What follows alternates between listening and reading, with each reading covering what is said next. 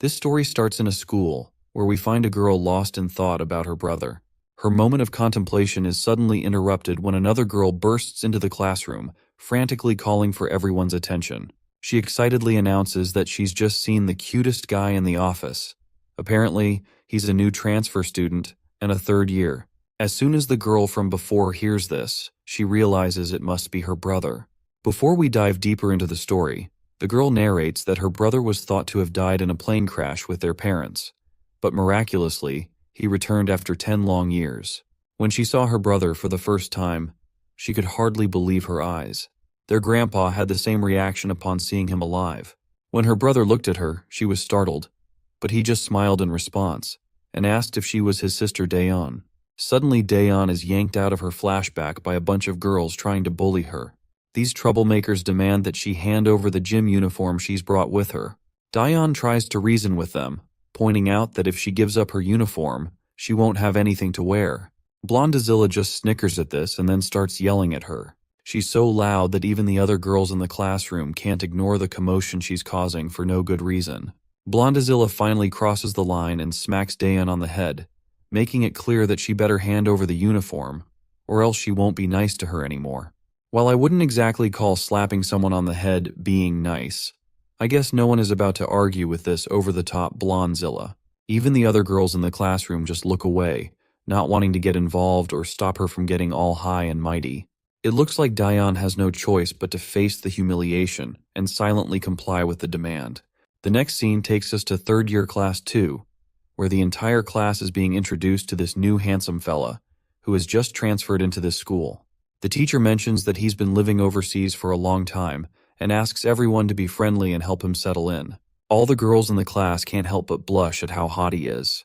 Even the bullies in the room can't resist sneering, while the other students with average looks feel a pang of jealousy at the new guy's good looks. The teacher directs him to an empty seat at the back of the room, and he makes his way over, ready to get settled in his new spot.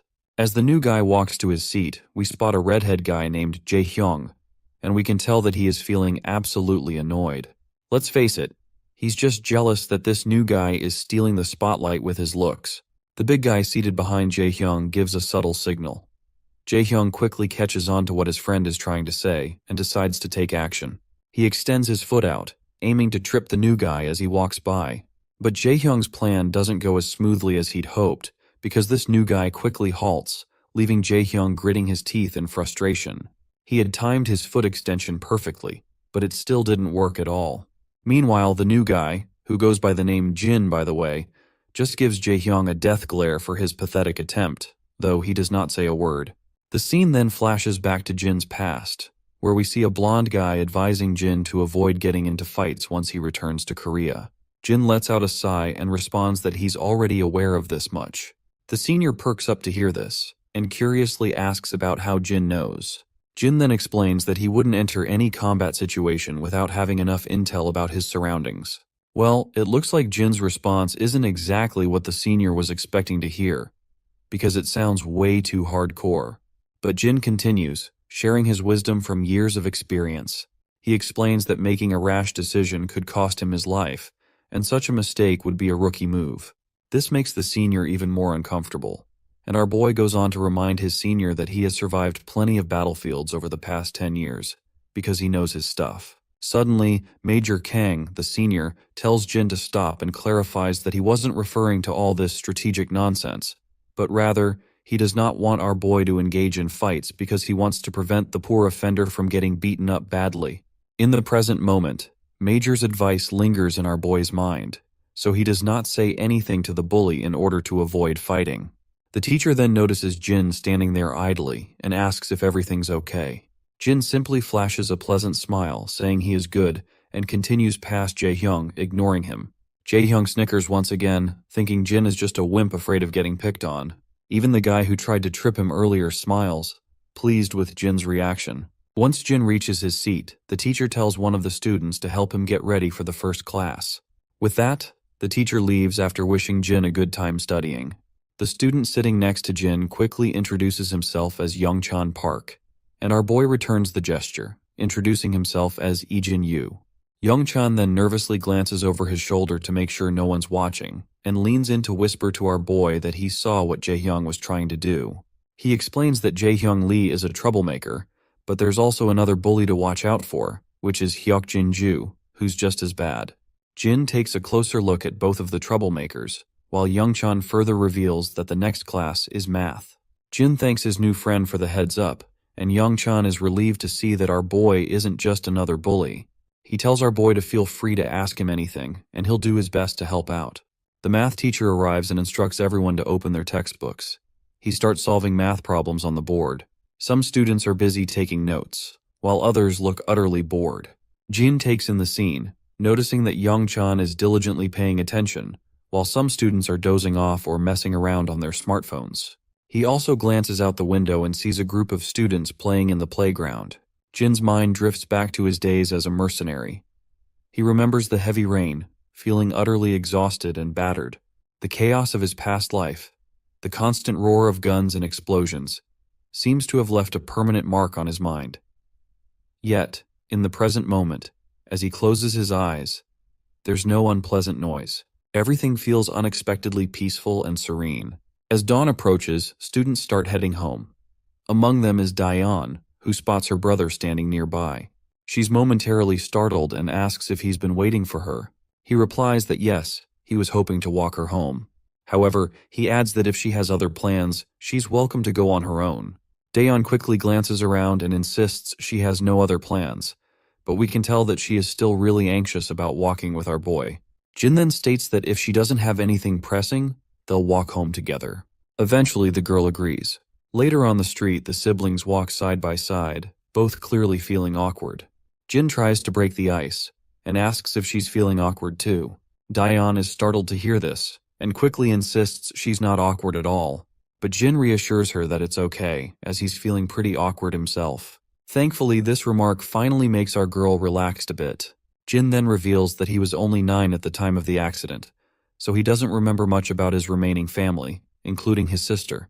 He points out that it must be pretty strange for her too, since she was only 7 and probably doesn't remember much either. Daeon stays silent, because this is in fact true. Just then, she suddenly hears some familiar voices around the corner, and her feet suddenly come to a halt. When Daeon looks at the source of the voice, she spots one of the girls who bullied her in class. She is apparently the friend of that blonde girl who slapped Daeon in the school today. The bully girl immediately notices Daeon and calls her out. Daeon breaks into a sweat, feeling uncertain about how she is going to handle the situation. One of the guys sitting with the bully girl asks who Daeon is. The bully girl reveals that Daeon is the girl Huijin dislikes, and Huijin is the same blonde girl who slapped her earlier. The bully girl also spots her brother walking along with Daeon and starts teasing her, asking if she's out with her boyfriend. She adds some colorful remarks, saying she didn't know bitches could date as well. Our girl quickly gets timid and frantically tries to reassure her that Jin is just her brother. Well, this comes as a surprise to the bully girl, who didn't know Daeon had a brother. After hearing the rude comments, Jin asks Daeon if this girl is a friend of hers. Daeon timidly agrees and admits they know each other from their homeroom. But the cocky girl doesn't let up, calling Daeon a bitch again and asks since when they became friends. Daeon trembles as the bully continues her rant. Jin then gives the girl a cold stare, one that's enough to freeze the hell itself. The guy sitting next to the bully girl doesn't appreciate Jin's sharp glare. He gets annoyed and warns Jin to watch himself if he doesn't want to get his ass yanked. Jin continues to glare, which only annoys the fatty more. The bully girl starts egging him on and provokes him to pick a fight with Jin. Eventually, the fatty's patience wears thin and he strides over to our boy, and Jin quickly shoves Daeon back and gets face to face with this stupid head.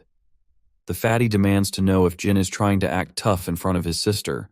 Jin notices how defenseless the fatty is, standing so close that all his vital points are wide open for attack. What's even more amusing is that the fatty isn't carrying any weapons. All he has is this giant ass of his. Jin can't help but feel that this guy is being rash and leaving himself wide open. But then, Major Kang's words echo in his mind once again, which reminds him to not pick fights with anyone. Jin lets out a sigh, averts his gaze, and decides to walk away quietly. But Fatty isn't letting Jin off the hook so easily. He grabs Jin by the collar and raises his hand, ready to deliver a sharp slap to Jin's face. Before he can make contact, Daeon rushes to intervene. She quickly bows down her head, and explains to the bully that Jin has been living overseas for most of his life and isn't used to the way things work in Korea. On the other hand, the bully girl snickers to see her begging, while Daeon continues to tremble with fear. The fatty, however, snaps at Daeon, saying he doesn't care if Jin was living overseas or not. Seeing his sister so terrified and shaking in fear boils Jin's blood. Fueled by anger, he grabs Fatty's wrist and yanks it. Fatty squirms in pain, even though Jin hasn't done anything particularly aggressive. Jin throws his bag down and takes off his school coat. Calmly, he tells his sister to wait for him and covers her face with the coat, assuring her it won't take more than a minute. Just then, the rowdy thug charges at him from behind. Jin effortlessly twirls around and delivers a solid slap to the thug's face.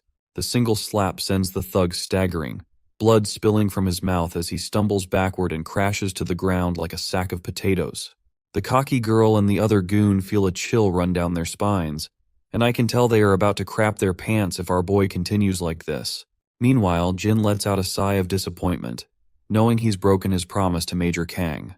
But I guess this is not his fault entirely, as this fatty bastard had this coming.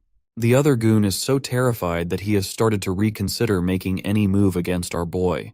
The next scene takes us to the countryside, where military soldiers are training tirelessly. Among them is Major Kang, overseeing the rigorous exercises. A fellow soldier approaches from behind and reminds Kang that today is Jin's first day at school. Hearing this, Major Kang gets concerned that despite 6 months of lessons on leading a normal life, Jin might struggle to adapt to his normal school life after so many years as a mercenary. But still, Kang feels a sense of pride, and he's confident that the lessons he imparted to Jin will help him thrive in his new life. Well, it turns out Major Kang's teachings didn't quite do the trick, because Jin is making these bullies look like yesterday's trash. The other bullies watch in shock as the injured fatty lies unconscious, eyes rolled back. The bully girl and her sidekick are shaking with fear as Jin strides toward them. In a flash, Jin lunges and lands a devastating punch right in the gut of the other thug, sending him flying and crashing to the ground. The cocky girl's jaw drops in disbelief.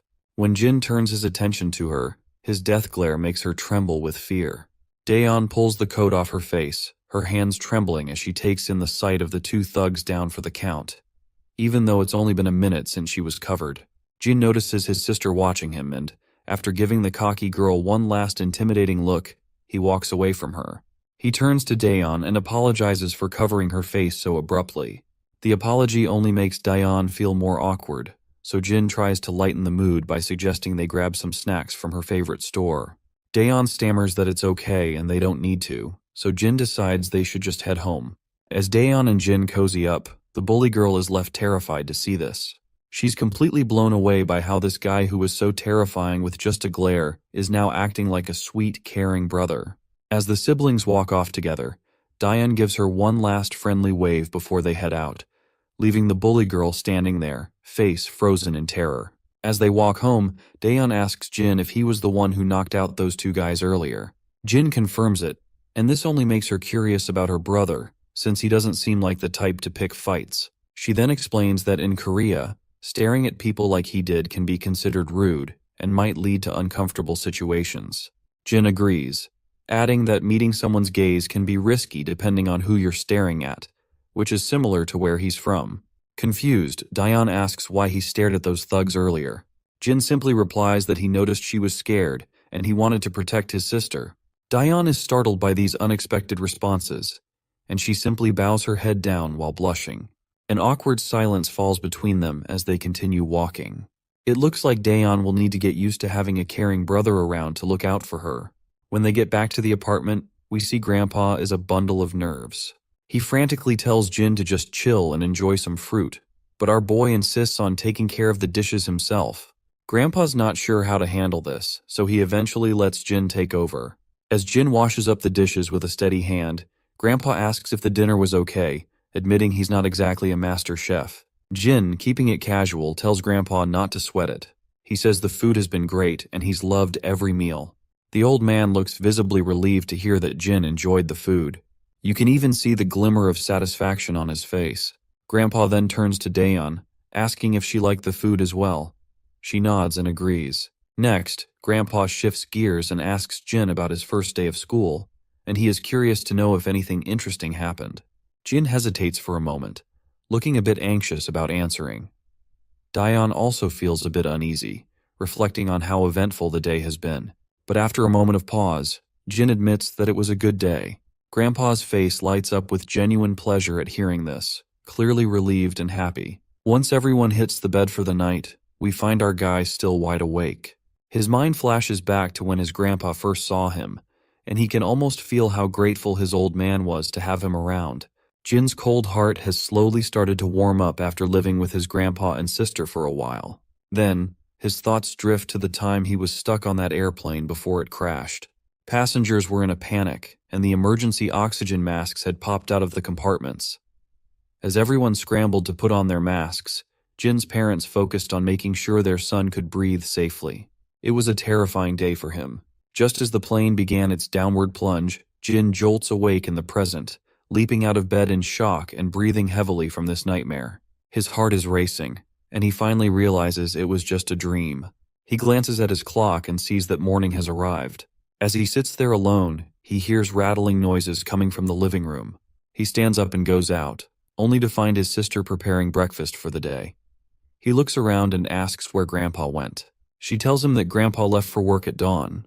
She explains that Grandpa took time off to be home when Jin arrived, but now his paid holidays are over, so he's back to work. She also puts on her uniform, and once she's done, she decides to leave for the day. She tells Jin that breakfast is laid out on the table and reminds him to make sure he eats. With that, she heads out, and Jin glances back at the spread of food left for him. Back at school, we see the same bully girl and the blonde girl, Huijin. It turns out Huijin has discovered that the transfer student from yesterday is Daeon's brother. The bully girl anxiously confirms this. Her mind flashes back to their previous encounter with Jin, and she feels devastated remembering how he knocked out two of her friends with just one punch. Huijin tries to ask why the bully girl is so scared, but the bully girl remains frozen in fear, unable to speak. I have grown tired of calling her a bully girl, so let's just give her an appropriate name, and let's call her Chicken Shake from this point onward. Huijin continues to press Chicken Shake about what happened. Finally, Chicken Shake swallows her fear and says they should stop picking on Daeon from now on. The glare Jin gave her is still burned into her mind and she can't shake it off. Despite her fear, she tries to reassure herself that everything will be fine because Huijin and her brother are basically the top dogs, and everyone at school bows down to them. After a while, we see Daeon again. As usual, she gets brutally smacked on the head. When she turns around, she sees Huijin and Chicken Shake together, once again there to bully her. Daeon quickly asks what they both want now, to which Huijin tells her to come with her for a second. Our girl asks where they are going. The cocky blonde is clearly ticked off and snaps at Daeon, telling her not to get too big for her boots and to follow orders if she doesn't want to get beaten down. She adds that having a brother isn't going to change a thing. A little while later, we find ourselves at the school's recycling station, where Daeon is getting absolutely pummeled by the cocky blonde. After a few solid kicks, the blonde tells Daeon to keep her head down. Daeon, trying to catch her breath, asks why she's getting beaten up in the first place. That's when Huijin reminds her about her brother. She tells Daeon that her brother doesn't have to act like a tough guy and warns her to explain to her brother to stop getting so full of himself. She further makes it clear that they won't be responsible for Daeon's brother anymore because he's in for one hell of a ride. Daeon, still clueless, asks if that means they're targeting her brother from now on. Huijin quickly confirms, reminding her that the two bullies our boy took down were friends of her brother. Since Daeon and her brother dared to mess with them, they're not going to get off easy. It's like poking a lion and expecting not to get mauled. Daeon's face goes absolutely pale upon hearing this. She yells at the two thugs, demanding to know what they're planning to do with her brother. But all she gets in response is a solid slap across the face for speaking out of turn. The slap leaves a bruise on her cheek, but the sting of the physical pain is nothing compared to the ache she feels knowing her brother is in serious trouble.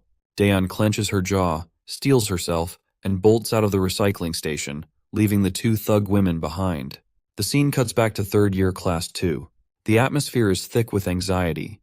Even the two average bullies in the class are unusually quiet. Everyone's on edge because the school's biggest bully is strolling into the classroom with his entourage, and it looks like the drama with Jin is about to kick off big time.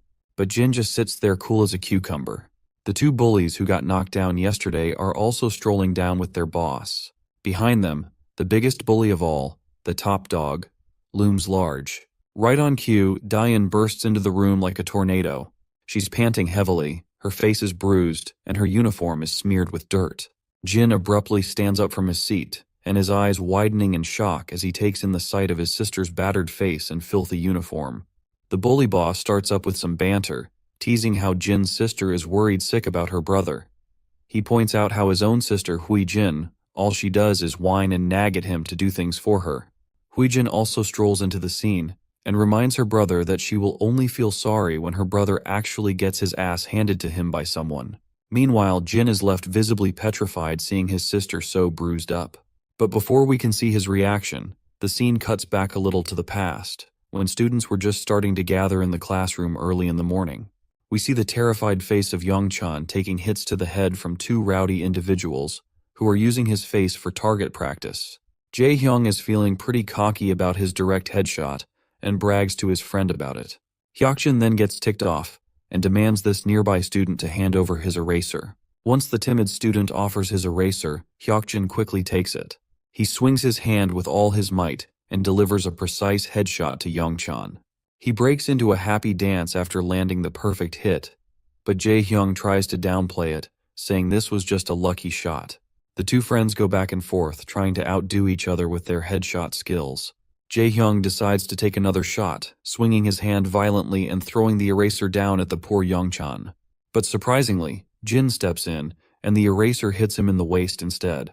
The two bullies are annoyed by this sudden interruption, and the eraser falls to the ground. Jin then takes his seat right next to the terrified Young-chan. The redhead is visibly ticked off, feeling Jin is finally getting on his nerves. Hyokjin decides to talk some sense into Jin for stepping in, and the redhead quickly agrees. Meanwhile, our boy simply puts his bag on the desk and asks Young-chan if he's alright.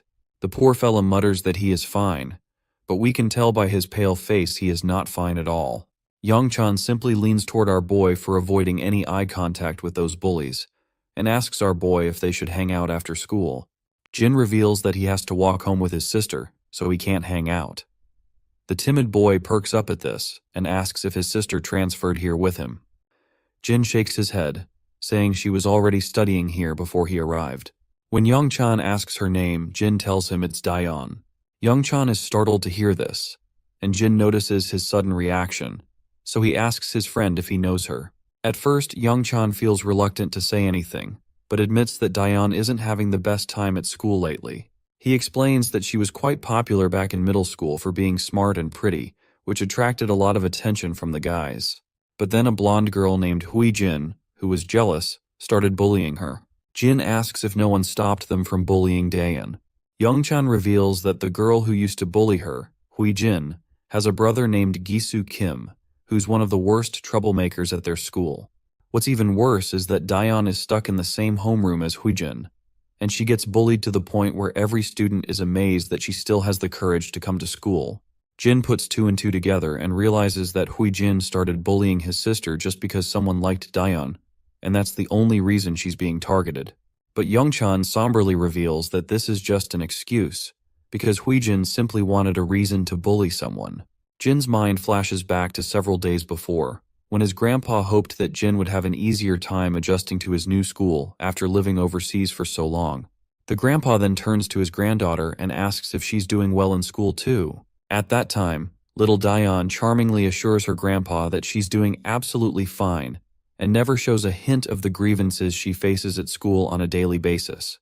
Her grandpa praises her, noting that Daeon is always a brilliant student, and even her teachers speak highly of her. In the present moment, Jin realizes that his sister was just putting on a brave face and hiding her struggles to keep their grandfather from worrying. Then, one of the rowdy bullies kicks the door open, and the entire gang of school bullies saunters into the classroom. Hyokjin quickly asks these rowdy bunch what they're doing in their class. Gisu Kim, one of the top dogs of the entire school, just says he's there to handle some business. Hyokjin's surprised to see Gisu and is not sure what to do. You see, Hyokjin is a small fry, while he can deal with the other bullies pretty fine, but he doesn't want to get tangled up with Gisu Kim. Meanwhile, Gisu's lackeys inform him about Jin.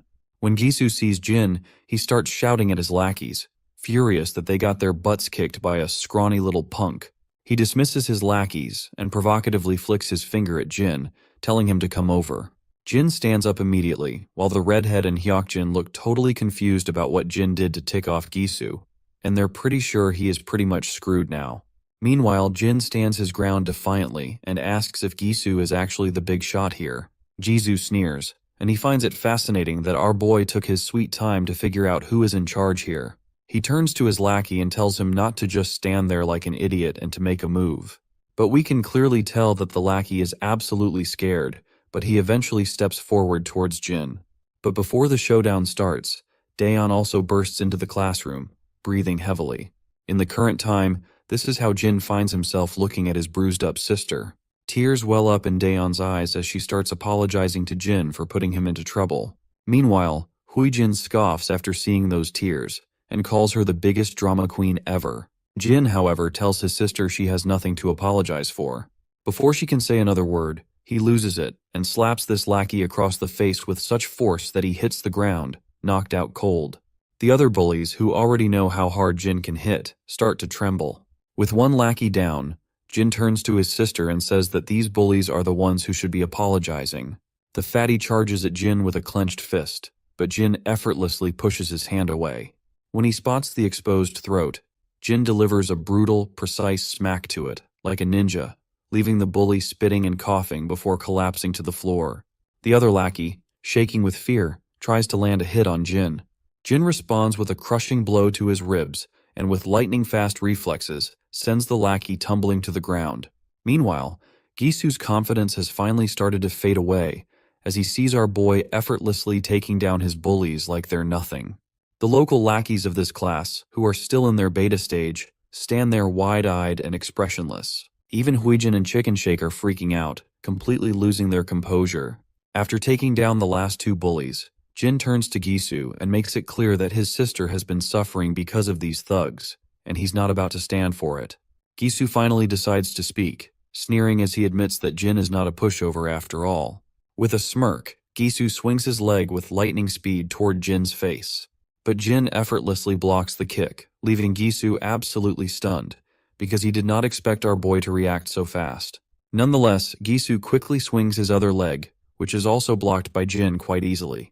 Jin seizes Gisu's leg, pulls him closer, and delivers a brutal punch to his face. The punch sends blood spraying everywhere as Gisu crashes to the ground like a rag doll. His nose and mouth are bleeding, and he looks up in horror at Jin, who towers above him like a goddamn Death Reaper. Without hesitation, Jin swings his leg again, striking the bastard in the face with a powerful kick that sends more blood splattering. The guy, who was once cocky and full of himself, finally hits the ground, defeated and humiliated. The entire class falls silent, eyes wide in shock as they watch Jin take down one of the biggest bullies in one fell swoop. The two beta bullies are slack-jawed as well, unable to believe that our boy just took down a major player like Gisu so effortlessly. The girls are equally horrified, with the blonde especially stunned, unable to fathom if Jin is really this formidable. Jin starts walking towards Huijin, who is feeling terrified because she does not want to get slapped and face the same brutal treatment. But before anything else can happen, Daeon rushes to stop her brother, pleading with him not to do anything anymore. Jin reminds her that Huijin and her crew have been bullying her for a long time, and he also knows that she was targeted by them yesterday as well. Daeon's face falls as she realizes her brother has uncovered the truth, and she bows her head in silence. She then suddenly realizes that Jin is fighting for her sake, so she quickly forces a smile, telling her brother that she's fine and he should stop. Her brother hesitates at first, but eventually agrees, deciding to walk her to class. As they leave, the students in the room erupt into murmurs, unable to believe that Gisu, the top dog, was taken down by a single boy. Even the beta bullies admit that Jin is hardcore, and they are feeling a wave of relief that they didn't try to take him on earlier. As the chatter continues, the blonde girl trembles in a mix of fear and humiliation, unable to process her defeat. Meanwhile, as Jin and Daeon walk together, she expresses her shock at how good her brother is at fighting, but then starts apologizing again. Confused, Jin asks what she's apologizing for. Daeon explains that it was her fault he got dragged into this mess. She feels responsible for the fights he had to endure, both yesterday and today. Jin gives Daeon a reassuring smile, telling her she doesn't need to apologize for anything, because this is what families are for, to protect each other. He then begins to explain that back where he used to live, everyone only looked out for themselves. They didn't care what happened to others as long as they weren't the ones suffering. But even those people would act differently when their own families were involved. That is when the scene cuts down into the memory lane, to a chaotic battlefield, with smoke and explosions tearing through the area. Gunfire and bombardments echo from both sides. In the middle of the madness, we see a younger Jin, caught in the mayhem. Among the carnage, he spots one of the opposing soldiers desperately trying to save his little daughter, shielding her from a man who is holding his gun right over their faces. Even in the middle of the violence, the sight of that soldier risking everything for his child left a deep impression on Jin. It made him question what family truly meant and why it was so important. In the current moment, Diane points out that he barely remembers her. So why is he still going out of his way to help? The boy agrees, admitting it's true he doesn't remember her, but insists that doesn't change the fact that they're family. The girl just stands there in silence, but just as our boy's words sink inside her mind, she starts to feel a bit embarrassed. She quickly tells him she's fine and that he should head back to his class. She points out that they're already at her homeroom, so she waves a final goodbye and vanishes, leaving the boy with a faint smile on his face. Back in his room, Jin is still the hot topic of conversation, and he's feeling a bit awkward with all the attention he is getting. The beta bullies then flash him a thumbs up, cheerfully asking what kind of lessons he got overseas because he took those noobs down like they were yesterday's leftovers. They keep showering him with praise, but the boy just sinks into his seat, looking a bit overwhelmed. Even his friend Yang Chun chimes in, saying he was actually pretty awesome, which brings a subtle smile to Jin's face. Meanwhile, we shift to the defeated goons, who are feeling pretty anxious after their embarrassing loss. Their boss, in particular, is still fuming, grumbling that there's something different about our boy, because he doesn't fight like your average third-rate thug. His sister tries to cheer him up, reminding him to stop sulking and pointing out that their loss was just a fluke, and Jin just caught them off guard, so she suggests they should try to catch him later. But the bullies stay silent, because they've learned the hard way that our boy is a powerhouse not to be messed with. Still, the blondie reminds her that he's just one guy, and they shouldn't let some dude take us down like this. Her brother finally shuts her up, telling her if she's itching for a fight, she can go take on the boy herself if she thinks it's so easy. Of course, Huijin doesn't like the way her brother's talking to her, so she snaps back that he shouldn't take his frustration out on her just because he got his butt handed to him by some random guy. Her brother is absolutely furious, and it's clear Huijin's words hit him hard. He is seething in anger because we all know that she is speaking some uncomfortable truth. Huijin glares at him one last time, her eyes welling up with tears from the frustration of seeing her brother act like this. Quietly, she turns around and slams the door behind her as she leaves. As she stomps down the corridor, Chicken Shake catches up with her from behind. Meanwhile, Blondie is absolutely fuming. It's incredibly frustrating for her that all those bullies couldn't handle just one guy. She slams the door open as she storms into the classroom, and when she sees Daeon sitting in the classroom, she asks our girl that she must be feeling pretty lucky to have a brother now. She reminds her how she now can go to school without a care in the world, and can just run to her big brother if she gets into trouble. Daeon doesn't say a word in response, which only makes Huijin more annoyed.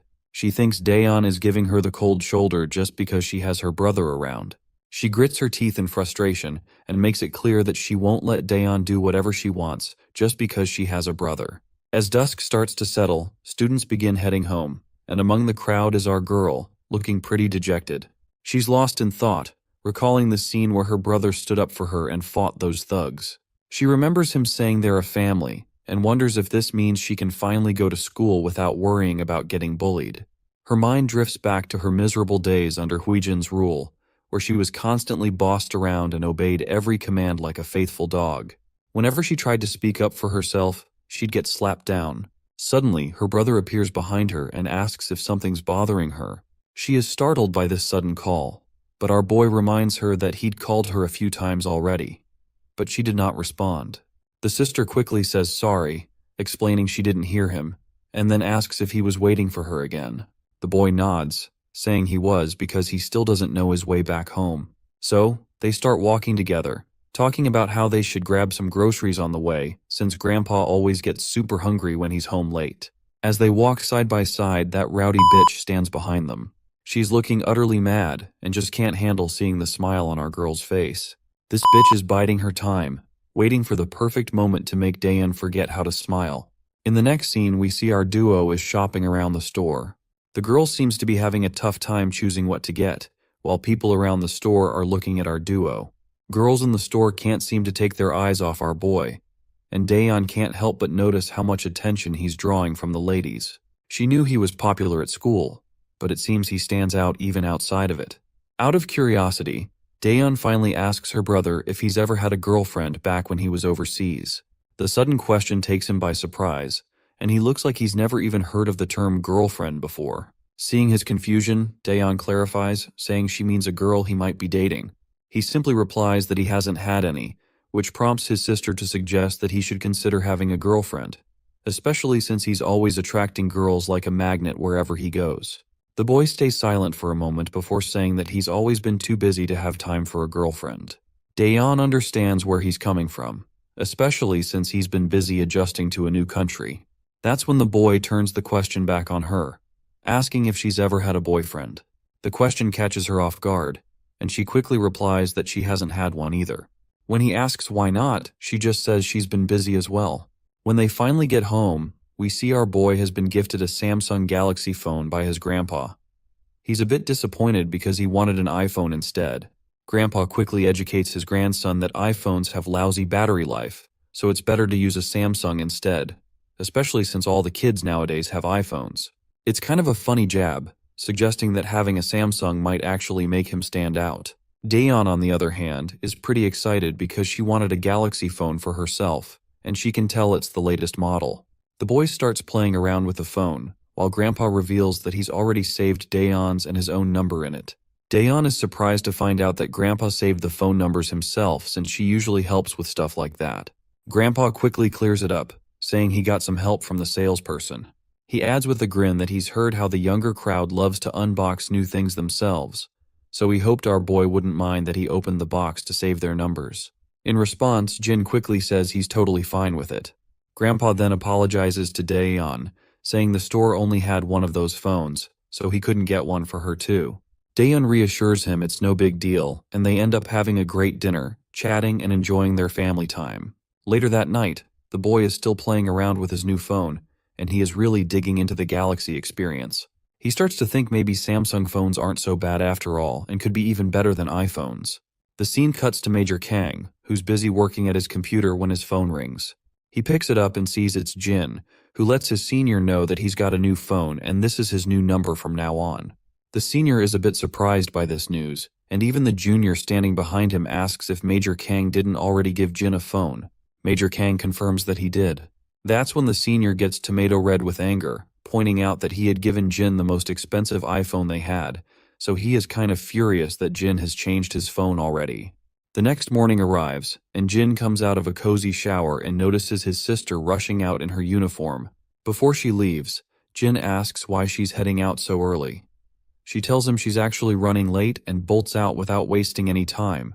She also reminds him that dinner is already set up, so all he has to do is put the dishes in the sink. As she's rushing down the street, she glances at her phone and is relieved to see that she'll make it on time. She had gotten delayed because she wanted to make a delicious soup for Grandpa, and seeing him smile after eating it made it all worth it. She's just happy to do something nice for him.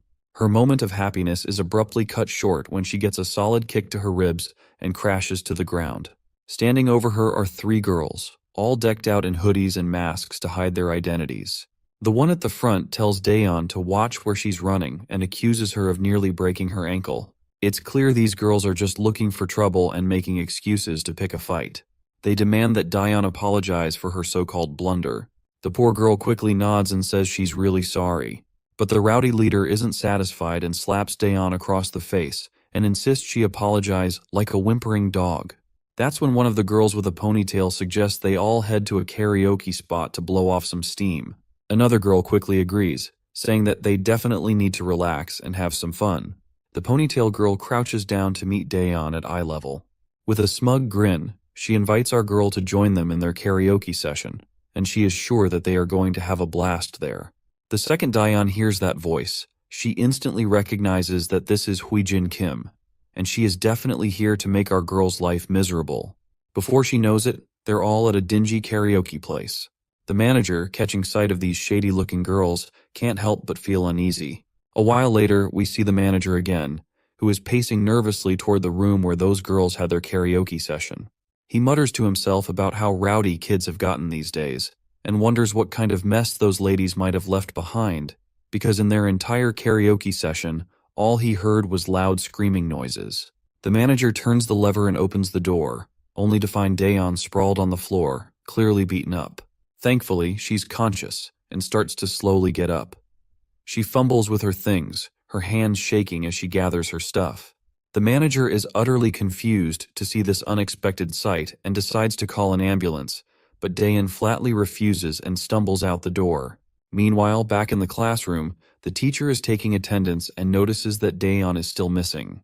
When the students confirm she's not there, everyone is confused since Daeon wouldn't just skip school without letting anyone know. In the background, Huijin Kim is smirking, clearly pleased with herself. Chicken Shake turns to her friend and asks if she thinks Daeon will be okay. In response, Huijin simply tells her friend not to panic. She reminds her that Daeon missing school has nothing to do with them.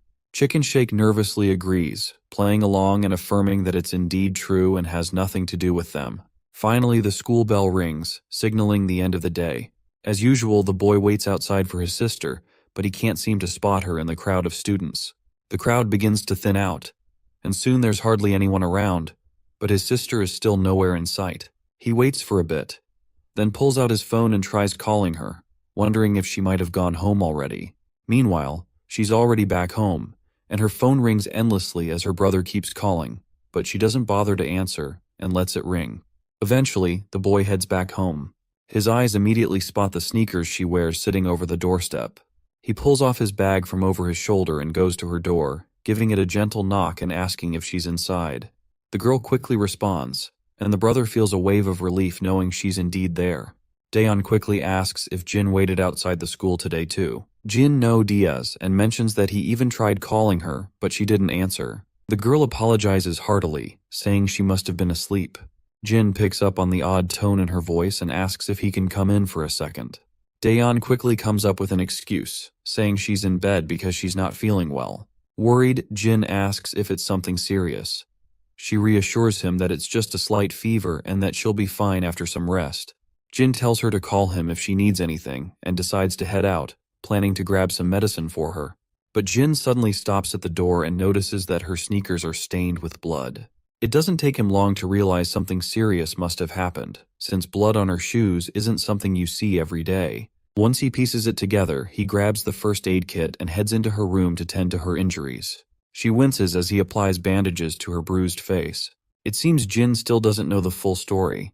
Daeon tells him she fell down the stairs while trying to dodge a bicycle. However, Jin points out that her injuries seem quite severe for a simple accident, and asks if she doesn't want to see a doctor. She hesitates for a moment before insisting she's totally fine. I guess her hesitation to visit the doctor is understandable, because if she goes to the hospital, they'll discover the bruises aren't from a fall down the stairs. The scene then cuts to Daeon's past, where we find ourselves in the principal's office. Daeon is telling the principal that she was beaten up by Huijin. However, Huijin flatly denies the accusations. The police are also involved in the case, and Daeon insists that Huijin was the one who beat her up. She explains that Huijin was wearing a mask and hat, but she recognized her voice and is certain it was her. Besides, Huijin has a history of bullying her at school. But then Huijin, with a sly smirk, asks how Daeon can accuse her when she didn't even see her face. The principal questions Daeon if she saw the face of the person who assaulted her. Daeon responds once again that the assailant's face was covered, but she's sure it was Huijin. At this point, Huijin's mother bursts with anger. She angrily accuses Daeon of calling the police and treating her daughter like a criminal over a ridiculous accusation. The principal tries to calm the furious mother down, but she refuses to listen and makes it clear that she won't calm down. Meanwhile, Huijin's confidence crumbles as she realizes that no one seems to believe her, despite her certainty that Huijin was the culprit. Even the police officers are skeptical. The mother demands that Daeon apologize to her daughter immediately for the accusation. But our girl stands her ground and tells the woman that it was indeed her daughter who assaulted her. The arrogant mother is infuriated by this and decides she will take the matter up with Daeon's parents. She demands our girl to bring her parents to the school right away. This just breaks Daeon's heart. She feels tears streaming down her face involuntarily, while the villain who assaulted her laughs and walks away unpunished. In the present, she feels trapped in the same situation she faced in the past. She believes that raising her voice without solid proof is futile and is determined not to offend her grandfather, who has always been a supportive figure for her. Suddenly, Jin notices her tense expression and puts his hand on her forehead, asking if she's really okay. The girl responds, albeit weakly, that she's fine. Jin points out that while her bones aren't broken, the bruises are pretty severe and will hurt for a few days. She nods and finds it surprising that he's actually quite good at this patching up stuff, because she can tell the bandages are perfectly placed. She then becomes somber, remembering their grandfather. She's worried he might get upset about all this, especially since he has a weak heart. This news comes as a surprise to Jin, and the girl further reveals that their grandfather takes pills to regulate his heart health. In response, Jin promises her that he'll make sure their grandfather won't catch whiff of this predicament, and tells her to just get some sleep. As he begins to walk away, she calls out to him from behind. With a pleasant smile, she thanks him for all his help, and Jin reciprocates with the same warm smile. But once he's gone, her smile fades. She wonders if she did the right thing by not telling him everything. She feels that there's nothing a couple of teenagers like her and her brother can really do about the situation. However, we all know that Jin isn't an ordinary teenager, and I wouldn't be surprised if he already knows who was behind her injuries. Later, we find ourselves in a club where the high-energy music is blasting and people are buzzing. In the middle of it all, we spot the boss bully, Gisu Kim. He's gritting his teeth as he drinks and laughs with his boys. They're all discussing Jin and wondering how a single brat could manage to mess things up for everyone. One thug speaks up, reminding everyone that their downfall was due to underestimating Jin. He insists that they can take him out easily if they plan ahead. Another goon agrees, emphasizing that they can't just let him get away with this. A third adds that Jin won't stand a chance against all of them. Despite their enthusiasm, their boss knows that taking Jin down won't be a walk in the park. He's still seething from the humiliating defeat, but doesn't want to let it slide. He puts his glass down in frustration and reluctantly agrees with his lackeys. He makes it clear that going one-on-one isn't their style, so they might think of a strategic plan to take our boy down with numbers. The lackeys grin like Cheshire cats, clearly excited about their plan. This rowdy bunch may think they've got it all figured out, but they're nothing more than a pack of hyenas destined to get their comeuppance from Jin sooner or later. Just as they're planning their next move, Gisu's phone rings. The caller ID shows it's from someone labeled Little Bitch. It turns out to be his little sister, and it seems like even Gisu agrees with us that she indeed is a bitch. Anyway, she starts yelling at him, asking why he's just sitting around at the club. Gisu tells her to either say what she wants or he's hanging up.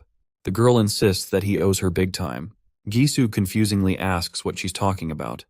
She then reveals that he roughed up Daeon earlier today. She tells him they can't let the siblings get away with it, or they'll lose their authority in the whole school. Her brother, feeling a bit proud of his sister, tells her she did a good job.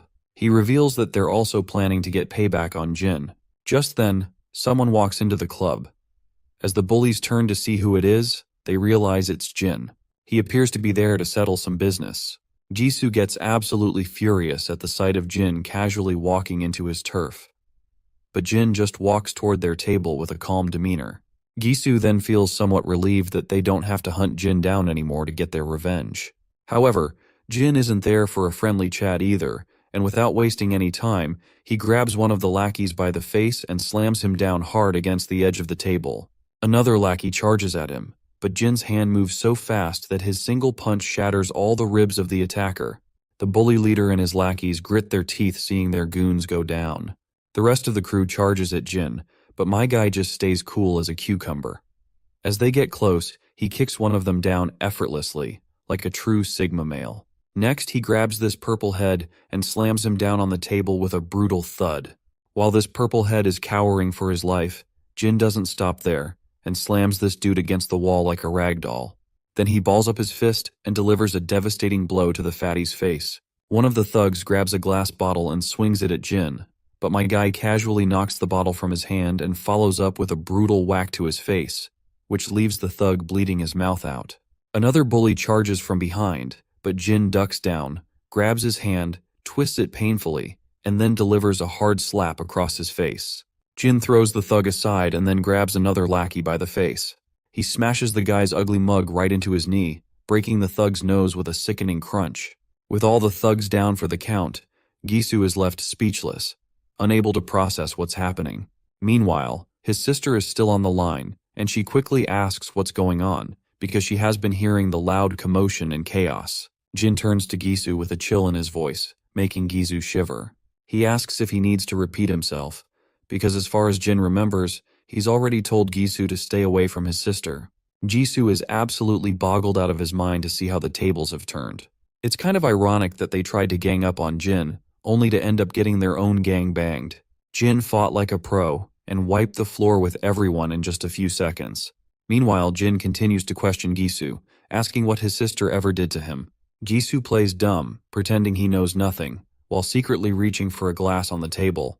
He throws the glass at Jin with lightning speed, but Jin just steps back casually, letting the glass shatter against the wall. As he stands there nonchalantly, Gisu grabs a bottle and swings it at him. Our boy steps back once again, avoiding the hit, but when Gisu swings the bottle once more, Jin knocks it out of his hand and counters with a punch, sending the contents of the bottle splattering everywhere. Gisu tries to swing his fist this time, but my guy responds with another brutal smack to the bastard's face, leaving his nose bleeding like crazy. Gisu stumbles backward, gasping for air after the hit, while Jin remains cool and composed, not even breaking a sweat. Jin then asks this bastard what twisted pleasure he gets from harassing a helpless girl.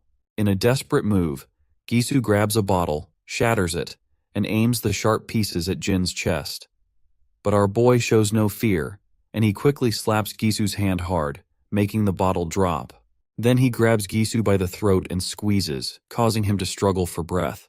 Gisu's feet trip over themselves as he struggles helplessly, and Jin forcefully drives him to the ground. The bastard writhes and squirms, desperately trying to break free from Jin's iron grip, but my guy doesn't let up. His hand pressed firmly on Gisu's throat, ensuring the once cocky bully knows exactly who's in control now. Jin then leans in and asks Gisu what he should do with him. Gisu, barely clinging to consciousness after the brutal beating, can't muster a response. Jin delivers his final warning, making it clear this is the last time he'll spare him. He warns him to stay away from his sister and to keep Huijin, who is Gisu's sister, in check as well. He emphasizes that if he hears even a rumor about Gisu or Huijin bothering his sister again, he'll be back to finish what he started. To drive his point home, Jin tightens his grip on the bastard's throat even further, pushing him to the brink of unconsciousness. The bully is now desperate and on the edge, starts squirming and apologizing profusely. After that, Jin finally releases his grip, leaving Gisu gasping for air and coughing violently as Jin walks away. As Jin walks out of the club, the staff inside exchange nervous glances, unsure of what just went down. Meanwhile, Huijin and her friend, Chicken Shake, are strolling down the street. Huijin has got a bad vibe and starts worrying that her brother might be in trouble. When they reach the club, they hear footsteps coming up the stairs, and it's Jin, casually making his exit. Huijin is caught off guard and isn't sure what to do. She shouts for Jin to stop, thinking she can still play it cool because no one can pin the blame of what she did to Daeon. But Jin doesn't even slow down. Huijin, now really nervous, starts backing away, trips, and falls hard on her butt. While she's rubbing her sore shoulder, Jin's phone rings. He checks it and sees it's his grandpa calling. After a quick chat, he simply turns around and just heads home quietly, leaving them curious about what he is even thinking. When Huijin enters the club room, the scene is a mess. Her brother and his lackeys are all battered and bruised. She immediately starts shouting at him, demanding to know how he got whooped by Jin again. But her brother, too exhausted to argue, cuts her off and tells her to stay the hell away from Daeon from now on. Huijin, not grasping the seriousness of the situation, keeps pushing back, asking what the hell he's talking about. Her brother, visibly frustrated, finally loses it. He grits his teeth and yells at her to leave our boy's sister the fuck alone. But Huijin doesn't back down and keeps shouting, questioning why he's so afraid of that bastard. That's the breaking point, and her brother snaps with his eyes blazing with anger. He makes it crystal clear that if she doesn't steer clear of Daeon, he'll make sure to mess her up himself. Yikes, these siblings have a seriously twisted way of dealing with each other. It's wild how casually they talk about screwing each other over. Huijin is shaken by her brother's outburst, and she begins to tear up. We're back with our boy, who spots the grandfather once again. They sit down on a bench in the park. First off, Grandpa apologizes for pulling our boy away while he was having fun with his friends, but our boy says it's all good. The old man then gets a bit sad, mentioning that Daeon got injured, and our boy was the one who treated his injuries. Our boy confirms it, and the old man explains that her injuries are pretty serious, but she refuses to go to the hospital. He shares how tough it's been raising Daeon on his own. He never really knew how to raise a young girl and was always working hard to put food on the table, and he is just grateful she's come this far on her own. Grandpa reflects on all those years and says that looking back, Daeon has given him so much more than he's ever been able to give her. He lost everything in that accident, and Daeon was the only thing that kept him going after the plane crash took everything away from him. It breaks his heart to see her so hurt, and not even tell him the real reason behind it. He wonders if she thinks he's too old to understand. He mentions a saying about how kids become distant from their parents as they grow older, so it must be even harder for her to reach out to an old grandpa. But our boy quickly reassures the old man that he's just overthinking. He points out that it's clear how much Grandpa loves Daeon, and he's sure Daeon loves him just as much. He tells Grandpa to stop worrying so much and promises that he'll look out for her at school. Hearing this, the old man is finally a bit relieved and genuinely happy that Daeon has a brother-like figure in her life. The next scene shifts to Omnia Medical Examination Center. Inside, we see Gisu with his injuries finally patched up. He's getting an earful from his father, who's clearly disappointed in him. His dad doesn't hold back, making it clear that Gisu deserves every one of those injuries because, as he puts it, if you're going to play stupid games, you're going to win stupid prizes. The arrogant mother starts yelling at her husband, clearly outraged. She reminds him that their son is in the hospital, and this is all he has to say? She tells him to go find the brute who did this and yell at him instead. She also points out that the same brute busted Huijin's arm too. Honestly, it's a real mess. Huijin is a bitch to the point that she even pinned the blame of her own mishap on our boy. We all know that she tripped and banged up her shoulder, but instead of taking responsibility, she's blaming him for everything. The angry father finally calms down and lets out a deep sigh. The concerned mother tells her son to just focus on resting and recovering. As they start to leave, the mother grumbles about making the kid who hurt their son pay if she ever gets her hands on him. Once they're gone, Gisu finally asks his sister why she had to tell their parents everything. He explains that by doing so, she's just made things worse for him. He feels humiliated that people will think he ran to their parents like a whining brat after getting beaten up. His sister then asks how she was supposed to hide the fact that her brother was in the hospital and that her arm was broken. Gisu gets pretty ticked off and demands to know if Jin was the one who did this to her arm. She remembers how she tripped and fell, but she doesn't mention that to him. Instead, she just says that Jin was responsible. It's messed up how she's shifting the blame so shamelessly. She then quickly stands up and tells him to just stay here and get better. She says she'll make sure they realize once and for all who they're dealing with. Jisoo sits there, unsure if they should mess with our boy again.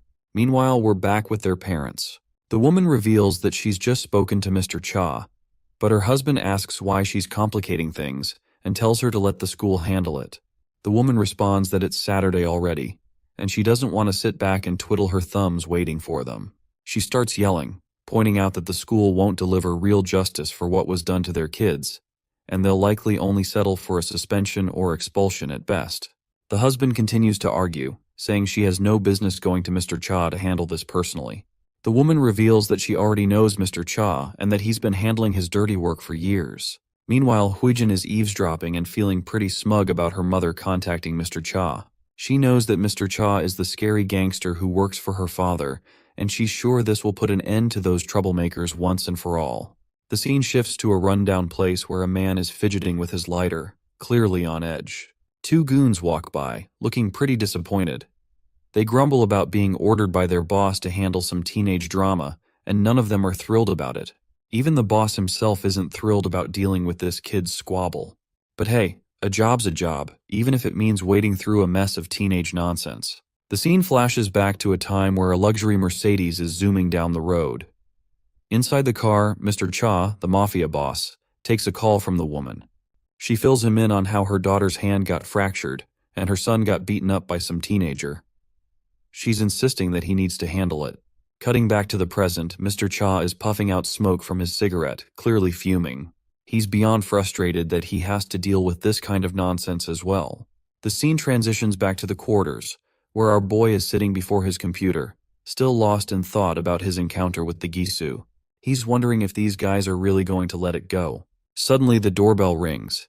He hears his grandpa arguing with someone at the door. It turns out that the people at their doorstep want to see Jin. The intimidating man outside claims they just want to talk to Jin for a bit. Grandpa, concerned about the late hour, questions what could be so urgent. Our boy steps out of his room, telling his grandpa that he'll be back soon after he hears what they want. Despite Grandpa's reluctance and even his sister's protests, Jin flashes a pleasant smile. He reassures them that he knows these guys and that it's just a quick chat, nothing to worry about. With that, our boy leaves his concerned grandpa behind. The goons take him to an abandoned construction site, and he wonders who they might be taking him to meet. When they finally arrive, the lackeys report to their boss that they've brought the guy in question. The boss remains silent, puffing on his cigarette. The bald lackey reveals that the kid caught on quickly, didn't make a fuss, and just came along. The boss, a bit surprised and pleased, decides to make it quick. He snaps his fingers, and the lackeys immediately grab their iron bats. One lackey tells his friend to hold our boy's arm, as he'll be the one to dish out the beating. Meanwhile, the boss sighs and decides to text the mother, letting her know that he's taken care of the job. While the boss scrolls through his phone looking for that mother's number, the lackeys ask him why our boy had to mess with the kids of Kim family. As soon as our boy hears the mention of kids, he realizes this must be about Gisu Kim. The boss, feeling frustrated and annoyed, pauses his scrolling, deciding he shouldn't call her while our boy is present. However, he looks over at our boy and is intrigued by how unfazed and emotionless he appears. Just as the lackeys charge at him, Jin suddenly uses his ninja-like speed. He grabs the bald lackey's hand before he can swing at him and pushes the man toward him, delivering a brutal shoulder smash right to the lackey's face. The boss watches this with his wide-eyed eyes, as he witnesses this flawless execution of the move. Meanwhile, the other lackey, bat in hand, swings at our boy. He ducks, letting the bat swoosh harmlessly over his head. But the lackey tries another swing, but our boy charges at the bat as if it's no big deal, leaving the mafia boss utterly bewildered. With lightning speed, our boy locks the baseball bat in his arm and delivers a brutal punch right under the lackey's chin. Not stopping there, he follows up with a devastating blow to the lackey's chest. Then, with a fierce grip, he grabs the lackey by the neck and throws him down onto the bricks below. The boss watches in shock, clearly impressed and flabbergasted by the sheer skill and audacity of our boy's moves. The bald lackey grabs our boy from behind, threatening him with death.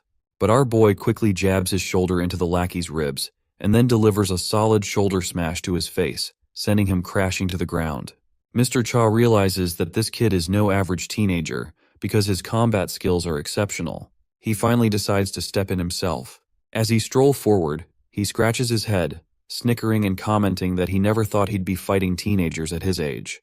Meanwhile, our boy can tell that even though this man is a mafia boss, he still is a weak sauce, because my guy can clearly spot all of the weak spots of this man. As the boss swings a powerful fist at him, Jin effortlessly sidesteps it.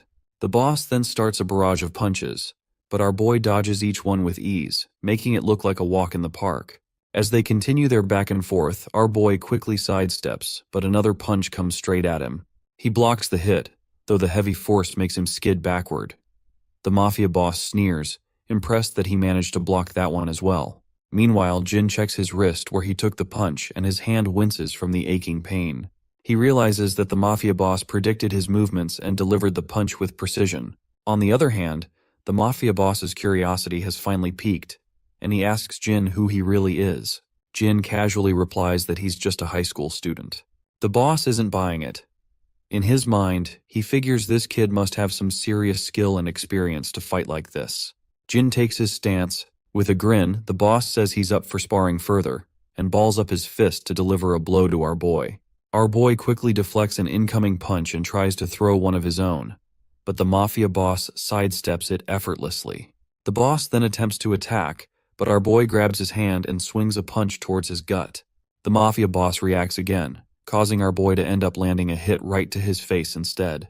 Mr. Cha is absolutely annoyed after taking that hit right over his face, and tries to swing another punch at our boy. Once again, our boy deflects the attack and, locking eyes with his opponent, delivers a brutal blow to his face. He follows this up with a series of powerful punches, knocking Mr. Cha to the ground, leaving him feeling utterly humiliated by a teenager. It's surprising to see a mafia boss who relies more on his fists than on guns. Anyway, once Mr. Cha is defeated, he grins, noticing that our boy doesn't seem rattled at all by the fight. He doesn't know where this kid came from, but he's sure that the Kim family definitely messed with the wrong person. The scene transitions to this agency, known as National Assembly member In-bai Kim. Inside the building, 2 guards are stationed outside an office. Inside the office, we see Mrs. Kim and Mr. Kim. The woman asks her husband why Mr. Cha hasn't responded yet. She is growing impatient with every passing second, tells him to call Mr. Cha. Mr. Kim responds that she should just wait, as Mr. Cha will call back once he is done dealing with our boy. On the other hand, we also see their daughter, who lets out a sigh, and just then, the telephone begins to beep. The impatient lady quickly tells her husband to put the call on speaker so she can hear the news herself. Mr. Kim begins by apologizing to Mr. Cha, saying he's sorry for the ridiculous favor his wife asked him to fulfill. But the women, however, continue to argue loudly, insisting that their kids were attacked, so she doesn't understand how it can be called ridiculous. To everyone's surprise, Mr. Cha says that he's the one who should apologize. Mr. Kim asks for an explanation, and Mr. Cha reveals that it seems their children have meddled with the wrong person, because Cha himself also had been defeated by our boy. This news rattles Mr. Kim to the core. As far as he knows, Mr. Cha is the best enforcer in the business, and it's unfathomable that he lost to a high school kid. Just then, the office door starts rattling as someone tries to force it open. Both Mr. and Mrs. Kim look anxiously at the door. When it finally creaks open, they see soldiers sprawled on the ground, leaving the husband and wife utterly anxious and alarmed. Even their bratty daughter jumps out of her seat when they see Jin strolling into the room. The door behind him slams shut, leaving their unconscious bodyguards on the other side. Mr. Cha, still on the phone, quickly realizes that Jin has made it into their place. He leans back, letting out a defeated sigh. He's still trying to wrap his head around the fact that he got beaten by a single high school kid. He's now anxious about how to deal with this mess. Inside the room, Hui-jin jumps up from her seat as Mrs. Kim starts yelling at Jin, demanding to know if he's the kid who beat up her children. On the other side, the man at the desk demands to know how Jin managed to get into his office. That is when this stupid woman begins to grit her teeth in frustration, because she is pissed that her husband is not overreacting like her. The husband remains calm and composed and asks again, more insistently, how Jin got past the security. Jin just shrugs and casually replies that he simply passed the guards blocking the entrance.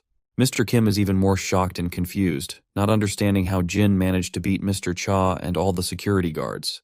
What bothers him even more is how Jin even found out that he's living here. That shithead woman starts yelling again, telling Jin to stop giving them attitude.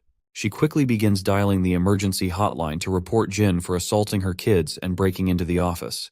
Meanwhile, Hui-jin feels a sense of pride in her mother's actions. She believes that involving the police is a good move, thinking that even if Jin has impressive fighting skills, the law will take care of him. The arrogant mother tries to intimidate Jin with her threats, claiming she'll call the police or even the district attorney because she thinks Jin has no idea who he's dealing with.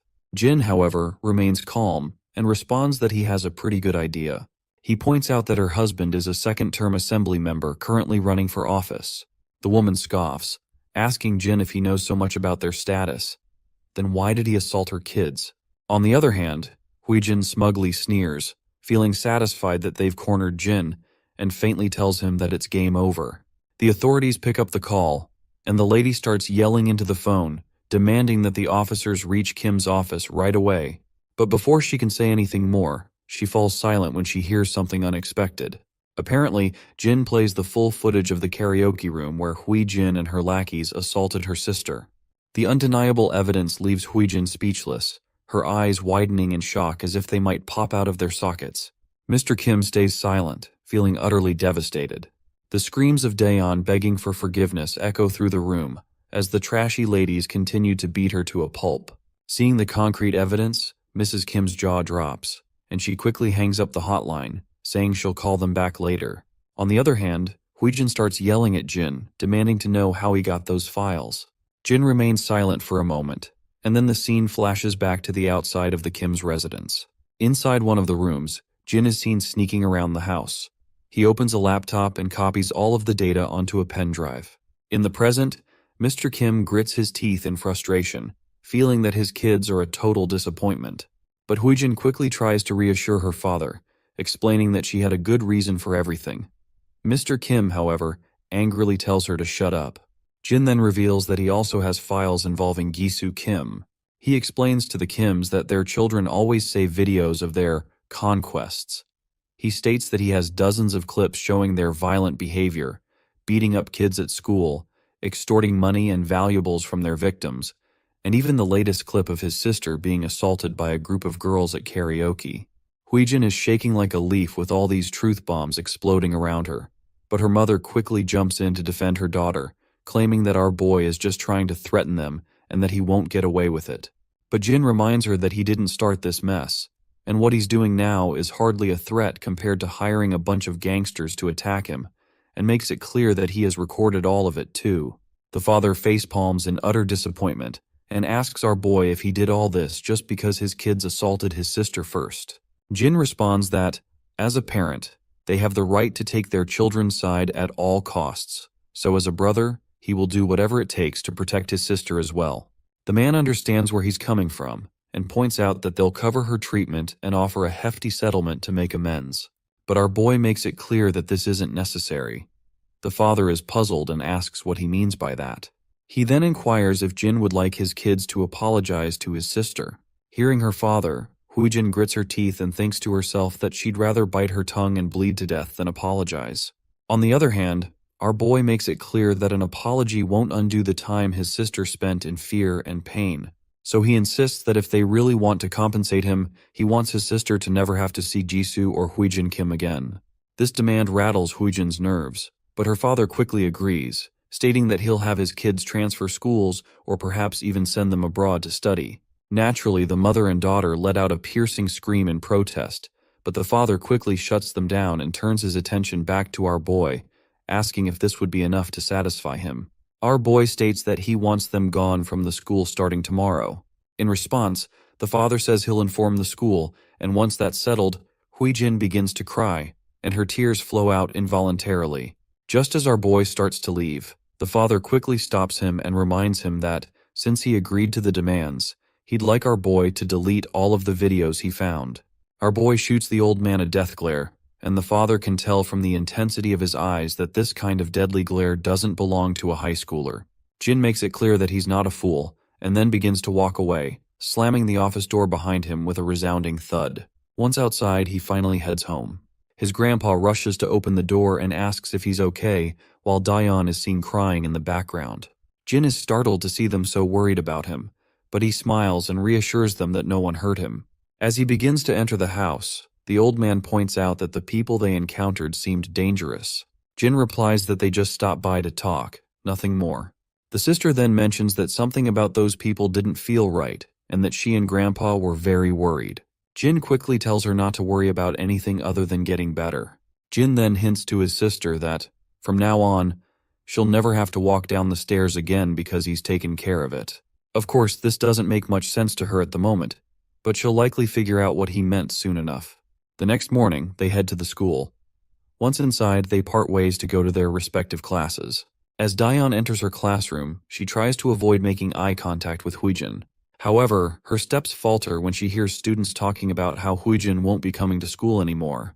The entire class buzzes with curiosity about what happened, and one of the girls explains that Huijin and her brother are both going to study abroad. This news hits Daeon like a thunderbolt out of blue, because her biggest obstacle is finally quitting school.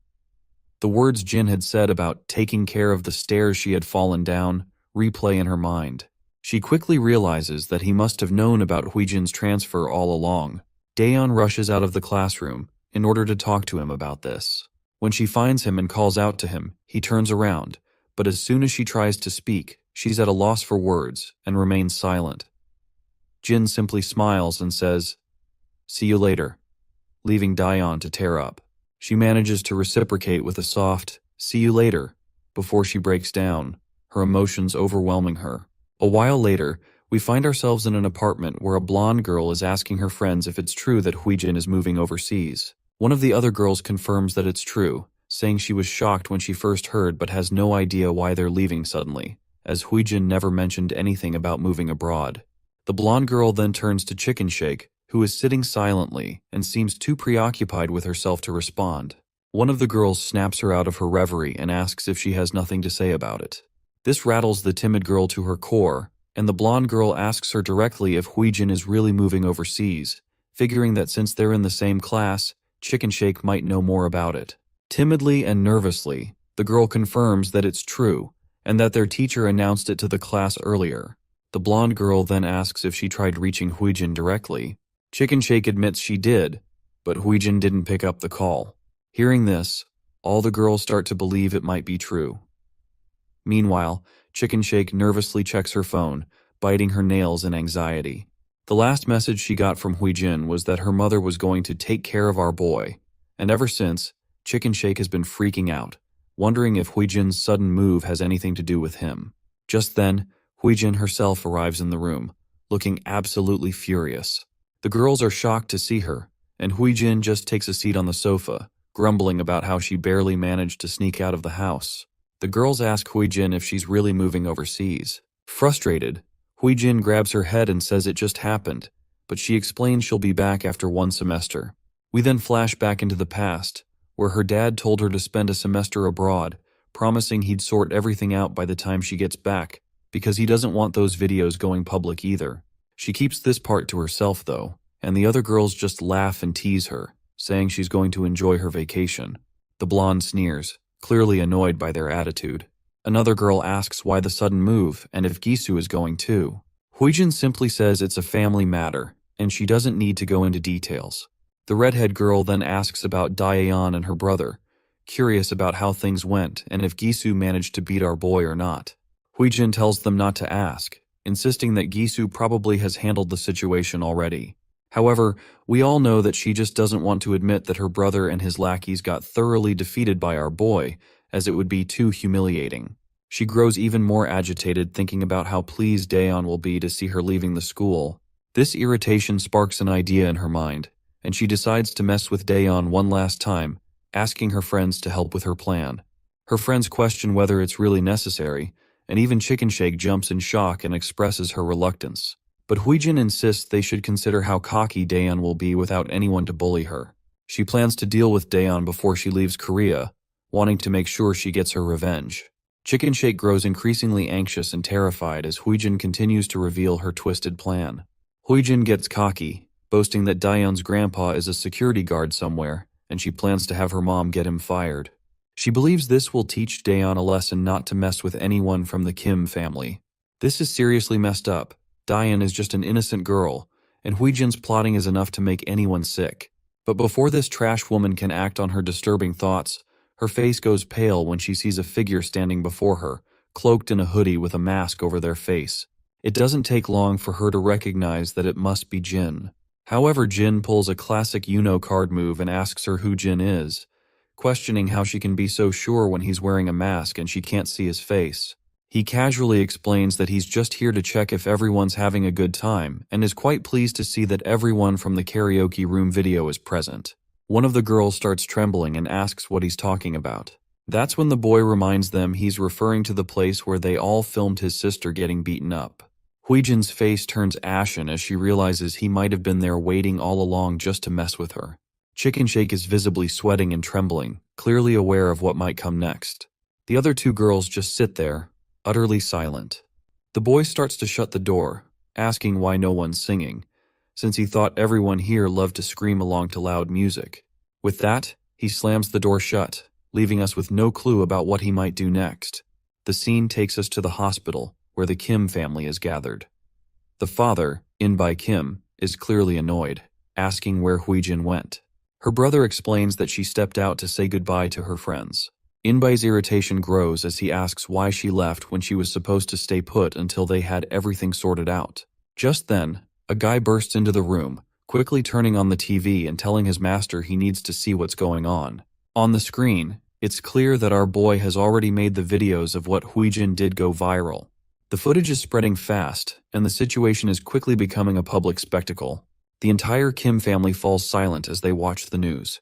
The reporter continues to drop bombshells, revealing that there are dozens of violent videos circulating, with many more incidents likely unrecorded. Civic groups and politicians are now proposing a special bill to bring the culprits to justice. Gisu starts to lose his composure, and the reporter adds that the nation is especially appalled by the revelation that the culprits are the children of candidate In-by Kim. It's clear that the father is in deep trouble, and it's all thanks to his outrageous wife who pushed everything to this point. Given Huijin's plan to make our grandpa jobless, it seems they're getting exactly what they deserve. We cut back to our boy being grilled by Mr. Cha, who demands to know why he went ahead with his plan when he had already come to terms with the Kim family. Our boy's mind flashes back to the past, where we find him learning all about the Kim family's deep political connections. He reveals that it was highly unlikely everything would have gone smoothly, so he did what he felt had to be done. In the present, he admits he did not honor the agreement they had. Mr. Cha questions whether he really thinks the Kim family would just let him walk away. Our boy confidently asserts that he's probably the last thing on their minds right now. It seems our boy might be right.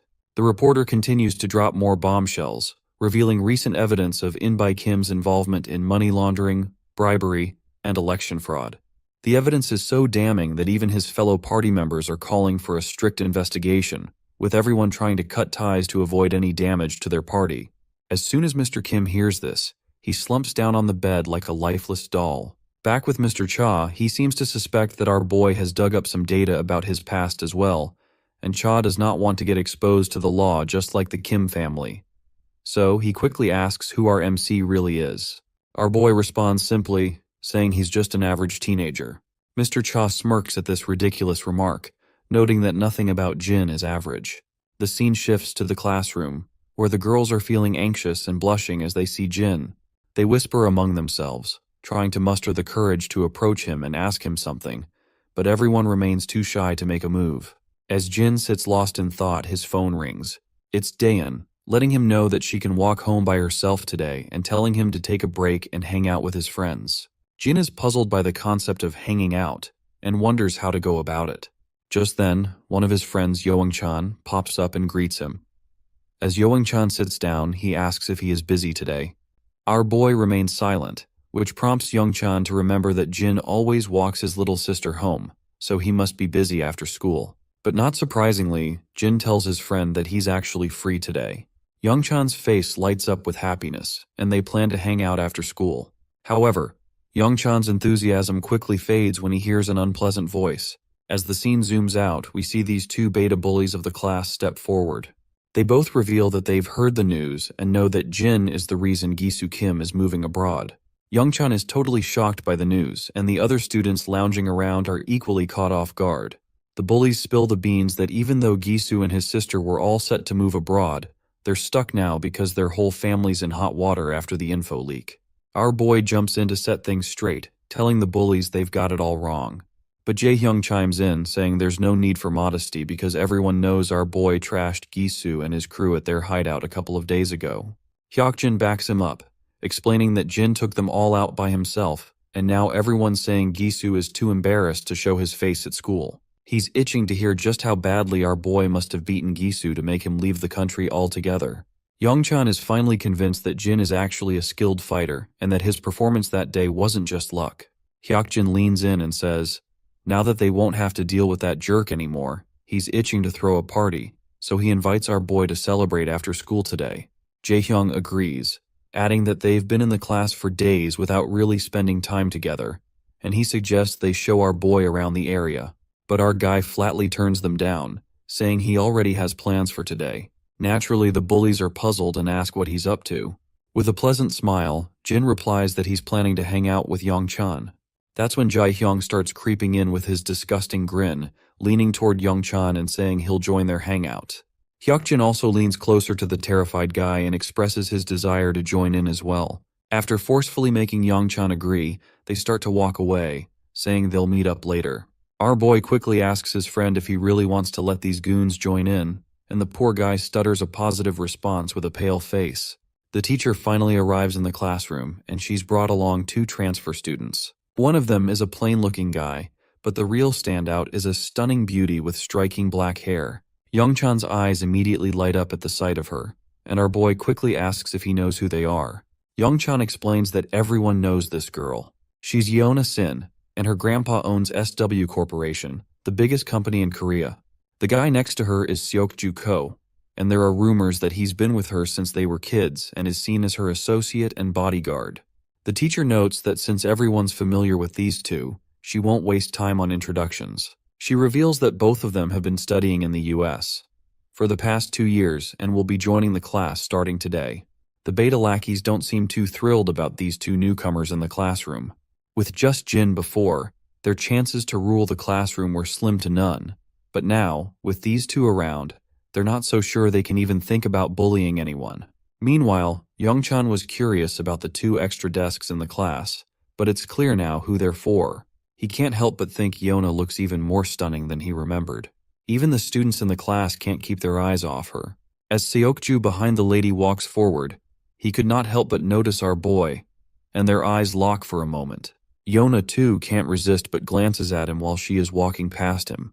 Once both of the newcomers take their seats, Seokju tells Yeona that our boy wasn't in the evaluation report he received a week ago, and he wants to double-check.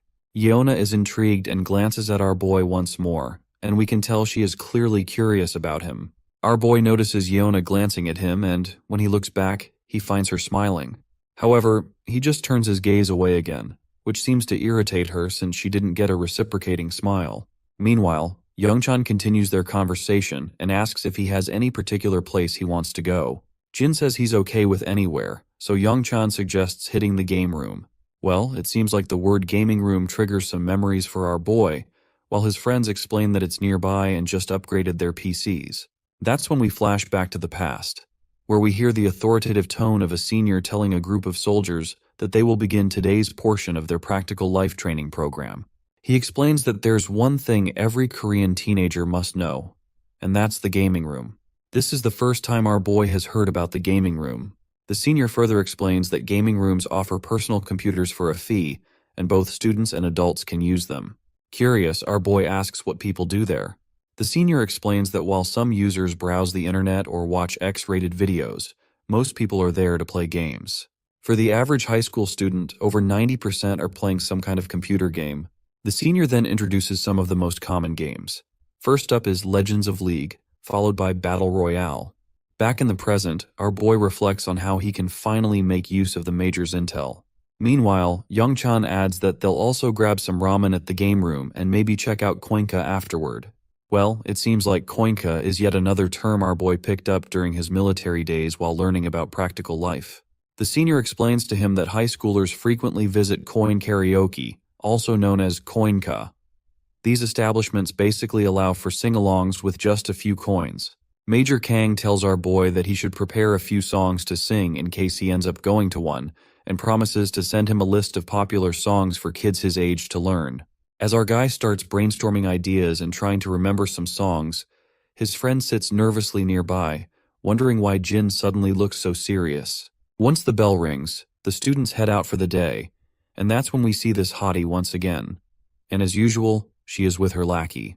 Apparently, they're discussing our boy, and discover that he transferred just a few days ago, is 18 years old, and happens to be Daeon Yu's older brother. Yeona is surprised to learn that Daeon has a brother because she thought her only family was her grandpa. Seokju Ko agrees and explains that Daeon has been living with her paternal grandfather since her parents and brother died in a plane crash. Yeona then asks how she still has a brother. Seokju Ko replies that it's hard to believe, but apparently, her deceased brother has suddenly come back to life just before they transferred to school. He suggests they should dig a little deeper into our boy's past. Meanwhile, it's gotten pretty late already, and we find our boy strolling alone. His phone keeps ringing with notifications from his friends, showing they had a blast at the gaming center. We flash back to the gaming club, where we see Hyokjin, our boy, Jaehyung, and Youngchan all hanging out. Everyone is amazed by how Youngchan carried them through the game. Jaehyung even asks about his rank, guessing it must be Diamond or Master. Their jaws drop when Youngchan timidly reveals that he's actually at Challenger rank.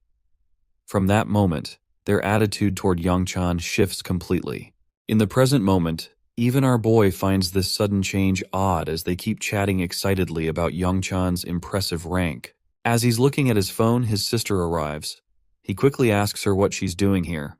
She explains that they ran out of garbage bags at home, so she went to get some, and she also picked up a few snacks. Our boy offers to carry the bags, but his sweet sister insists it's not necessary. She then asks if he was hanging out with his friends, and he confirms that he was. She feels a warm sense of relief, glad to see that he's made friends and that people aren't avoiding him because of the fight. When she asks where he went, he bluntly replies that he went to the game room. Well, it seems like this isn't exactly what she expected to hear, as she thought he might have developed different interests after living overseas for so long. Curious about her own experiences at school, he asks how things have been for her. She pauses for a moment before responding that school hasn't been this fun in years. She then asks if he also had something to eat. He nods, saying they had a blast at the game room, where every kind of snack was available. He then asks her about her plans, and she mentions that she's waiting for Grandpa to come home so they can eat together. Our boy then asks if he can join them, which confuses her since she thought he'd already eaten. He awkwardly admits that he's still a bit hungry. We already know that our boy just wants to have some quality family time. When they get home, there's a spread of delicious food laid out on the table, and they all seem to be having a great time eating together. It does seem odd that Grandpa only works a security job, yet they have such a variety of food every day. It's a bit of a mystery how they manage that. As they're having a good time eating together, our boy's thoughts drift back to his mercenary days. After a moment, he shakes off the nostalgia and is back to smiling. Just then his phone rings. It's Major Kang calling. The Major reminds him that he should just call him bro instead of using his rank. The Major asks how things are going, and our boy says he's doing well. But when the Major probes about his school life, there's an awkward silence on the line in response. Getting a bit anxious, the Major quickly asks if our boy has killed someone. Jin quickly says no, but admits he did run into some trouble that was quickly sorted out. The senior lets out a sigh of relief, and our boy reassures him that everything is fine now, and there's nothing to worry about. Kang is relieved and reminds our boy that they're always there for him. In response, Jin promises he won't forget that. The next day at school, we see the trio in class, but our boy is noticeably missing, and Youngchan seems a bit awkward among the two bullies. Jaehyung starts asking odd questions. Curiously, he asks who they think would win in a fight between Jin and Seokju-ko. Hyokjin points out that while Jin is good, he probably couldn't beat Seokju-ko, who's been training in combat since he was a kid. To him, our boy seems like an amateur in comparison. Jaehyung agrees, adding that Seokju-ko is one tough motherfudger. Youngchan then asks if it's true that Seokju-ko fought against 20 dudes and won. Blonde quickly corrects him, saying it was actually 30 guys. The number leaves Youngchan momentarily stunned. He even forget to breathe for a second. Brownhead explains that when a group of street thugs was harassing Yona Sin, Seokju-ko took them all out. He says it started with 10 guys, but they kept coming. By the time 30 guys showed up, Seokju was still going strong. He walked off without a scratch while the 30 thugs were left unconscious on the street, like discarded toys. The timid boy then asks about the rumors he heard, about Seokju catching the kidnappers who took Yeona. He's heard that the people behind it were all retired soldiers. The blonde quickly confirms that the story about Seokju-ko catching the kidnappers is probably true as well. He insists that Jin doesn't stand a chance against Seokju because he is on a whole other level.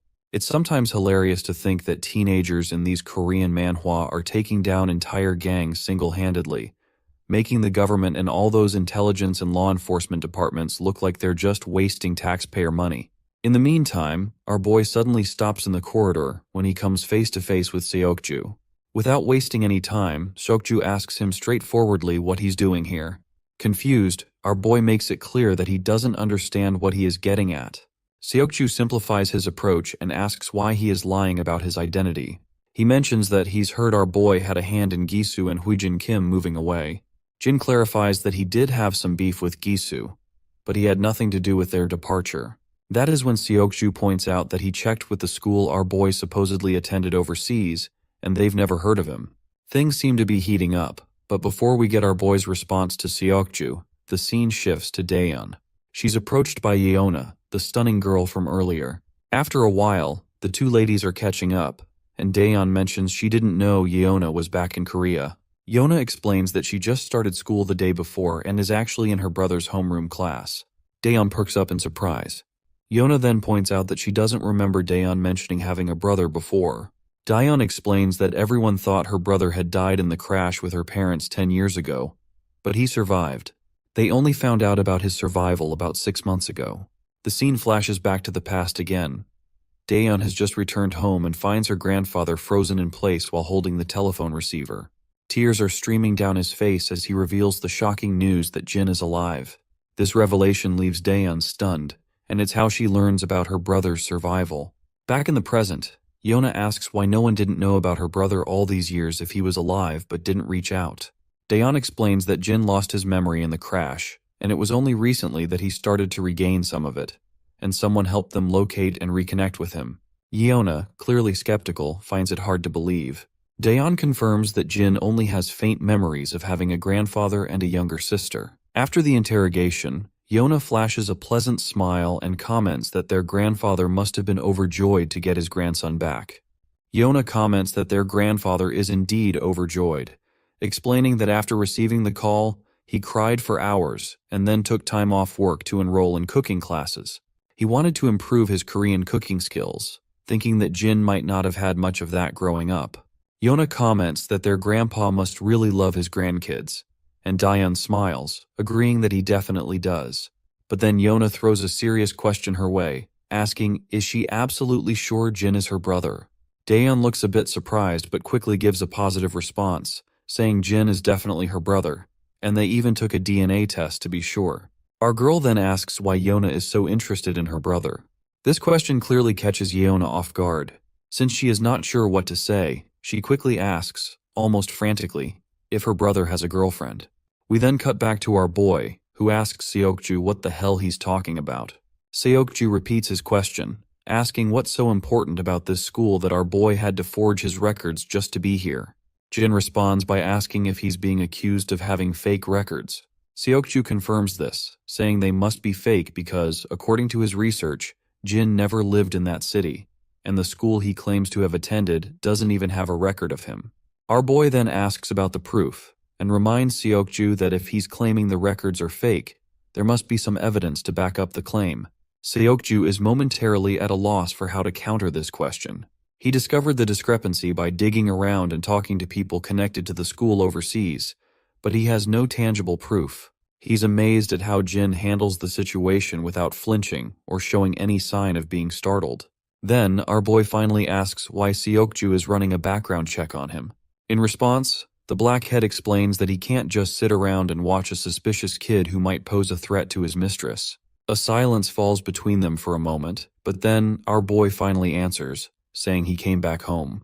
Seokju is baffled by this vague response, so our boy clarifies that he was asked what he came here for, and his answer is simply that he returned from overseas for his family. With that, our boy starts to leave. Seokju stares after him with skeptical eyes, thinking that since he already suspects our boy has forged his records, it won't be long before he figures out his true identity. Once the class begins, we see Jaehyung quietly immersed in playing video games, while the blondie scrolls through his phone idly. Our boy Jin notices that both Seokju and Yeona are absent from class.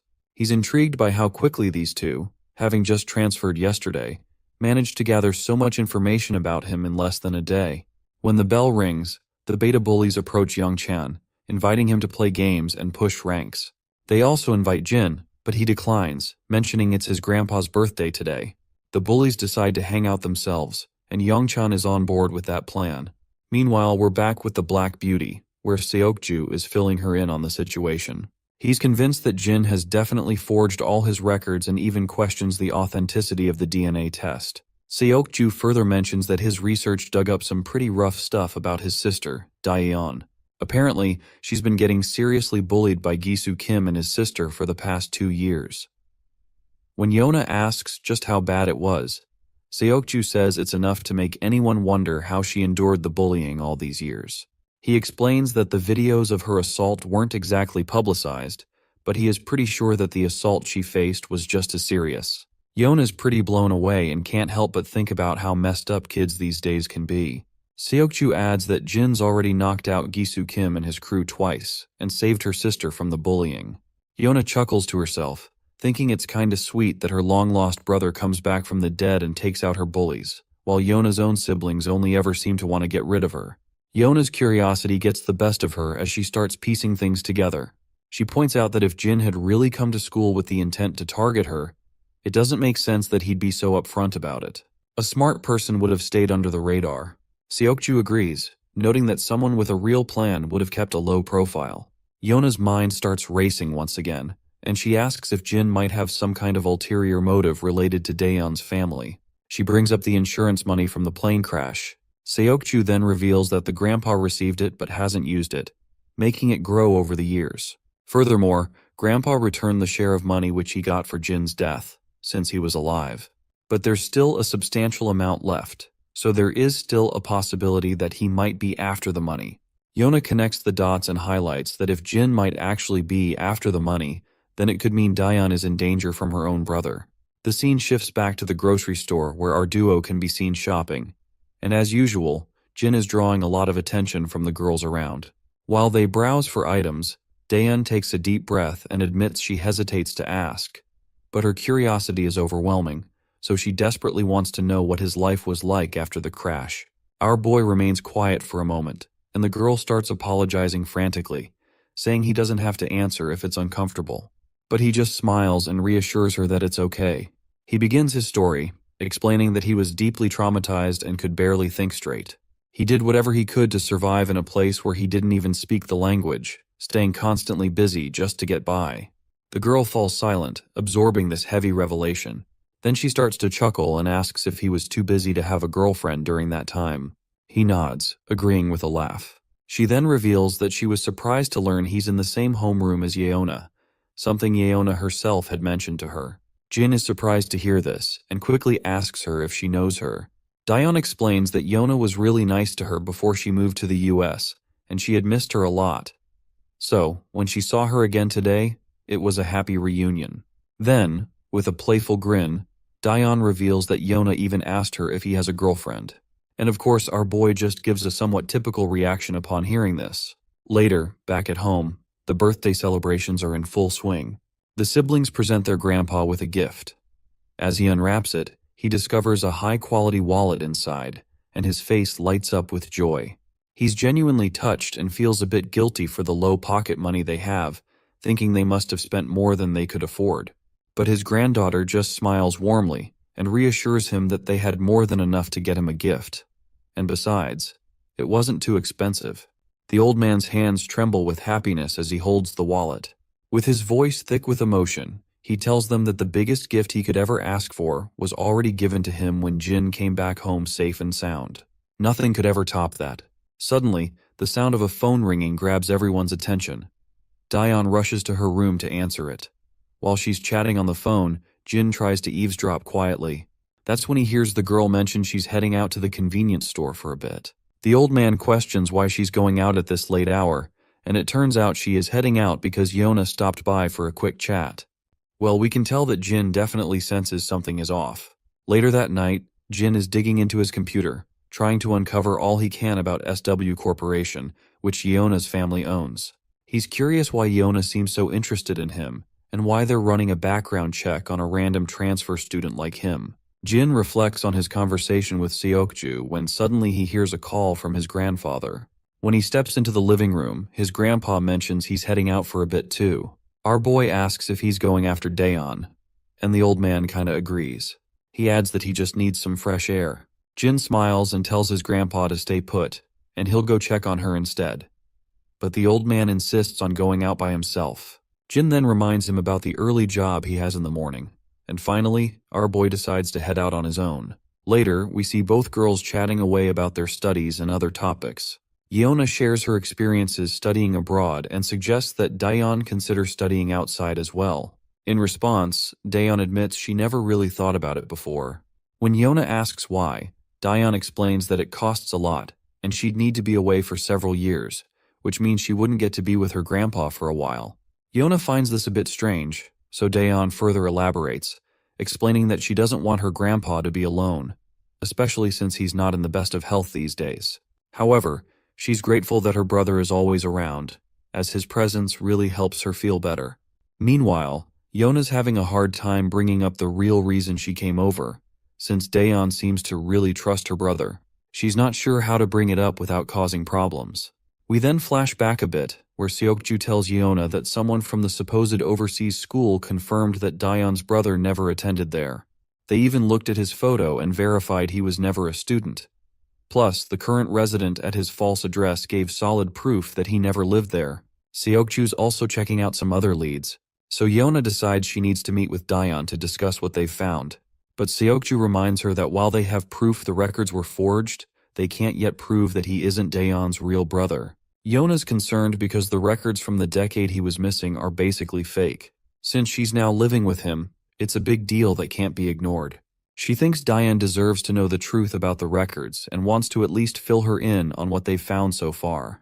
In the present, Yeona is struggling to bring up the main topic she came here to discuss, even though it's her primary reason for visiting. Just as Daeon expresses how happy she is to be chatting like this after a long time, we also see our boy making his way toward the both of the girls. However, Seokju steps in front of him, but Jin simply tries to walk past him, but the newcomer quickly tells him to stay put. In Seokju's mind, he's sure Jin must be here because he's worried they're going to share everything with Daeon. So he quickly blocks our boy's path and tells him that the both girls are just catching up and asks him to give them some time alone. Suddenly, a high-speed Volkswagen comes barreling toward them. Before anyone can react, the car slams into both of the boys, knocking them down like bowling pins. They hit the ground, as the Volkswagen screeches to a halt right where the two girls are sitting. Jin tries to stand up, but it's clear he's severely injured, especially around his head. As he struggles to focus, his groggy eyes catch sight of some shady people from the van trying to abduct both of the girls. Without wasting a second, Jin starts sprinting like a madman, but his efforts are in vain. The kidnappers have already taken the girls, and there's no way he can outrun a car, so they're left behind, helpless. The both of them quickly look at each other and, in their anger, grab each other by the collars. But after exchanging a few heated words, they realize neither of them is behind the abduction, so they let go. The black-haired guy immediately pulls out his phone and calls the security team at SW Corporation, urgently reporting that Yeona has been kidnapped. He tells them to track her down using the security footage. Meanwhile, Jin starts walking off, and the black-haired guy quickly asks him where he's going and if he's actually not behind all this. Jin simply replies that he doesn't have time to argue with anyone. Seokju points out that SW Corporation security is already on it and will find the girl soon. Until then, Jin will need to stick with him so they can confirm his identity. But our boy makes it clear that he's going to find his sister, and if Seokju wants to follow him, he can gladly do so. Seokju starts to get the sense that Jin might not be involved after all. But then our boy suddenly stops and humorously asks Seokju if he brought his car with him. The scene shifts to the bustling heart of the city's entertainment district. Inside one of the pubs, Mr. Cha is sitting back, puffing on a cigarette and enjoying his laid-back time. Just then, his lackey informs him that someone is here to see him. When Mr. Cha turns around, he sees Jin standing there. The scene then shifts to Saw Corporation, where we see a regal-looking lady sitting in her chair. I can tell she's definitely Yeona's sister because she looks just as gorgeous, with her flowing black hair. Suddenly, an assistant bursts into the room. The woman looks a bit annoyed at this sudden intrusion, and wants to know why he didn't bother to ask for permission before barging in. The assistant quickly reports that Yeona has been kidnapped. The news surprises the lady, but surprisingly, she doesn't seem too troubled by it. In fact, she starts to smile faintly and seems to think that the rumors must be true after all. Not entirely sure what she's referring to, but let's roll with it. She then asks if their grandfather is still planning to go after the company. The assistant states that he is not sure, so she leans back, hoping that if he continues to pursue them without backing down, Yuna will eventually die. It's definitely something she's looking forward to. The scene transitions back to the pub, where we pick up the story with our main character meeting with Cha, and Seokju is also tagging along with him. Seokju already seems to know about Cha as he recognizes him from their database, and is curious about how our boy knows this gangster. Cha starts by asking what our boy wants. In response, Jin simply says he needs some intel. Cha lights up another cigarette and scoffs, asking why he would bother to help him. Our boy cuts to the chase, revealing that the granddaughter of Saw Corporation has been kidnapped. Well, that is something Cha definitely was not expecting to hear. However, he quickly brushes it off, saying it's not their problem and that they don't deal with such issues because it would be incredibly risky to mess with Saw Corporation.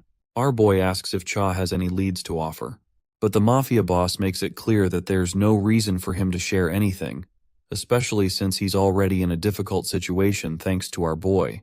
That's when our boy reveals that his younger sister was also taken along with Saw's granddaughter.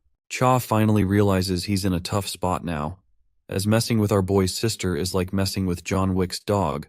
Both are equally dangerous. So he then starts explaining, and mentions that some people speaking broken Korean were asking around for untraceable warehouses, as well as for burners, cars, and a few extra hands. The offer was tempting, but he turned them down because dealing with this kind of trouble isn't something you can easily wash off. He adds that he's heard another crew took the job, and all he knows is they're working out of Incheon. That's all the info he's got. It wouldn't be surprising if Seokju had already figured out who's behind this mess. Meanwhile, our boy starts to walk away after giving a final thanks. But then, the mafia boss tosses his phone to our boy and tells him to save his number. Jin cluelessly looks at him, puzzled about why he'd need his number. The mafia boss gets a bit agitated and clarifies that he'll need it to contact him once he digs into the warehouse for more info. With that, our boy starts entering his digits. He also asks if the bike outside the door belongs to him. Cha knows exactly what our boy is planning to do with it, so he feels hesitant to respond. But eventually, my guy takes the heavy bike, and before leaving, he tells Seokju figure his own way out to get there, because he's taking the bike. Seokju questions whether he is going to trust this shady half-baked info and going to chase those kidnappers based on that. Our boy explains that he doesn't have time to waste, because Yeona will probably be safe until the kidnappers get what they want, but there's no telling what they might do with Daeon.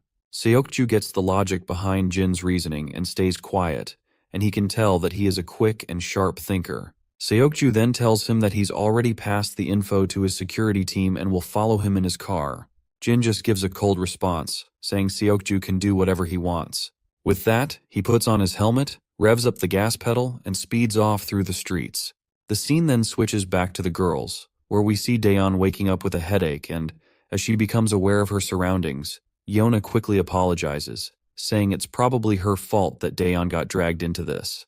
Daeon's mind starts to recall the recent event, and she is shocked to remember that they have been kidnapped, and Yeona sadly confirms it, adding that she didn't expect this to happen so soon after returning to Korea.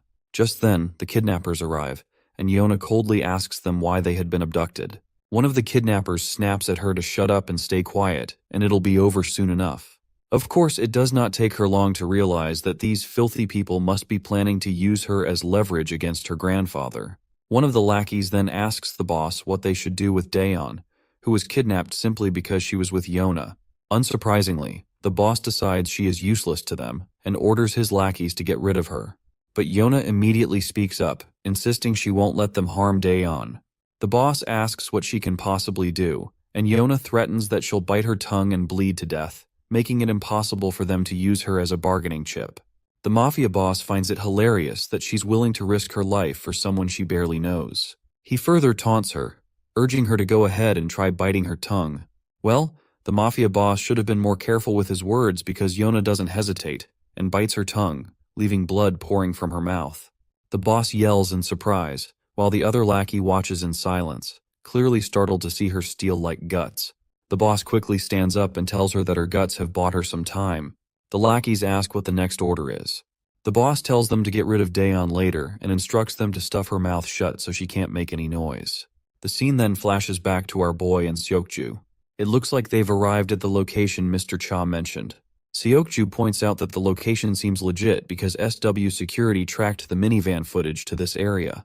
As our boy starts to move forward, Seokju tells him to stop and wait for backup, since he sent their coordinates to SW security and they should arrive soon.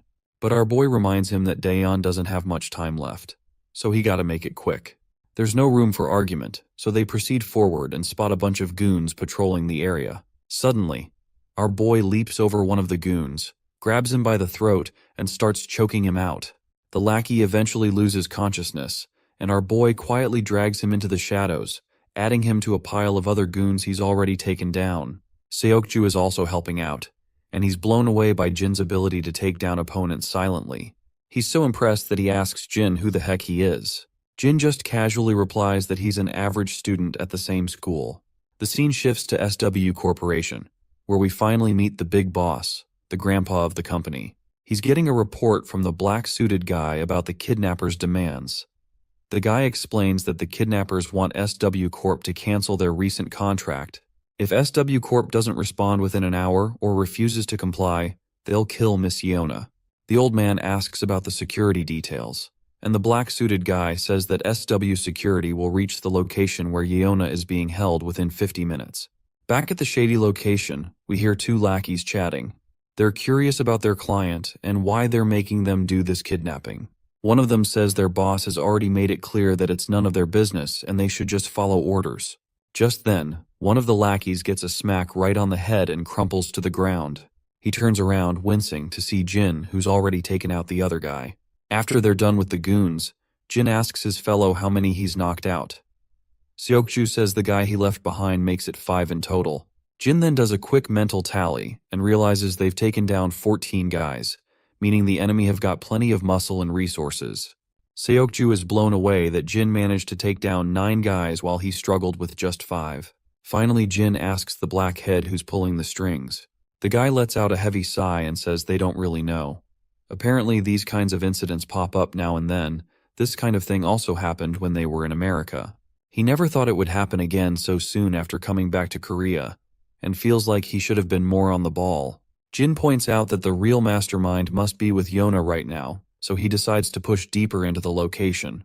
Before he moves on, Jin asks Seokju if he'll be okay. Seokju looks puzzled and asks, "Okay? About what?" Jin explains that he was pretty banged up when that van ran over him. The blackhead just shrugs it off, saying our boy should focus on his own injured leg instead. Suddenly, someone starts shouting, asking where all the lookouts went. Another one jokes that maybe everyone went to take a dump.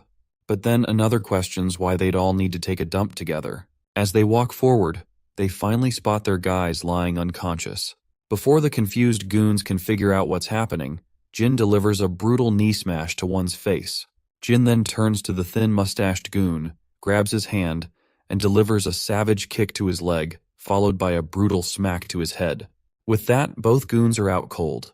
Jin decides to split up, but before they part ways, Seokju calls out to him. When our boy turns around, Seokju says that once they're out of this mess, he owes Jin an official apology. Back with the boss, he's hearing the commotion outside and tells his lackeys to check it out. We see our ladies with their faces covered in clothes to keep them from screaming. As Jin walks down, he runs into the lackeys. The guy in the mask points out that he has seen Seokju in pictures, so he can confirm that this brat definitely is not him. He then questions our boy how he came inside. Jin stays silent in response, and he quickly figures out these are the guys behind the kidnapping. Meanwhile, the masked guy orders his lackeys to just get rid of this brat. Just before we see Jin take out the goons, the scene cuts to Seokju, who's hiding in the storeroom, looking around cautiously. There, he finds both ladies tied up, and thankfully, no one else is around, so he figures they must all be out looking for Jin. He sneaks over to the girls, quickly pulls the mask off Yona's face, and she asks if the security team has arrived. Seokju tells her they're on their way. Yona is shocked to hear this and asks how he found them out here. That's when the mafia boss chimes in, and he is thoroughly pleased to hear that the security team won't be arriving anytime soon. The boss then says he must be Seokju from SW Corporation, and he's heard a lot about him. He adds that this brat has been quite the pain, always lurking around Yona and ruining their plans. The mafia boss makes it clear he has no clue how Seokju found their hideout, but he's certain it wasn't smart to come here alone without backup. One of the lackeys suddenly lunges at Seokju, but my guy sidesteps the attack and throws a punch of his own. However, this lackey isn't a pushover. He dodges the punch and quickly retaliates. Seokju realizes this guy is tougher than the goons they took down outside, and he's having a hard time keeping up. But then, Seokju lands a brutal whack and follows up with a devastating punch to the lackey's gut, leaving him doubled over in pain. To finish things off, Seokju delivers a powerful leg swing, and the lackey finally looks like he's down for the count. Just when we think it's over, the thug tries to swing back in retaliation, but Seokju meets him with a devastating knee smash to the back, and the guy quickly starts to crumble. The scar-faced boss notes that he knew Seokju had been trained from a young age, but he didn't realize he was this impressive. Even the two girls are shocked by what they're witnessing. But the mafia boss isn't here for a duel of pride. With those words, the lackey pulls out a blade and starts slashing at Seokju, landing several brutal cuts across his body. The boss grins under his mask, saying he didn't expect this brat to fight empty-handed, which makes dealing with him a lot easier. The lackey charges at Seokju again with the dagger and begins swinging left and right like a madman. Seokju does his best to dodge, but he's still taking deep, painful cuts that leave him struggling to move.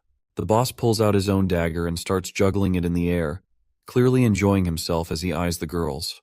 As soon as Seokju sees this, he immediately knows Daeon is in serious trouble.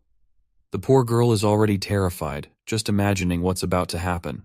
Before Seokju can react, the bastard throws his dagger straight at her, aiming to end her life. But at the last second, Yona leaps in front of Daeon, and just as the dagger is about to hit, Seokju jumps in front of both girls, taking the blade straight into his back.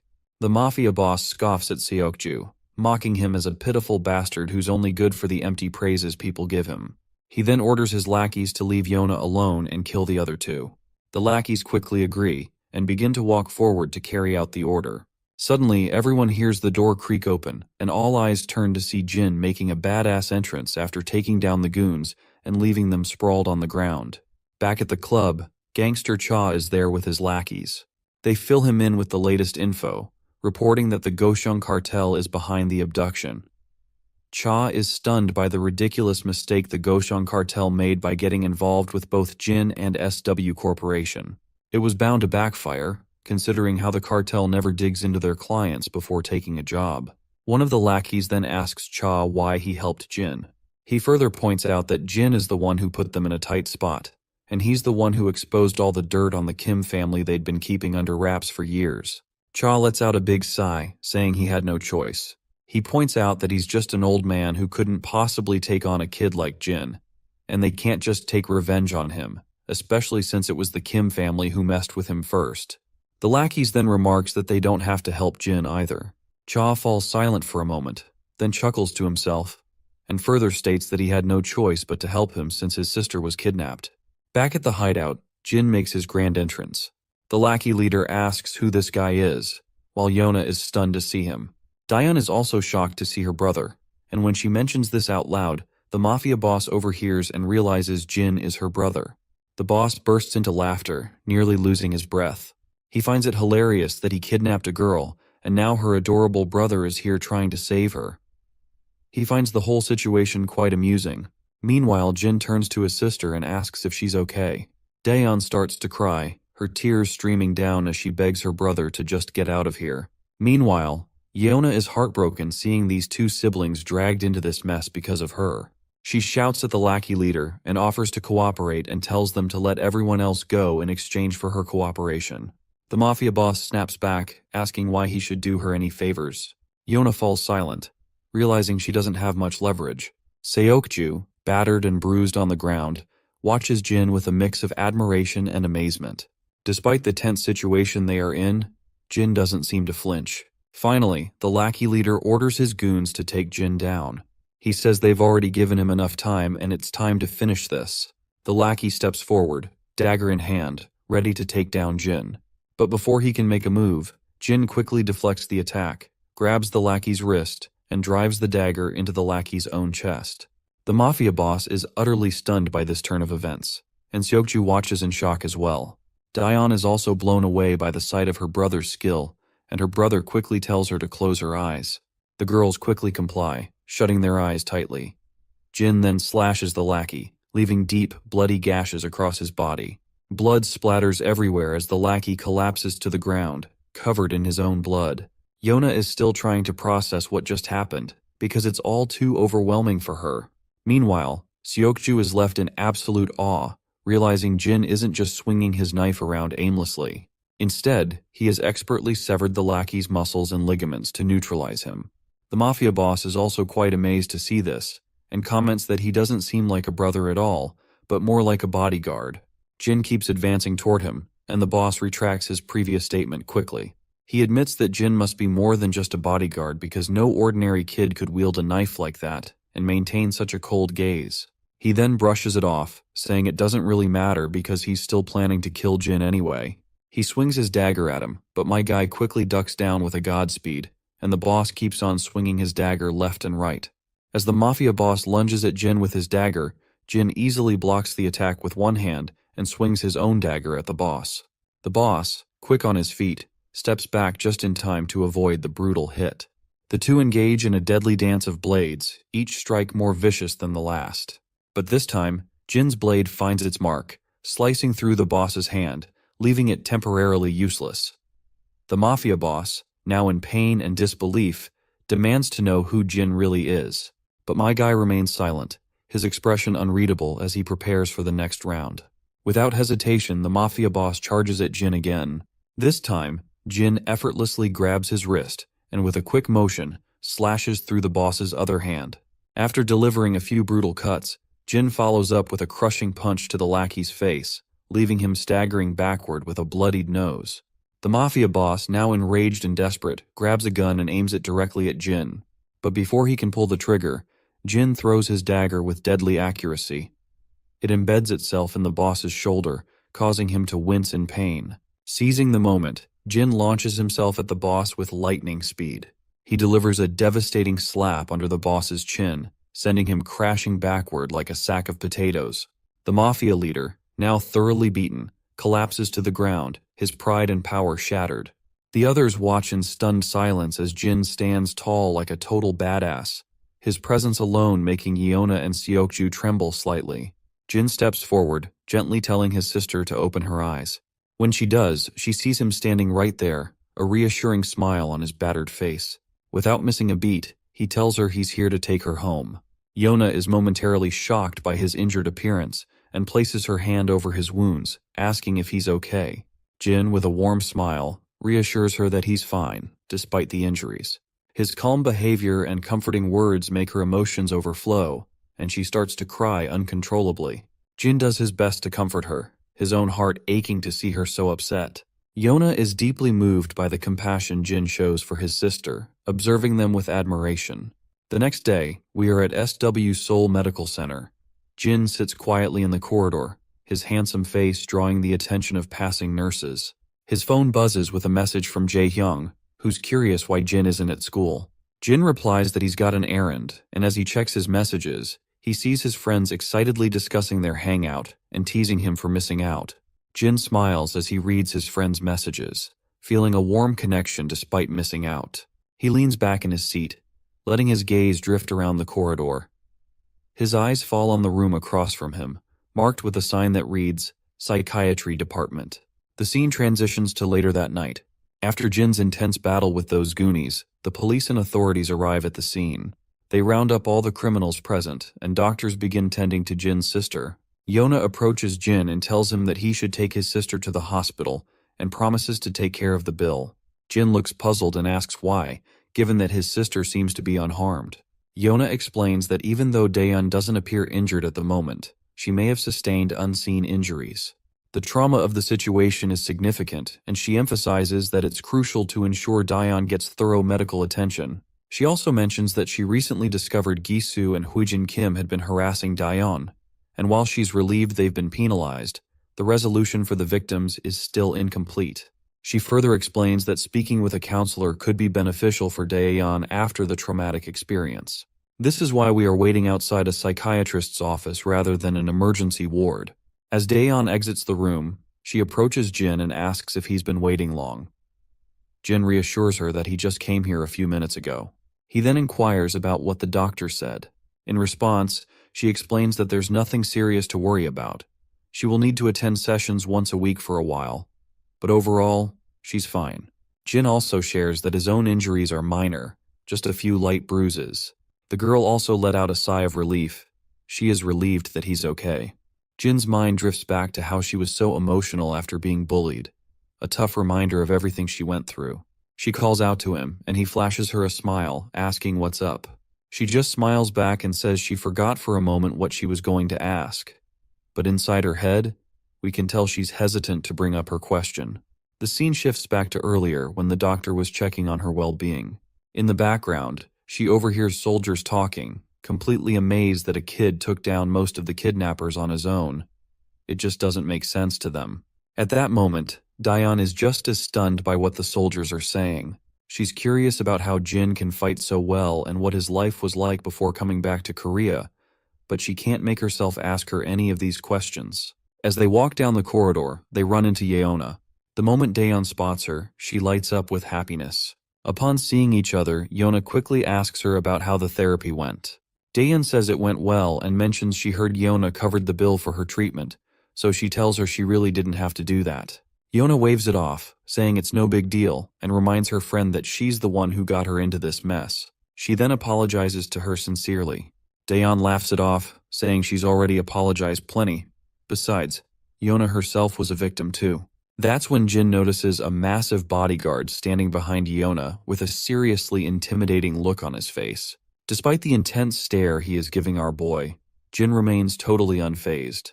Yeona then turns to Jin and asks if he's had his checkup.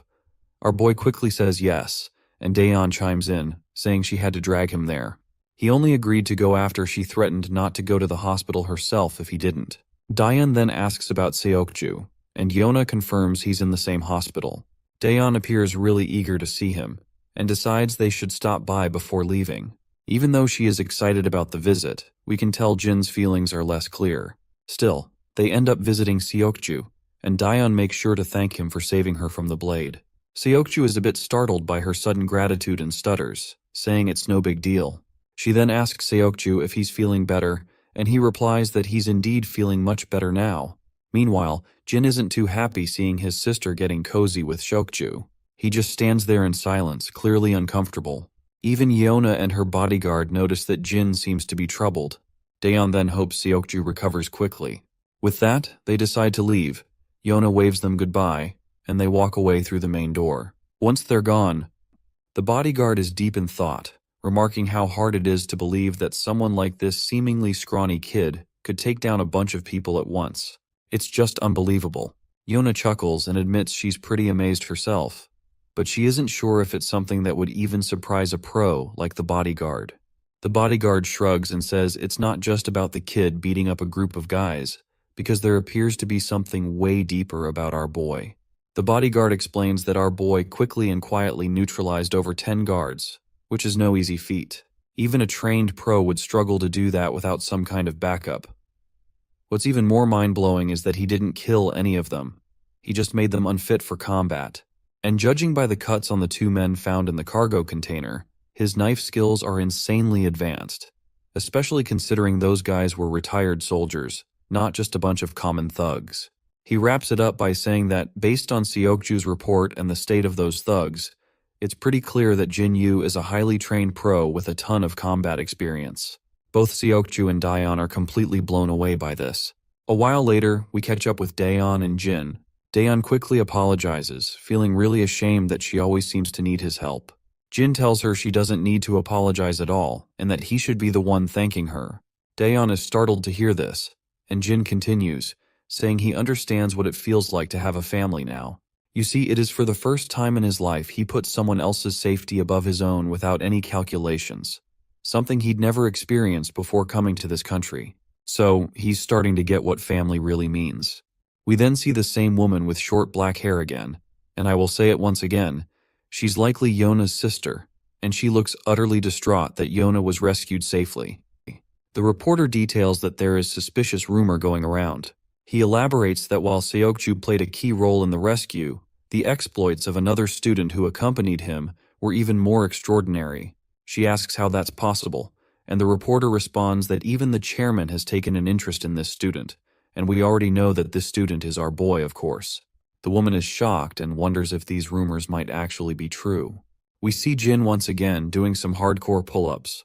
As he works out, his mind flashes with images of the people he fought that day. Just as he's lost in the intensity of the exercise, Daeon knocks on the door and mentions that she's brought some fruit.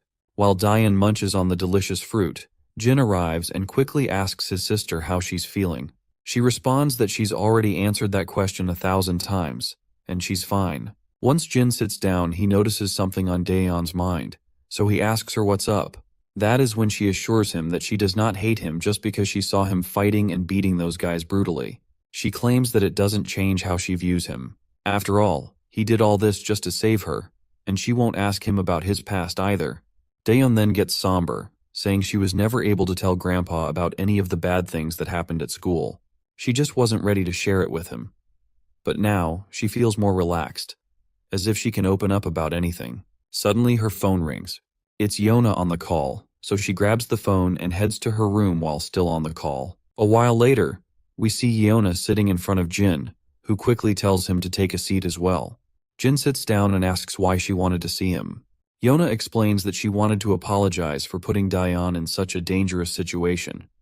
Even though she's already apologized before, she wanted to say it to him personally. She explains that Seokju will also come to apologize in person once he's better. She also wants to thank Jin for saving her as well. Jin makes it clear that he only went to rescue Daeon, not Yona. She shrugs, saying that it doesn't change the fact that she was saved thanks to his intervention. Once she's finished, Jin asks if there's anything else she wanted to say. Yona admits that she also wanted to let him know that they will stop investigating his background, so she is hoping that he is not too mad that they tried to dig into his past. She then lets out a sigh and explains that she couldn't ignore the fact that all of his documents were forged. After a recent kidnapping attempt in America, it raised some red flags for her. She's been in many tough situations since she was little because of who she is. She says that although they never figured out the truth behind his fake records, she won't be investigating it further. Jin starts to leave, saying if there's nothing else, he'll be on his way. Yona looks startled and asks if he could spare a couple of hours because her grandpa wants to meet him and thank him in person. While Jin is heading back, he replies that there's no need for that since he wasn't there to rescue her in the first place. Yona falls silent, and Jin heads home, walking down the dimly lit, gloomy alleys late at night. As he walks, we see a familiar person over that street. As the scene zooms in, we see that this is one of Mr. Cha's lackey, who has been brutally shot in the gut, and it does not take long for our boy to recognize who this man is. The man is barely holding on to his life, but makes sure to start berating Jin, blaming him for putting his gang in danger. He explains that they were already struggling after Jin exposed the Kim family. Then, their boss also helped our boy by tipping off the location of the Goseong cartel, which stirred up trouble between the Goseong cartel and their gang. Mr. Cha's turf is now under attack. His friends and lackeys have already been killed, and the Goseong cartel leader made sure to personally visit Dushik Cha. When Goseong finally faces off with Cha, he throws a verbal jab, asking why he doesn't just give up before making a fool of himself in front of his men. Cha responds with a jab of his own, pointing out that he's already sent most of the crew on a weekend off. Yet Goseong brought his entire platoon of lackeys. Then another guy in a coat chimes in and tells Cha that he really shouldn't have stirred up trouble by messing with the Kim family. And when it was not enough, he tipped off Goseong and his men recently.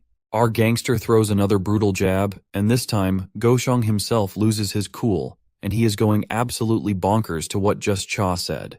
He furiously orders all his lackeys to charge at Cha, and the gang rushes at Cha like a pack of wild dogs, ready for a fight. But our beloved gangster isn't just any weakling. He deftly ducks, letting a punch zoom past over his face, and retaliates with a devastating blow that leaves his attacker reeling. Another lackey tries to swing at him, but ends up taking a brutal hit right under the chin, crashing to the ground in a pool of blood.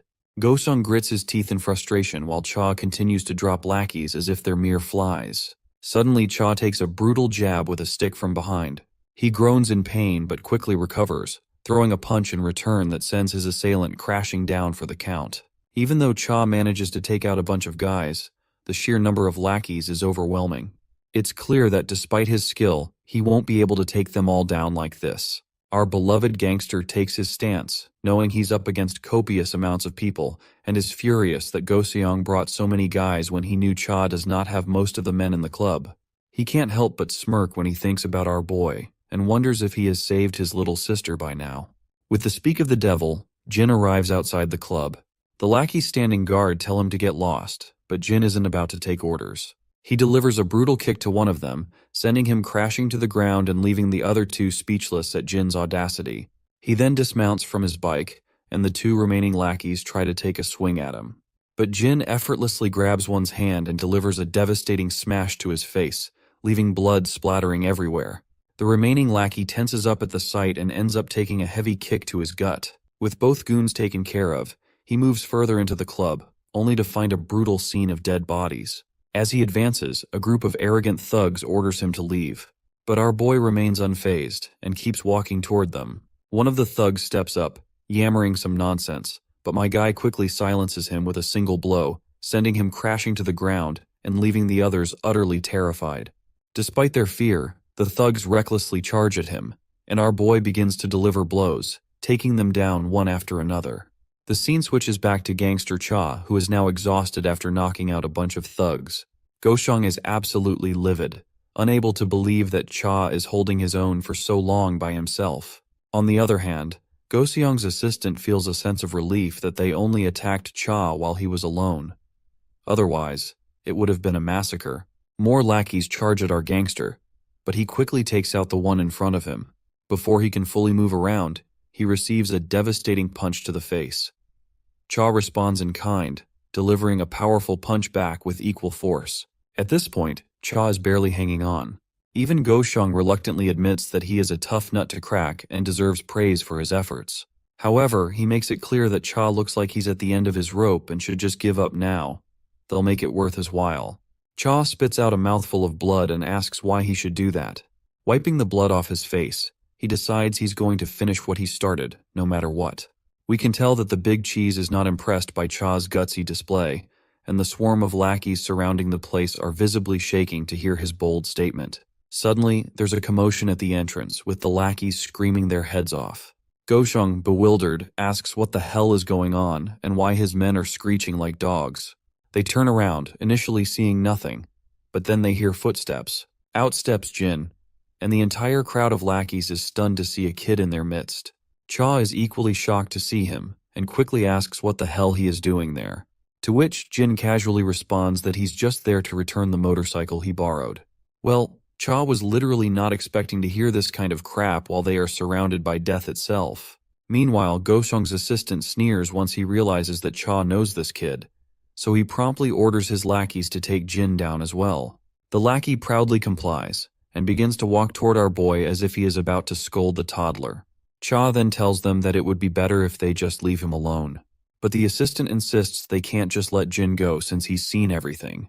Cha snaps back once again, saying they should pray to God that Jin feels generous enough to let them go, not the other way around. The assistant has no clue what this stupid head is yammering about, but he soon gets a wake-up call when Jin takes down one of his guys with a single punch. Our boy then follows up with a kick that cracks another lackey's leg and a headbutt to another, sending him sprawling. One of the thugs tries to swing a bat at Jin from behind, but Jin quickly grabs his hand and delivers a brutal smash to his face, leaving him bloodied. The bat clatters to the ground. Goshong is completely blown away by Jin's display, and Cha just smirks, saying it's their fault for not listening earlier. He adds that even though Cha himself is tough, he wouldn't stand a chance against this kid. The big cheese simply commands his lackeys to take Jin down, and they quickly charge at him. But as usual, Jin effortlessly takes them down, making them look like amateurs in the process. Growing impatient, the big cheese shouts at his lackeys to stop letting a little punk beat them. But just as he's about to make another command, he suddenly falls silent when he sees Cha charging at him. At this point, Goshong is pretty sure things are about to get even messier for him. Shortly after, the big cheese and his lackeys are all on the ground, looking like they've kissed the dirt, while Cha slumps back, utterly exhausted. Jin strides over to him, and when Cha looks up, he sees the wreckage of the fight, people scattered around like discarded wrappers, with Jin standing triumphantly. Jin starts heading out, casually saying that Cha has now paid his dues. Cha is shocked and still trying to wrap his head around how this kid is so fixated on the same bullcrap after all this. He then asks if Jin saved his sister. Jin calmly replies that he did, and it's all thanks to Cha. The next scene shifts to a hospital room where one of Cha's lackeys suddenly jolts awake. As he looks around, he spots Cha on the other side of the room, all patched up, but clearly still in rough shape. The lackey is stunned to see his boss there, and Cha quickly tells him to stop calling him boss while they're in the hospital. Confused, the junior asks how his boss ended up here. Cha casually mentions he got roughed up and just took a cab to get treated. The lackey then inquires about Goseong and the rest of the lackeys. Cha, with a nonchalant shrug, says he took care of them all. The junior simply can't believe it and calls this BS, prompting the senior to get a bit annoyed and asks why his junior thinks he'd lie. The lackey suggests it's probably because he is too embarrassed to admit he got beaten by Go-seong. Cha then asks if he happened to have met Jin yesterday. The junior perks up and confirms that he did indeed meet him. He further explains that he got ambushed by the enemy team while he was heading out of the club, and after getting brutally wounded, he found our boy and yelled at him. He charged at Jin out of anger, but after receiving the first hit, he fainted and doesn't remember anything else. The boss explains that Jin probably knocked him out to get him to the hospital. Cha then continues, saying that inside the club, he was overwhelmed by the sheer number of enemies. That's when Jin showed up, took them all out in seconds, and then told him he'd paid his dues before simply walking out. The lackey finds this absolutely admirable and thinks it's really badass, to say the least. The senior agrees, acknowledging that Jin is indeed quite impressive. The lackey then asks his boss if he has any clue who this kid really is. The senior points out that Jin claims to be just an average teenager, so he figures they'll have to take his word for it. In the next scene, we see a football heading straight toward Jin, and he catches it effortlessly. The referee immediately announces it as a handball, leaving everyone on the playground absolutely shocked. His friend, visibly annoyed, reminds him that he's not supposed to grab the ball because he's not a goalkeeper. Jin is confused about why he's getting an earful, apologizes anyway. Suddenly the bell rings, and Jin's friends call out to him, asking if he has time to hang out since today is the only day Youngchan doesn't have lessons after school, and they're planning to do some gaming together. Jin tells them to go ahead, and that he'll meet them at the location later, because he needs to walk his sister home first. His friends are a bit bewildered and ask if he's started to babysit his sister again. Jin explains that she's not feeling well lately. Blondie decides to save a spot for Jin, and meanwhile, Daeon is preparing to leave her class. She's thinking about making kimchi stew for Jin because he loved it the last time. However, she's unsure if he can handle spicy food, so she's considering making a milder soybean paste stew instead. Suddenly, she hears a buzz of excitement from the other girls in her class. They're all gathered by the window, swooning over Jin. Some find him hot, while others are hoping he'll become their boyfriend. The girls even turn to Daeon and ask if her brother is dating anyone. Daeon is caught off guard by their dripping enthusiasm about her brother, so she hesitates, and then reluctantly says that he mentioned he's not dating anyone. As the ladies dash back over the window, Daeon smiles faintly, clearly pleased that her brother is well known among the girls.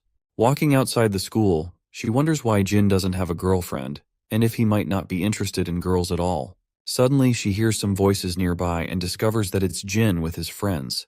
Startled, she quickly tries to greet them as politely as possible. One of the more bashful lackeys blushes at her cuteness and just waves in response to her greeting.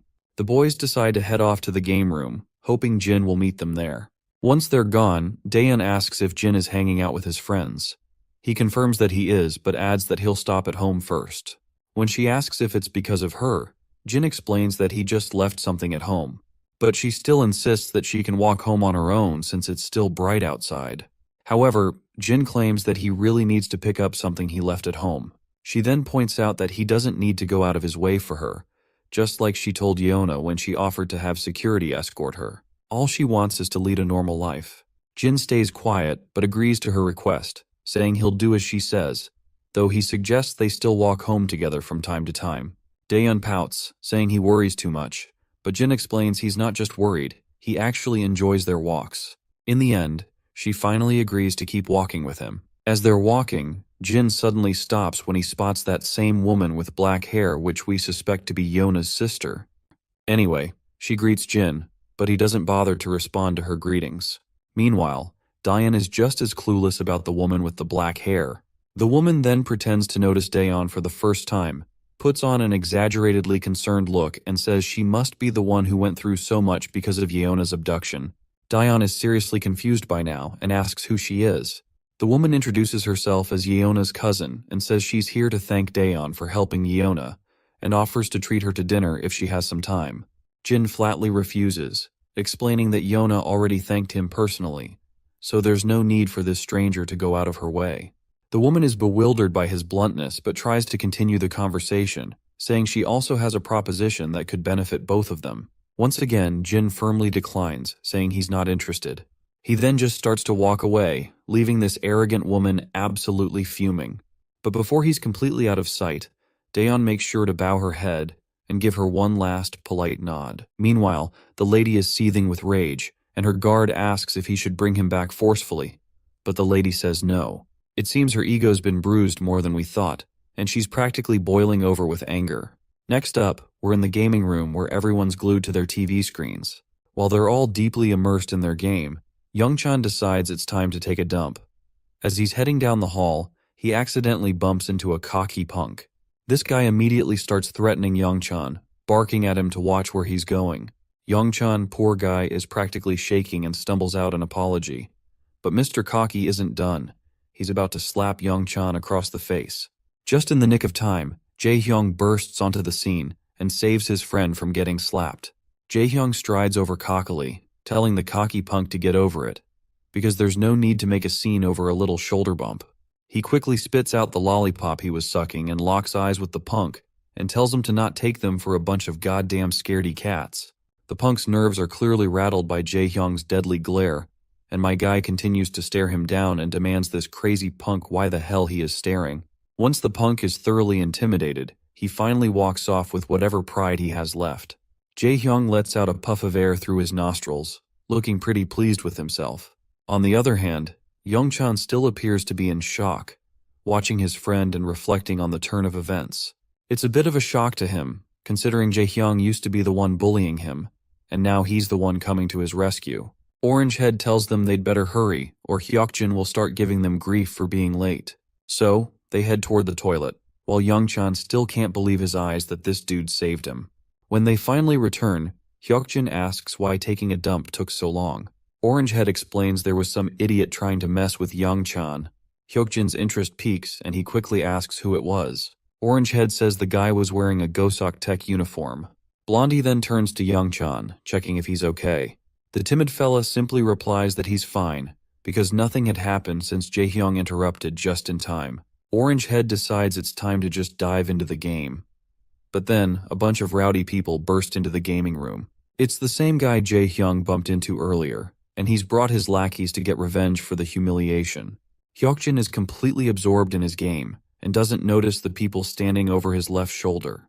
When he finally looks up, he sees a bunch of goons towering over him, and the leader of the gang quickly tells him to step outside. Both Hyokjin and Jae-hyung realize that shit is about to get real, and Youngchan is shaking, terrified just thinking about what's coming next. Once they head outside, Youngchan is trembling with fear, feeling utterly terrified because they've gotten into this mess because of him. The cocky guy from before starts bragging about how Orangehead was all talk and no action, claiming it'll be easy to take down him and his other friend. But our Orangehead doesn't back down. He mocks the cocky guy, pointing out how he was scared and walked off quietly earlier, only to come back with his lackeys. The cocky guy doesn't appreciate the jab and gets furious. He tries to land a punch on Orangehead, but Jae-hyung quickly ducks and delivers a brutal punch to the cocky guy's face, showing him who's boss. The cocky leader staggers backward, and Youngchan, on the other hand, is practically panicking, convinced it's all his fault they're caught up in this mess. That's when Jae-hyung speaks up, telling his terrified friend that he doesn't need to feel guilty about anything, because these bastards are the ones who should be sorry. Those words absolutely melt Youngchan's heart, because seeing his friend looking so badass while saying that is almost overwhelming. But then, Hyokjin chimes in, pointing out that it's the exact same line Jin used a while back, and even the way Jae-hyung said it had the same energy. He jokes that he basically copied Jin, and now he feels like he needs to bleach his eyes after seeing his copycat friend in action. Orangehead starts blushing, feeling totally embarrassed, and admits that Jin looked so cool when he said those words that they stuck in his head, and he couldn't help but repeat them. While the trio is caught up in their own back and forth, they momentarily forget they're actually facing off against a gang, and they are too distracted to pay much attention to the goons. But soon enough, the lackeys charge at them, because they are not here just to be simply ignored in the middle of the fight. The Orangehead stands his ground. As soon as one of the thugs reaches him, he delivers a powerful kick to the guy's gut, sending him stumbling backward. Another goon tries to swing at him, but Orangehead responds with a brutal whack, taking him down. Youngchan, who's not exactly a fighter, is more or less panicking on the sidelines, unsure of what to do. Hyukjin, however, is in full battle mode, taking down goons left and right. He turns to Youngchan and tells him to stay back and just watch from behind. Orangehead agrees, pointing out that while Youngchan might be a pro gamer, he is out of his element in this fight, so they have got things under control. Youngchan is completely blown away by this. He can't believe they're fighting because of him, and yet they're telling him to stay back. The goons are squirming and quivering on the ground after taking a serious beating. Our boys, on the other hand, are starting to struggle a bit, exhausted from the fight and outnumbered. Eventually, Jaehyung takes a solid hit to the gut and feels the pain. He's sure that he is screwed because the cocky guy is about to land a punch right on his face, but before the punch can connect, Youngchan jumps onto the cocky guy, grabbing him tightly like he's found his brother from another mother. They both crash to the ground, and the cocky guy starts shoving Youngchan aside. But Youngchan holds on tightly despite the fear. That's when Orangehead takes his chance and swings his leg, delivering a devastating blow to the cocky guy's head. The impact leaves Youngchan a bit teary-eyed from the sheer brutality he's just witnessed, something he's never experienced before. Orangehead stands tall, looking like a boss after giving the cocky guy the final kick. He glances at the guy who's clearly down for the count. Hyukjin can't help but jab at Orangehead, noting how Youngchan had to step in to save the day.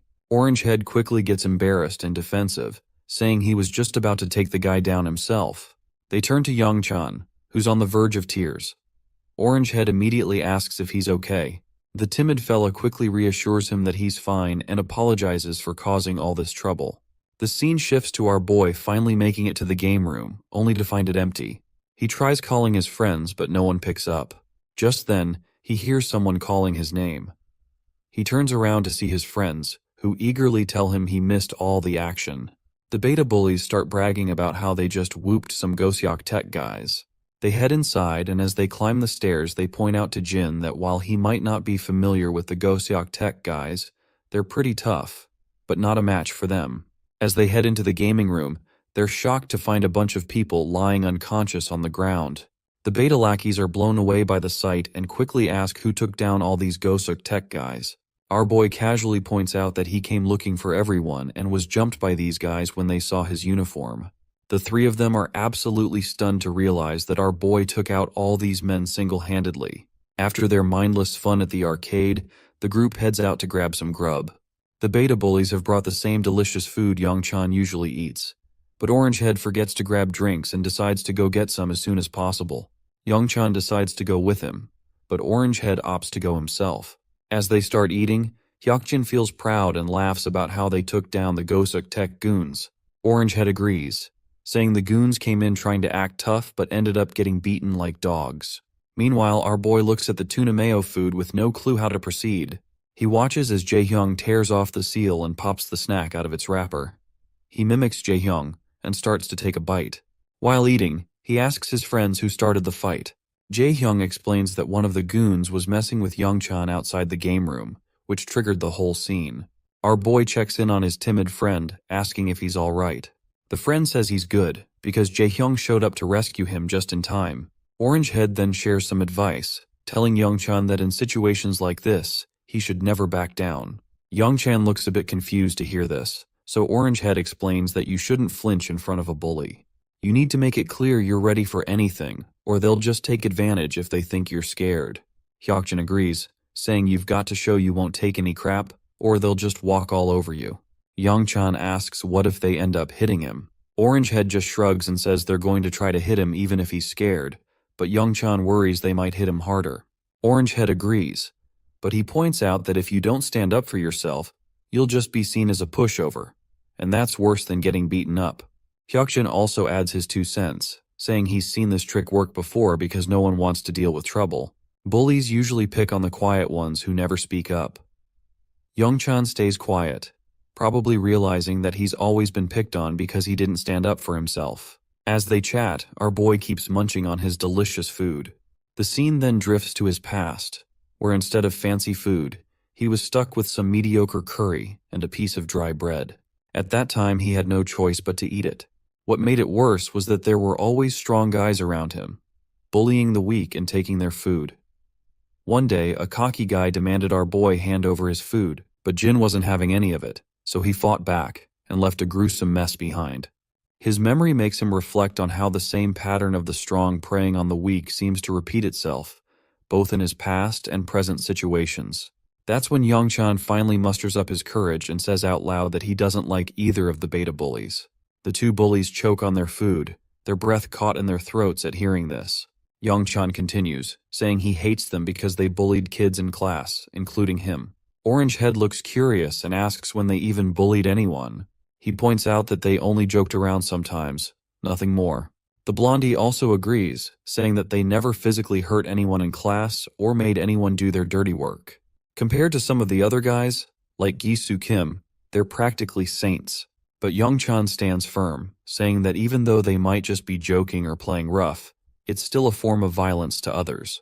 The beta bullies are stunned, because they are not sure what to think of it. Yongchan further continues, explaining that it's the same kind of violence no matter how big or small. He resents them for being so cruel without a shred of guilt.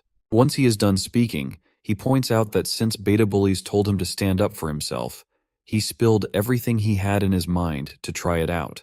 The beta bullies are completely thrown off by Yongchan's words. The blonde one is at a loss and says no one's ever told him anything like that before. He didn't realize people could see their actions that way and thought they were just joking around. The other bully also agrees, saying they figured it was okay since they weren't as bad as some of the others. Yongchan, still feeling nervous, explains that he was surprised by how nice the beta bullies seemed when he hung out with them. He guessed they didn't realize that what they were doing was a form of bullying. Feeling guilty, Orange Head quickly apologizes. The blonde also says sorry, admitting they're not sure how to fix things but at least want to offer an apology. On the other hand, our boy is still messing with his food. When he takes off the shell of his rice ball, it drops to the ground, and he's totally bummed out to see his meal ruined. His friends don't really know how to react, and they end up yelling at him when he tries to eat the rice ball after picking it up. In the bustling heart of the city, we find ourselves back at SW Corporation. There, we see that same woman who claimed to be Yona's cousin is sitting at her desk. Suddenly, Yona storms into the room, clearly fuming, and she yells this woman's name, Jie. The sassy lady looks up and smiles at Yona, but before she can say much, Yona cuts her off with a sharp tone, demanding to know if she met Jin recently. Jie tries to play it cool and reminds Yona that it was actually Yona who was tracking Jin's background because she was suspicious of him. Yona frustratingly admits that she did investigate Jin, but had promised him she wouldn't pursue it further. Now she is also telling Jie to stop nagging our boy as well. Jie raises an eyebrow and reminds her that she shouldn't forget the kind of world they live in, especially given the recent kidnapping event. So, she makes it clear that they are not taking any chances, and our boy's background is a major concern. Yona insists that Jin wasn't involved in any of the recent trouble, but Jie quickly interrupts, saying that just because Jin helped with a rescue doesn't make him trustworthy. Jie's manager also chimes in, pointing out that Jin's identity is a significant issue for the school.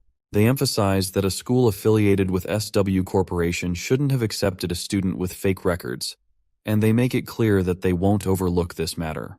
Yona frustratingly grits her teeth, while Jie just smiles with a hint of satisfaction. She explains that they might receive some good news soon. Curious, Yona asks what kind of news she is talking about. Jie's manager explains that Jin's records were restricted, so they had to consult higher-ups in their network to obtain more information. Jie looks at Yona with a challenging smile, asking if she's not curious about Jin's true identity. Yona firmly states that she doesn't care, emphasizing that Jin saved her, which is more than enough for her. Just then, the telephone rings, grabbing everyone's attention. Jie's smirk widens as she says it's time for them to hear the news together. She answers the call, and the caller announces that they have news to deliver. As Yona waits anxiously, Jie expresses hope that the caller will reveal information about Jin's identity. The caller responds that the higher-ups have decided that SW Corporation should refrain from any further inquiries into Jin's background. The announcement leaves Jie visibly pale, and the guards stunned as well. Her frustration boils over, and she starts yelling at the caller, demanding to know how they can simply let the matter slide. The caller makes it clear that, given the enduring relationship between SW Corporation and the government, they have decided to overlook the matter. The caller explains that Jin is estranged from his family due to an unfortunate plane crash and is essentially a young man who has found his way back home. They emphasize that it would be best to let him live his life without further scrutiny. The next day at school, Yona walks in with her escort, catching everyone's attention, including our boys who are curious to see them back after such a long time. Yona suddenly starts looking at them with a direct gaze, which makes Youngchan feel uneasy. She approaches him and simply asks if Jin isn't in school today. Youngchan, looking around for Jin, explains that he was just here, but Jaehyung explains that he just got called to the office a few minutes ago. As Yona and her escort, Seokju, settle into their seats, her escort reveals that the chairman is at the school right now. Yona is surprised to hear that her grandfather is at the school and wonders why he didn't inform her of his visit and if Jin might have gone to meet him in the office. In the office, we finally meet the old man we've been hearing so much about. He's thrilled to finally meet our boy in person, especially since our boy had previously turned down a meeting, so he came by himself to thank him for saving Yona. Our boy responds that there's no need for thanks. He was just trying to rescue his sister, and Yona happened to be there too. The old man acknowledges that he knows, but he still wanted to express his gratitude for saving his granddaughter and apologize for involving his sister. Our boy clears things up again, letting the old man know that he doesn't need to worry about that since Yona has already apologized. The old man stays silent after hearing this, and our boy starts to head into the classroom. That's when Grandpa finally asks if he will become Yona's bodyguard. Not surprisingly, he flatly refuses and makes it clear that this isn't something an average teenager like him can handle. The old man reminds our boy that an average teenager couldn't really handle a unit of kidnappers made up of former Special Forces soldiers either. Jin then points out that Yona already has an internal security team guarding her 24/7. The old man agrees but says that a security team can't be with her at school, and besides, she wouldn't be able to live normally with a team trailing her all the time. He explains that Seokju was in charge of her security, but the recent incident made him realize he isn't the right person to protect her, so he's thinking of giving the job to our boy. Jin starts to walk away again, saying he can't help. The old man goes quiet for a moment, and then says he wasn't just here to thank him for saving Yona. He also wanted to thank him for what he did 3 years ago. As soon as our boy hears this, he freezes and quickly turns back toward the old man. The old man keeps going with his thanks, saying he's wanted to express his gratitude for a long time, because without our boy's efforts, he wouldn't have had the chance to see his son before he passed away. It's clear that Jin remembers what the old man is talking about, but he stays nonchalant, saying it was just another job. The old man insists it was a dangerous job that no one else would take on. Thanks to our boy's success in the mission, he was able to see his son again, and his son spoke about Jin often. The old man reveals that his son was worried and asked him to find out why our boy had become a mercenary. So, the old man tried to track him down but couldn't find any leads. Now, as fate would have it, they're face to face, and he adds that Yona is his daughter. Jin's mind quickly flashes back to the past, recalling the man mentioning that he had a daughter around his age. Still, Jin makes it clear that he can't be Yona's bodyguard. However, he adds that he won't turn a blind eye if something happens to her. The old man is a bit taken aback but then smiles and says that would be more than enough. He then adds that there's one more thing he'd like to request. He points out that he would like to hear Jin's thoughts on the security team at SW. Jin asks what he means, and the old man explains that SW's security team is part of a long-standing and proud tradition, maybe too proud for their own good. They believe that Yona's recent kidnapping would have been contained even without Jin's help. However, as SW continues to expand, the threats are growing, and their security division is lacking in innovation. The old man wants Jin's honest assessment of their skills, and it will be a paid assignment, of course. Jin lets out a sigh, feeling like all of this is just a drag. He then finally heads back into his classroom. As soon as he enters, Yona greets him, but he clearly ignores her and walks to his seat as the teacher starts the class for the day. Jin sits quietly in his chair, thinking about the old man's words. He realizes that Yona's father must have died since the old man mentioned he'd seen his son before he passed away. The scene then cuts back to the past. We see Jin as a mercenary, with all the site workers gathered around eating. Jin is munching on some kind of food bar when a voice calls out to him, asking how a kid like him ended up working as a mercenary. It's clear this man is Yona's father, and after he sees our boy's face, he comments that he didn't realize Jin was so young. Jin quickly covers his face and starts to walk away, but the man offers him his platter full of delicious and appetizing food.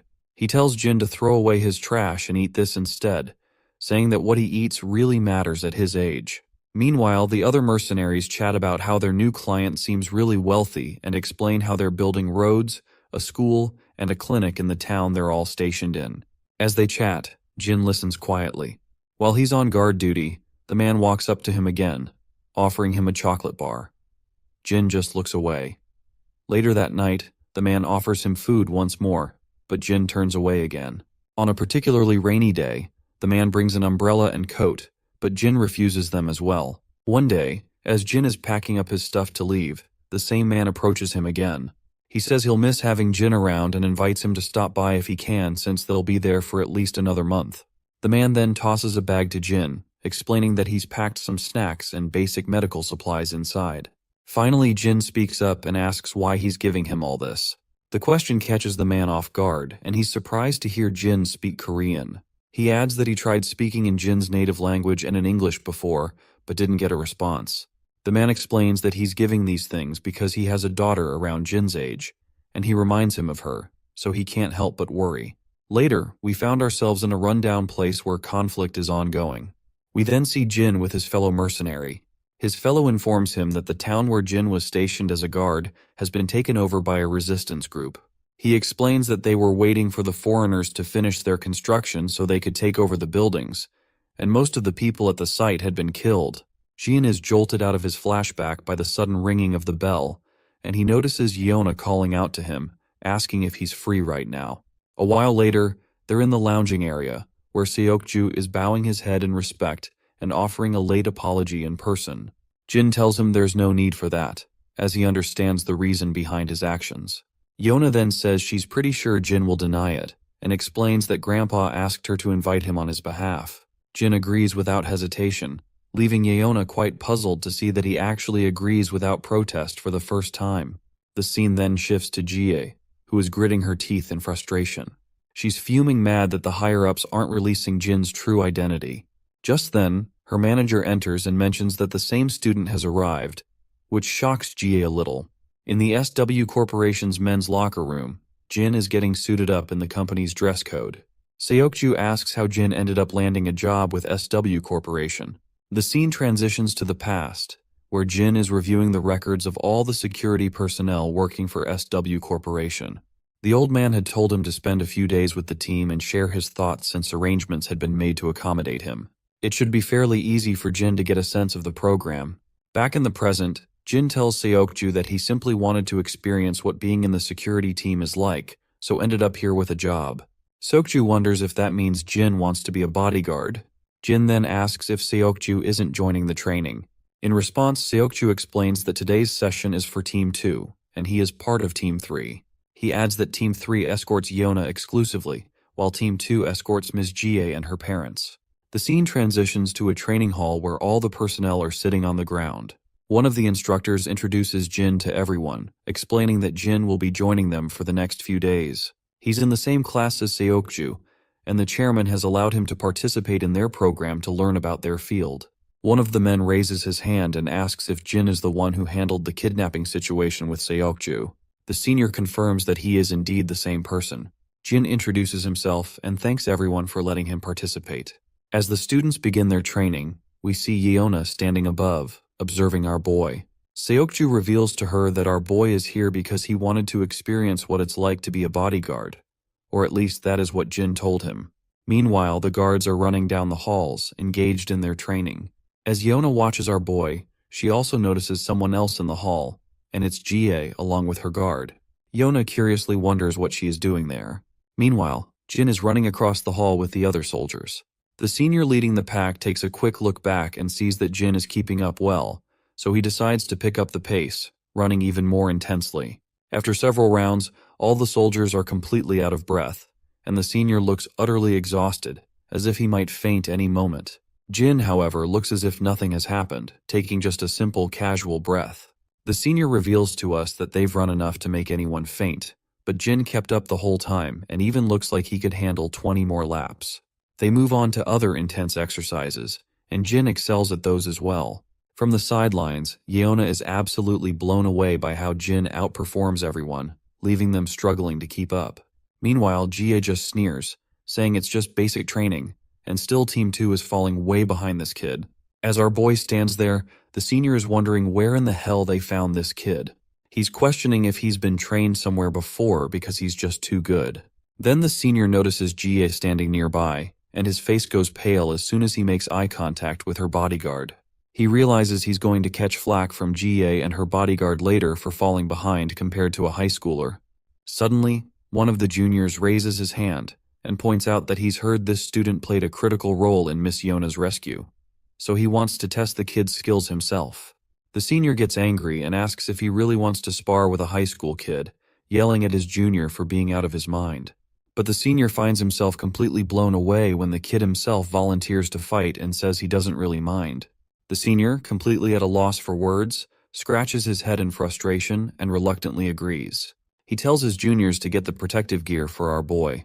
Before long, our boy is decked out in his gear, and the other guy facing him gets suited up too.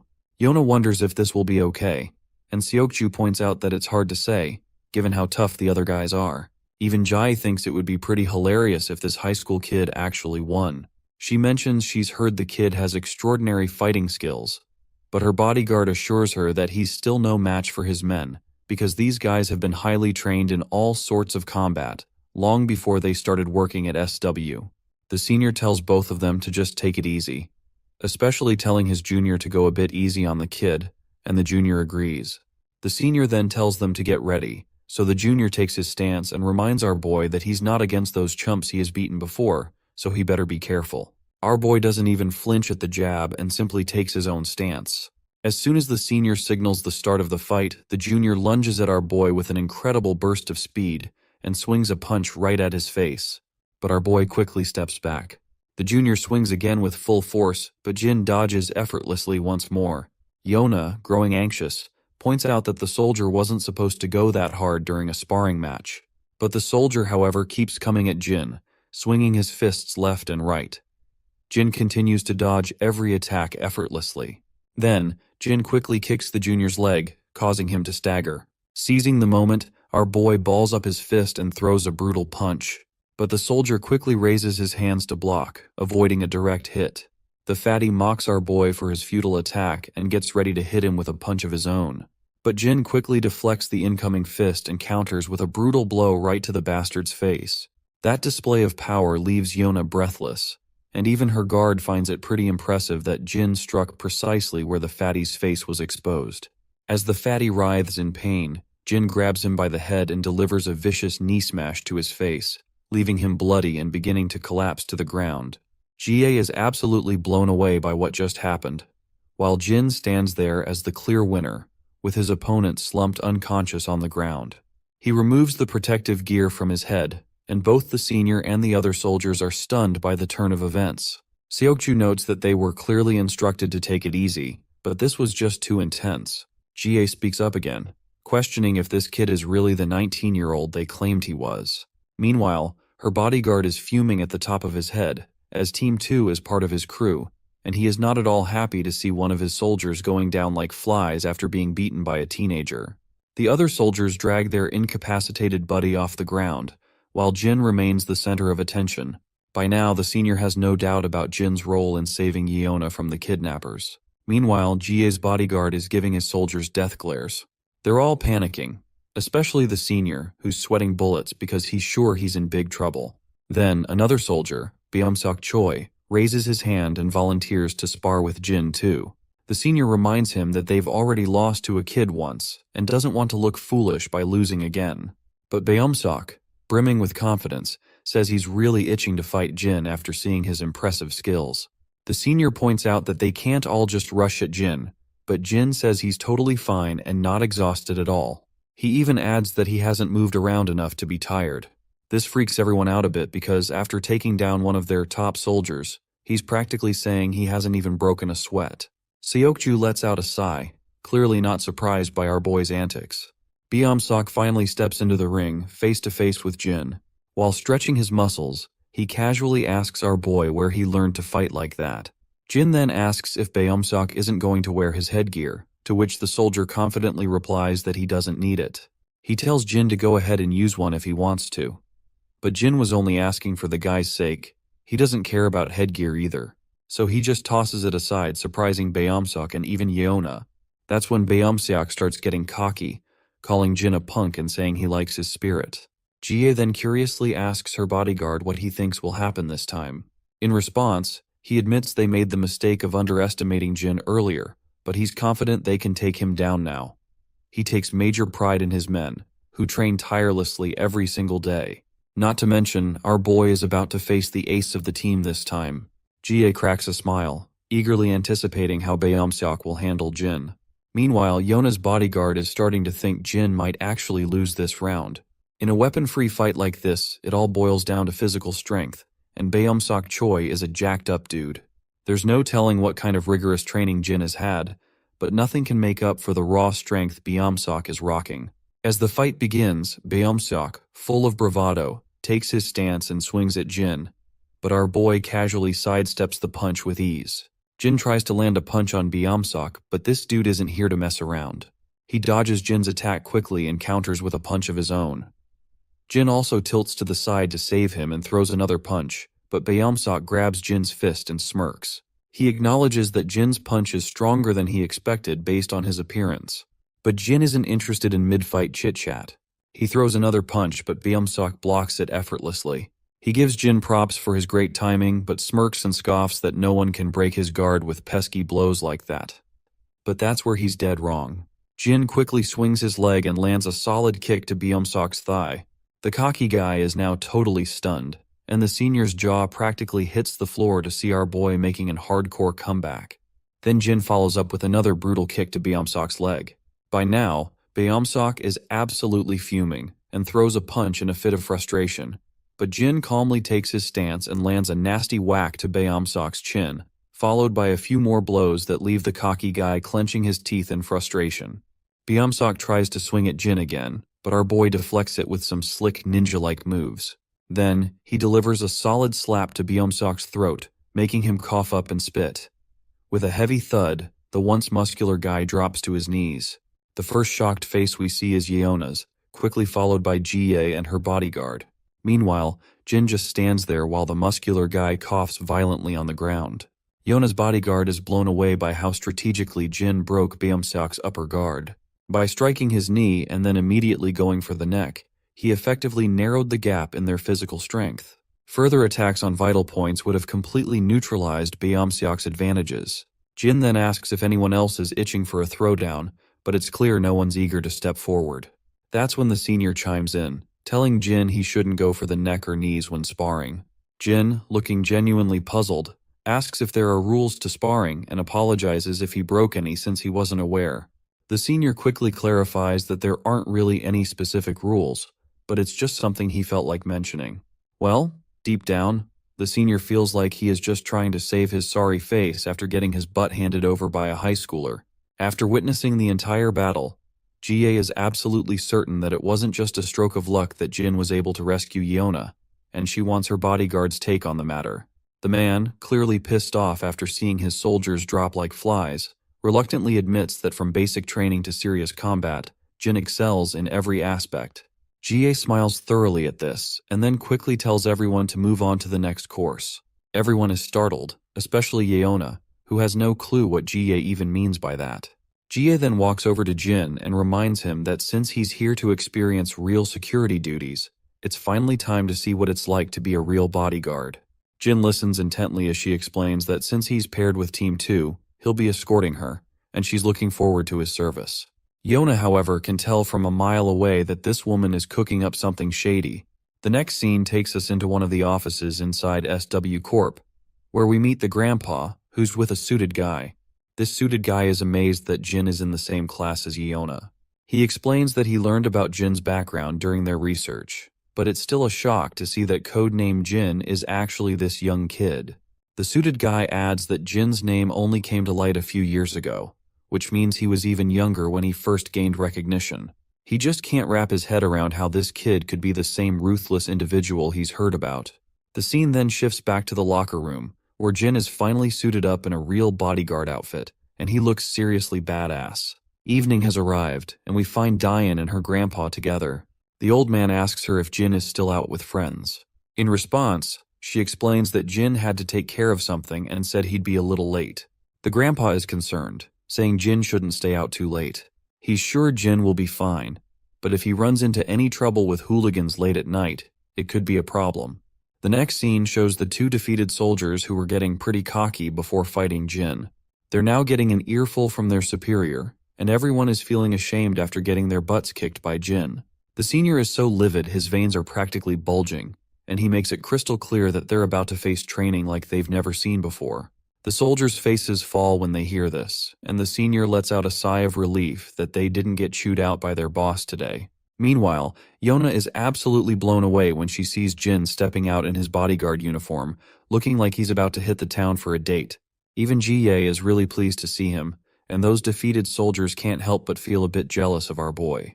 As we head outside the building, Jin and two other guards are escorting Jie. There are several other guards as well, making sure she gets into her luxurious Bentley without any issues. Once she's inside, the guards follow, while Jin stands outside until the senior bodyguard tells him to just get in the car. With that command, Jin takes a seat in the back alongside Yona. Once inside, he notices how two guards are always at Jie's side. Out of the blue, Jie asks our boy if he's ever thought about singing or acting as a career. She explains that one of the SW subsidiaries she runs is an entertainment agency, which is where they're headed right now. Jin, however, simply states that he's not interested. She then asks him why he's interested in becoming a bodyguard. As soon as our guy hears this, he realizes these folks probably don't know the real reason behind his involvement, so he just goes with the flow and says he wanted to experience life as a bodyguard. She then gives him props, saying he's pretty good at this job. Judging by how well he did in training today and how easily he beat the guards in Team 2, she's impressed. But when his bodyguard hears about his Team 2's defeat, he's absolutely livid, turning red with anger. He's embarrassed to get reminded that his team got trounced by a high schooler. On the other hand, Jin points out that he only won because Team 2 let their guard down. They had to hold back because he's just an inexperienced kid, so he had a greater advantage from the start. If they had taken him seriously as a real opponent, he's pretty sure he would have lost both duels. The woman acknowledges the situation, but deep down, she thought Jin would be more boastful about beating working guards. Turns out he's not like that at all. Meanwhile, the bodyguard is blown away by how our boy has thought through everything so well. A while later, they finally reach their destination. In that other SW Corporation building, we see she's sitting in her office, while our boy and the senior bodyguard are standing outside. The senior is amazed that after standing there for an hour, our boy hasn't even flinched. So out of curiosity, he asks where he received such intense training. Our boy simply looks at him and stays silent. The senior asks again where he picked up those moves from the sparring session, because this isn't something you can just pull off by luck. In response, Jin just says he learned on the streets where he grew up. This vague answer really ruffles the senior bodyguard's feathers, who wasn't expecting such a brush-off. Well, his answer wasn't too far from the truth. The scene then transitions to his past, showing how he really did learn these skills on the streets. We see him running alongside his buddy, while a hail of bullets rains down from behind. He's climbing ropes to reach the treetops in harsh weather and facing off against highly trained soldiers and killers. But he never flinches. Once they head out again, their car zooms down the highway. Jie asks if he's feeling alright since it's been a long day. He says he's fine, and she finds it odd because it's his first day on the job for this line of work. But he confirms once again that this is indeed his first time. Meanwhile, the senior bodyguard reflects on how this is typical of our boy. He hasn't asked a single question since they started the route, and hasn't shown any signs of being affected, even when they deliberately skipped dinner to test him. It's as if he's fully aware that these things can happen in security work. He never budged from his position until he was instructed to do so. Suddenly, Jin notices something serious up ahead. There's a truck coming, and the driver inside looks either drunk or sleepy. It's hard to tell. What is clear is that the truck veers out of its lane and heads straight for the car Jin and Jie are in. The truck skids across the road and crashes into their car. Once the car comes to a stop, the bodyguards from the other car rushes over.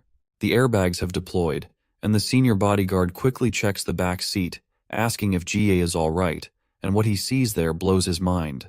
Jin has managed to hold Jie close, saving her just in time to avoid the worst of the crash. The bodyguard is amazed that Jin could react so quickly and protect her in that split second before impact. But then Jie yanks herself away from Jin and creates some distance. The other bodyguard rushes to her, asking if she's okay. The other guards quickly gather around to discuss what just happened. One of them reports that the truck driver was definitely drunk. The junior guard adds that the driver appears unconscious, and they're currently pulling him out of the vehicle. The senior guard tells everyone to call an ambulance, secure the driver, and make sure to get to the bottom of this incident. Meanwhile, inside the car, Jie looks at Jin, who's sitting quietly. She's startled and asks if he's okay. Jin simply nods in affirmation. But Jie points out that he might have been hurt and suggests he should come with them to the hospital to get checked out. Instead of responding to this, Jin reminds her that she should always wear her seatbelt, even when sitting in the back seat. Seems like this is not what she was expecting to hear at such a critical moment, so she has no clue how to respond to this brutal truth bomb. Back at home, Daeon is busy preparing some delicious food, and Jin also walks into the living room and asks if she's making lunch. She responds that she's cooking for Grandpa and will save some for him to have later too. Jin reminds her that Grandpa is already at work. Daeon explains she plans to take it to his workplace, just like she used to visit him there often, but hasn't ever since our boy came back home. Jin decides to tag along with her and seals the deal with a warm smile. Later, in the bustling city, we find Grandpa happily chatting with his fellow officer. The officer is teasing him, asking if he won the lottery or something, since he looks so cheerful since returning from vacation. Grandpa looks puzzled and asks what he means. The officer points out that he just looks unusually happy lately. Grandpa is confused by the teasing, and his friend further reveals that apartment 703 just gave them some snacks to share. He's told to drop by to grab him after his shift. Grandpa replies that he'll come by after he finishes sorting out the recycling.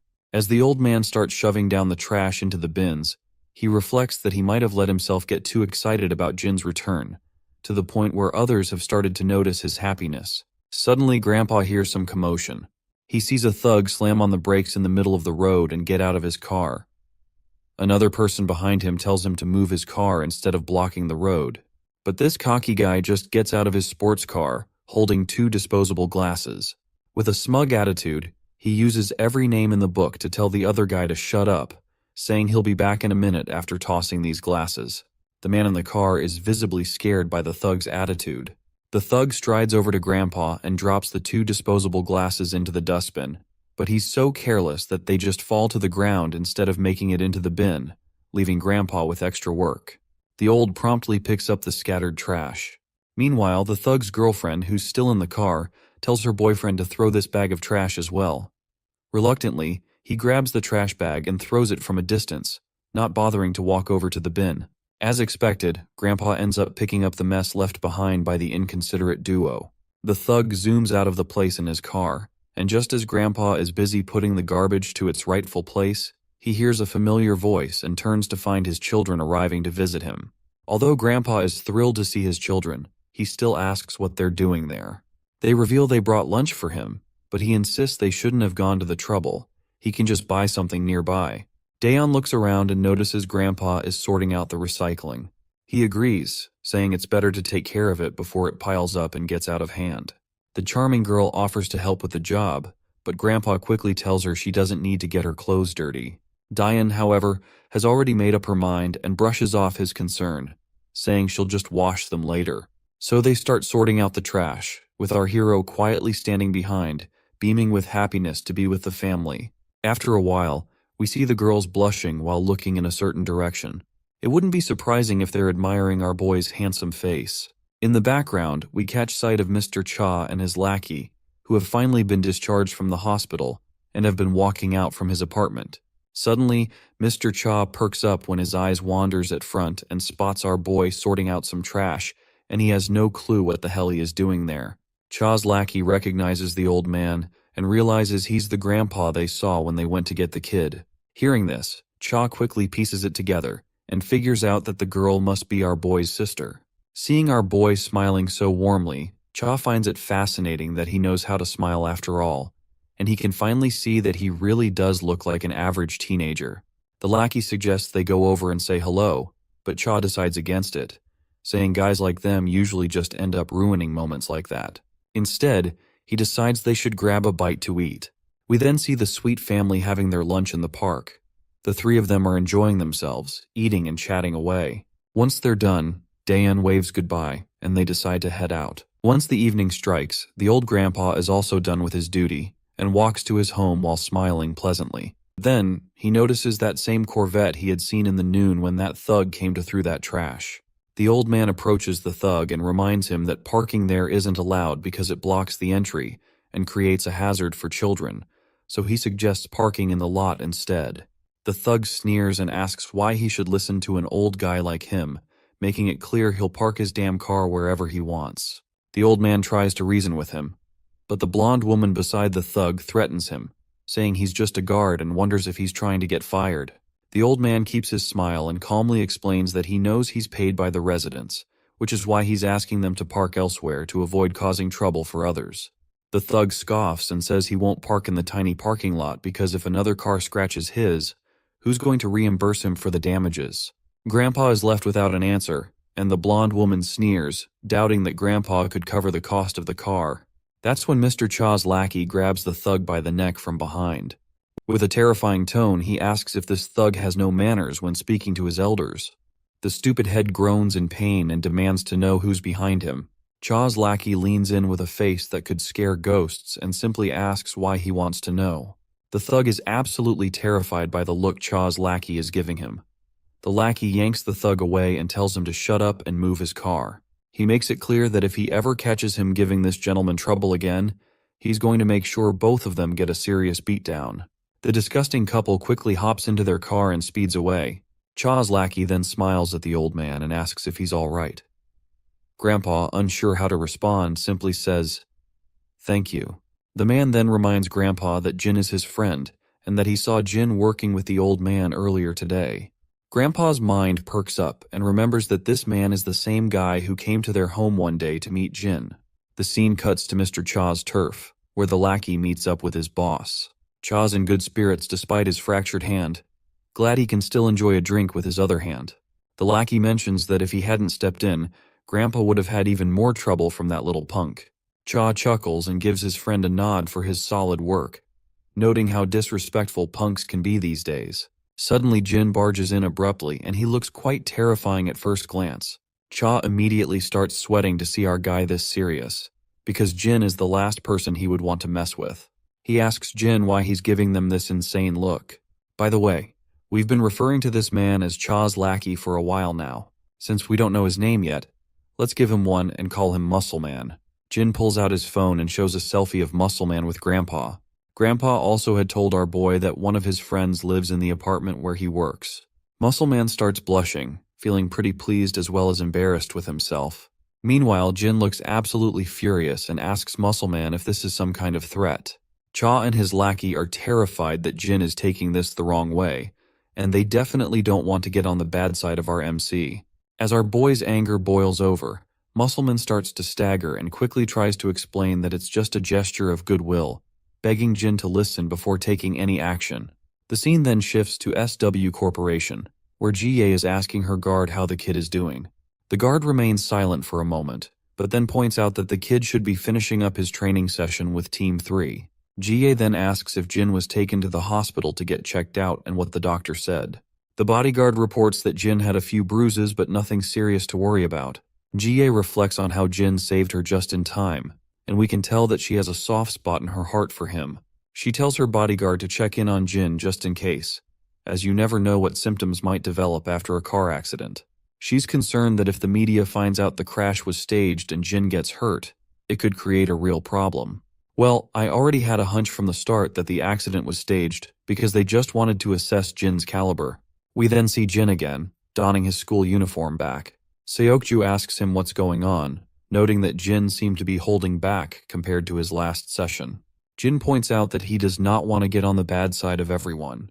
He then asks Seokju why he's still hanging out with the security team, since he initially thought Seokju had already finished his security training and moved on. Seokju sighs and explains that, contrary to what Jin might have heard, he was never an official guard. He only started because of his family and because he grew up with Yeona. Since he was good at being a bodyguard, he stuck with it. He admits that after seeing how Jin rescued Yeona from kidnappers, He realized he's not as skilled as he thought he was and felt he needed to improve.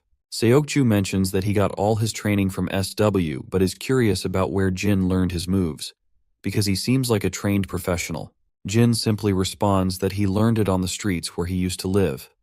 Seokju senses that Jin isn't telling the full truth, but decides not to press him further. After they finish preparing in the men's locker room and head out, they find Yona standing outside, eavesdropping. Jin doesn't bother to engage with her and continues walking, but Yona quickly speaks up, asking if he's not planning to try more field work today. Jin looks confused, and Yona blushes as she explains that she thinks it would be a good opportunity to hang out, and it won't take too long. Jin remains silent, and both her guard and Seokju stay quiet as well after hearing her odd wish. Later, a bunch of guards are stationed outside while Yona and Jin stop by a stall to grab some food. Yona excitedly explains that she missed cup noodles and triangle kimbaps so much while she was in the US. As Jin looks at his triangle kimbaps, he has a flashback to an unpleasant memory where his food fell out of the wrapper and hit the ground. Seokju looks a bit bewildered by the rundown spot they've chosen for eating. Yona notices and asks Jin if he's not going to eat anything. Our boy then replies that he doesn't think he should eat with her since he's supposed to be guarding her. Yona is startled by this, and Seokju quickly explains that Team 3 is responsible for escorting Yona right now, and their job is to blend in as her companions while guarding her from close by. Yona charmingly agrees and tells everyone to just dig into the food. Meanwhile, Seokju reflects on how Yona picked the convenience store near his home on purpose because she knew he would decline if she took him somewhere nicer. Yona then brings up the accident that happened while Jin was escorting Jaye and asks if he's okay. Jin replies that he's fine, all while staring at his triangle kimbaps inside the packaging. Yona then asks if Jie gave him a hard time, noting that Jie is known for being super demanding and harsh. In response, Jin simply says everything went smoothly. Yona finds this hard to believe, as it doesn't sound like Jie at all. She comments that Jie only smiles when she's insulting others. As they chat, Jin looks at Yona's pleasant personality and finds himself drifting back into his memories. He remembers her father, utterly exhausted and injured, with Jin himself panting heavily, gun in hand, scanning for enemies. Her father tells him to leave him behind, saying that at least one of them should survive. He adds that he doesn't have much time left, and even if he's saved today, he won't live much longer. He reassures Jin not to feel bad about abandoning an injured man because he's just glad that Jin stayed to help when everyone else refused.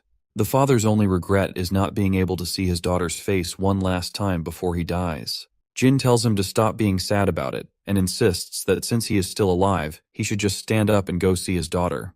The father's face lights up at Jin's words, feeling a glimmer of hope even in this despairing situation. The story picks up right where we left off, and as the flashback fades, Jin turns to Yona and asks if they can talk alone for a moment. The girl is startled to hear this and repeats his question, asking if he means just the two of them. Jin responds positively, so Seokju decides to step away, saying he'll give them some space. Once Seokju is out of earshot, Yona asks what's going on and why Jin suddenly wants to talk privately. In response, Jin drops this name, Inguk-sin. Yona quickly catches on that Inguk-sin is her father's name, and she is now even more confused why Jin is bringing this up out of the blue. Jin then asks Yona what her father was like. Yona looks puzzled because she is not quite sure where Jin is going with this. She eventually sighs and explains that her father was a busy man who spent a lot of time working overseas. They weren't very close because they barely saw each other. She goes on to tell him that her father fell ill, and the doctors told him he didn't have much time left. Despite the bad news, he kept working and ended up falling sick while abroad. She still doesn't understand why someone would choose to spend their last days working instead of being with loved ones. She was on her way to see him because he couldn't manage the flight back home, but he passed away before she arrived. She further continues, explaining that her father worked himself to death without ever having one last moment with his daughter, and if she's being honest, she admits that she still resents him for that. She is still not sure why Jin is asking about her father, but she claims that she would not have opened up if our boy had not saved her from the kidnappers back then. Once again, Jin's mind flashes back to a construction site. There, her father is talking to him again. He says he's doing all this because he wants to help, and as a parent himself, he felt compelled to do something for these children because it was the only way he could face his daughter. He admits he hadn't been a good father, and if he had known sooner, he would have spent more time with her. To him, family is more important than anything else in the world. Back in the present, Jin reveals to Yona that she was the reason her father worked until the very end. This news shocks the girl, and she asks him what on earth he's talking about. Jin then explains that he's here to deliver the final request of his client. He reveals that her father wanted to tell her that he wanted to see her one last time before he died, and that he's sorry he couldn't make it happen. These are the words her father wanted Jin to deliver to her. We flash back once again into the past, where her father tells Jin that this is an official job, and he must carry it out no matter what. He further says that whether he lives or dies, Jin will be the one to deliver this message to her. Yona is stunned to hear that Jin met her father before he passed away. After dropping this bombshell, Jin simply grabs his bag and begins to walk away, leaving Yona wide-eyed. Tears start to well up in her eyes as she wonders if her father really did say those words. It seems like Jin is also going through his own development arc and has finally begun to understand something he didn't realize back then. He's starting to see the meaning behind the request he is signed to fulfill. You see, whenever Yona's father tried to offer anything to Jin, it wasn't about making himself feel better, but rather, it was simply because he wanted to protect Jin. The father simply made that request to get Jin away from the battlefield, because he was trying to do what he could to help him. The next scene takes us to Jin's apartment. The doorbell rings, and Jin quickly opens the door, only to find his senior, Major Kang, standing there. Later, they sit down in the living room at the dining table, and Jin's grandpa is thrilled to finally meet Major Kang in person after only talking on the phone before. Major Kang apologizes for not coming sooner to say hello. He explains that he returned to Korea with Jin, but wanted to give him some time to reconnect with his family first. Grandpa finds it surprising that Major was here in Korea all along, and states that he was eager to thank him in person. He remarks on how shocked he was to learn about all the things Major Kang had done for Jin. Earlier, the old man had thought Kang was just an embassy employee, not the very person who brought Jin home. Major Kang happily explains that they wouldn't have survived without Jin's help either. Well, it's actually true, and Kang reflects on how Jin essentially brought them back from hell, and he couldn't be more grateful about it. On the other hand, Grandpa nods in respect and says that Jin might never have made it back home if it weren't for Major Kang. He admits it's a bit late, but he thanks Kang again for everything he's done. Major Kang starts to sweat and looks a bit anxious, quickly waving off the thanks and saying there's no need for it. Nevertheless, Grandpa is curious and asks how a military officer ended up meeting Jin. Major Kang feels confused initially, as he is not sure what to say, but soon collects himself and explains that Jin was their guide when they were deployed overseas. He got them out of a tough spot, and Kang says they definitely wouldn't have made it out alive without Jin's help. Grandpa then invites Major Kang to stay for lunch, noting that it's almost noon.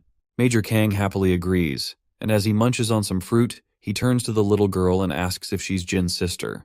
The girl gets a bit frantic but quickly confirms with a yes, and Kang gives her a warm smile and tells her that being Jin's younger sister makes her like a younger sister to him as well. So he jokingly adds that now she's got two stylish bros to hang out with. How cool is that? The little girl feels a bit awkward, but musters up a polite response. After all, she's just a 17-year-old trying her best to be courteous, while a 36-year-old man is trying a little too hard to be hip.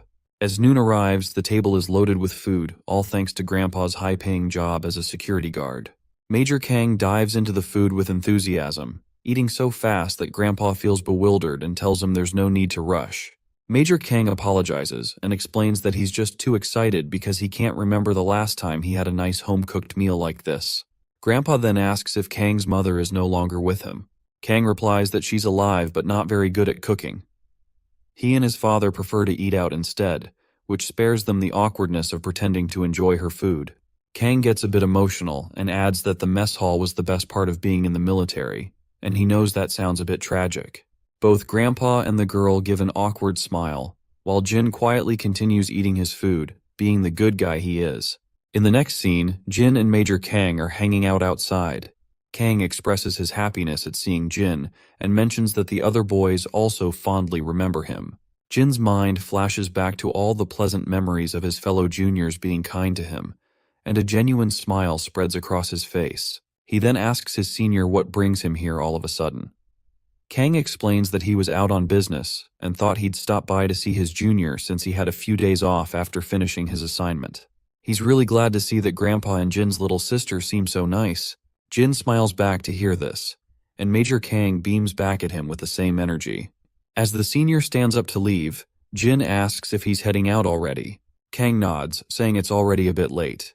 Major Kang further states that he would love nothing more than to sit and catch up, but he has to go meet his fiancée.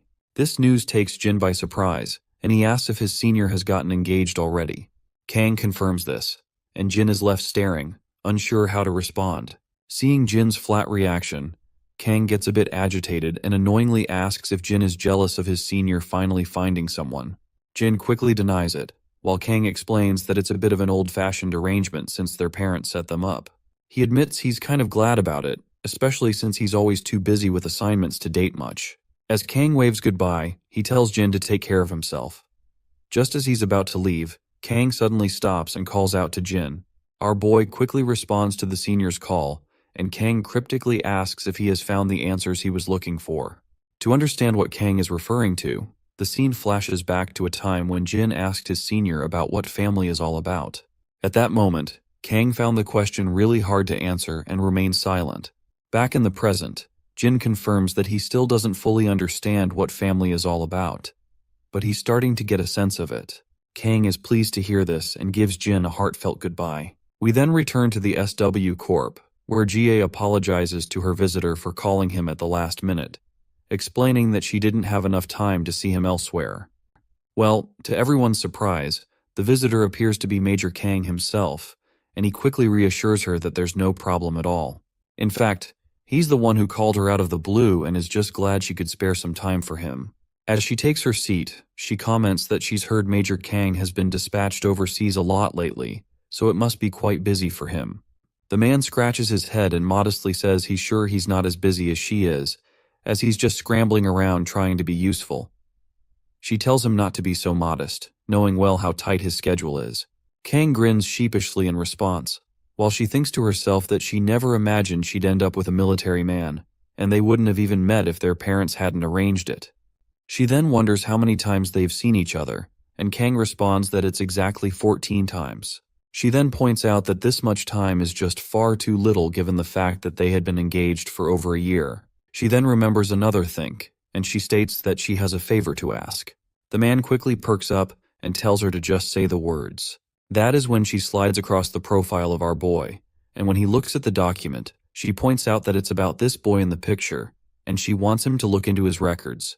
Of course, Kang doesn't need to look into anything since he already knows everything about Jin, but he remains silent about it. She then mentions that this boy is Yona's class fellow, and that they've discovered Jin's records are fake. She's been trying to investigate it herself, but the authorities won't let her, so she thought it might be better to leave it in Kang's hands. Kang, however, apologizes and makes it clear that he won't beat around the bush, and he can't help her with this. GA's eyes widen in surprise, and she remains silent for a moment. Then, she turns her head away, a bit annoyed, and tells him that if he doesn't want to tell her anything, he doesn't need to get all dramatic about it. The poor guy trembles with anxiety and nervousness, as he surely doesn't want to upset her. A few days later, Jin receives a phone call informing him that Major Kang and his men, who were on a mission, have now gone missing. The scene flashes to Major Kang and his soldiers, carefully treading their way with guns pointed. But then, we also see the enemy soldiers in the woods somewhere. One of the enemy soldiers reports that Kang and his team have been driven into the target zone. The boss flashes a big grin to hear this pleasant news, and he is looking forward to hunting them down. Back with Jin, he asks the caller if Major Kang is in danger. The caller confirms that Kang is indeed in danger. And by the way, the one who called our boy is Yeona's grandfather and SW Corporation's director. According to their sources, Major Kang and his men were ambushed by armed forces during their mission. They're being chased by the enemy and are forced to engage in combat. Meanwhile, the military is preparing to extricate Major Kang and his troops. The director further explains that he's sharing this information because he knows Jin has a close relationship with Major Kang. Jin quickly catches on and realizes that if the director felt the need to inform him, it likely means the chances of Kang's survival aren't very promising. The old man sadly agrees, saying he called Jin to prepare him for the worst. Jin remains silent, and the caller advises him not to jump to any rash conclusions and to leave the matter in the hands of the military. He reminds Jin to keep in mind that he has a family to think about now. At the end, our boy agrees and ends the call. As he stands there, his mind flashes back to memories with Major Kang. In the infirmary, Kang, with a big grin, reminds his fellow soldiers that he had already told them that Jin was Korean, and indeed, he is. The other injured soldiers happily chime in, and they all find it really hard to believe, and they wonder if Jin has actually gotten his memories back. Once Jin was sitting alone, Major Kang approached him and told him to take his time and not force himself to remember anything. He then asked Jin if Ijin Yu was his real name, which Jin confirmed right away. In another memory, Jin and his colleagues are in the game room, struggling to win a single game. The atmosphere is lighthearted and filled with despair as they continue to lose one game after another. In one particularly vivid memory, Major Kang comes rushing in with excitement and hastily reveals to Jin that they have found his family. He explains that they discovered Jin has a grandfather and a younger sister. Our boy remains quiet and seemingly unshocked, but his other friends are overjoyed. They smile and congratulate him warmly, and they are happy for him that he will be now able to lead a normal life once again. In the present moment, Jin feels a pang of sadness from the news about Major Kang. He's lost in his thoughts when Daeyeon calls him for dinner, and Grandpa reminds him to hurry before the food gets cold. Jin finally exits his room and stands silently. The others are puzzled to see his unusual behavior and ask if he's not going to take his seat. Jin snaps out of his contemplation and eagerly sits down next to his sister. As they settle in, Grandpa shares that the other guards are envious that his grandkids come to eat with him. Daeyeon finds it odd that anyone would be jealous about that and assumes all kids visit their grandparents. But sadly, the old man shares that's not the case, and none of the other grandkids visit as often as she does. Daeyeon is pleasantly surprised and excitedly declares that she'll visit again soon with lunchboxes. Meanwhile, Jin isn't quite in sync with the current mood. He suddenly calls out to Grandpa, who asks what's on his mind. Jin asks how Grandpa feels about helping someone who once helped him. The old man thinks for a moment and replies that there's no simple answer. It depends on the nature of the help he received and how he can offer assistance in return. What is clear is that the person who helped you had a lot more to lose and didn't expect anything in return while helping. He further explains that the true value of a kind deed is not measurable, and eventually Jin will find that there will come a time when he needs to repay someone for their kindness. All in all, if you can't help someone entirely, you should at least try his best to return the favor. Grandpa starts feeling a bit embarrassed after his heartfelt words, and apologizes if he rambled too much, because he's not the best at putting perspectives into words. Jin simply responds that he understands everything very well, and is genuinely glad to have met someone like Grandpa. The old man looks unsure from where all this flattery is coming from, but he thanks his grandson, and states that hearing Jin's words means a lot to him. Suddenly Daeyeon notices her brother looking at her, and Jin also tells her that he's also glad to have a sister like her. Daeyeon goes silent for a moment, then blushes deeply, because she is not the type to handle this much flattery all at once. Later, once Jin gets into the room, he talks to his senior, and lets him know that he is going to help Major Kang, and he appeals to his senior to please make any arrangements if he can. Well, it seems like the director isn't too sure about sending our guy into the fight, but it looks like he doesn't really have a choice. The next scene cuts back to the woods, where we see Major Kang completely exhausted, taking deep breaths to catch his breath. He then instructs everyone to rest for a bit and tells one of the soldiers, Seokun, to scan the perimeter, while Ji-seok and Sucheol are sent to check how close the enemy is. One of the soldiers speaks up, mentioning that everyone is pretty wiped out, and Gwang-sik has lost a lot of blood, but the senior responds that they've got to reach the next checkpoint to wait for rescue. The soldier asks if they can even make it since they're almost out of rations. The senior feels agitated and begins gritting his teeth. The scene then cuts to the enemy base, where one of their soldiers reports to the boss Kang's party is close to giving up. The boss says he's impressed they've lasted this long, and he admits that he would have suffered greater losses if Kang's party would not be burdened with protecting civilians. Plus, Major Kang in his time is also unfamiliar to this land as well, which gives this eye patch bastard an edge in this fight.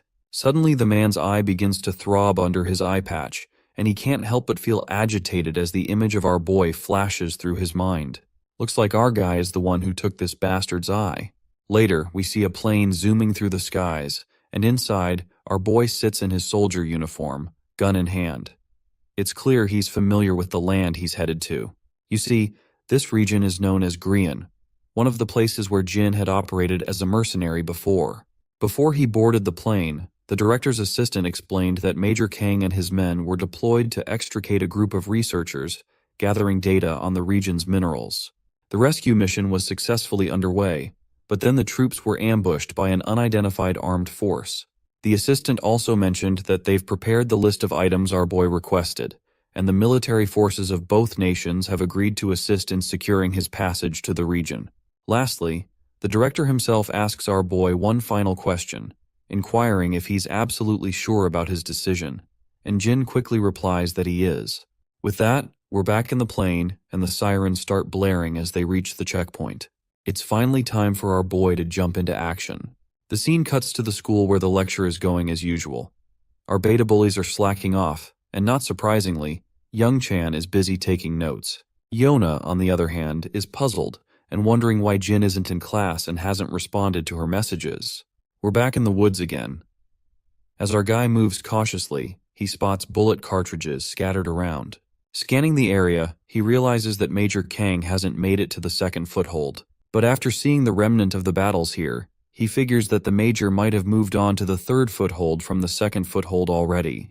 Meanwhile, in the dense woods, soldiers are exchanging heavy fire. Major Kang is reloading his magazine while the enemy keeps up a relentless barrage.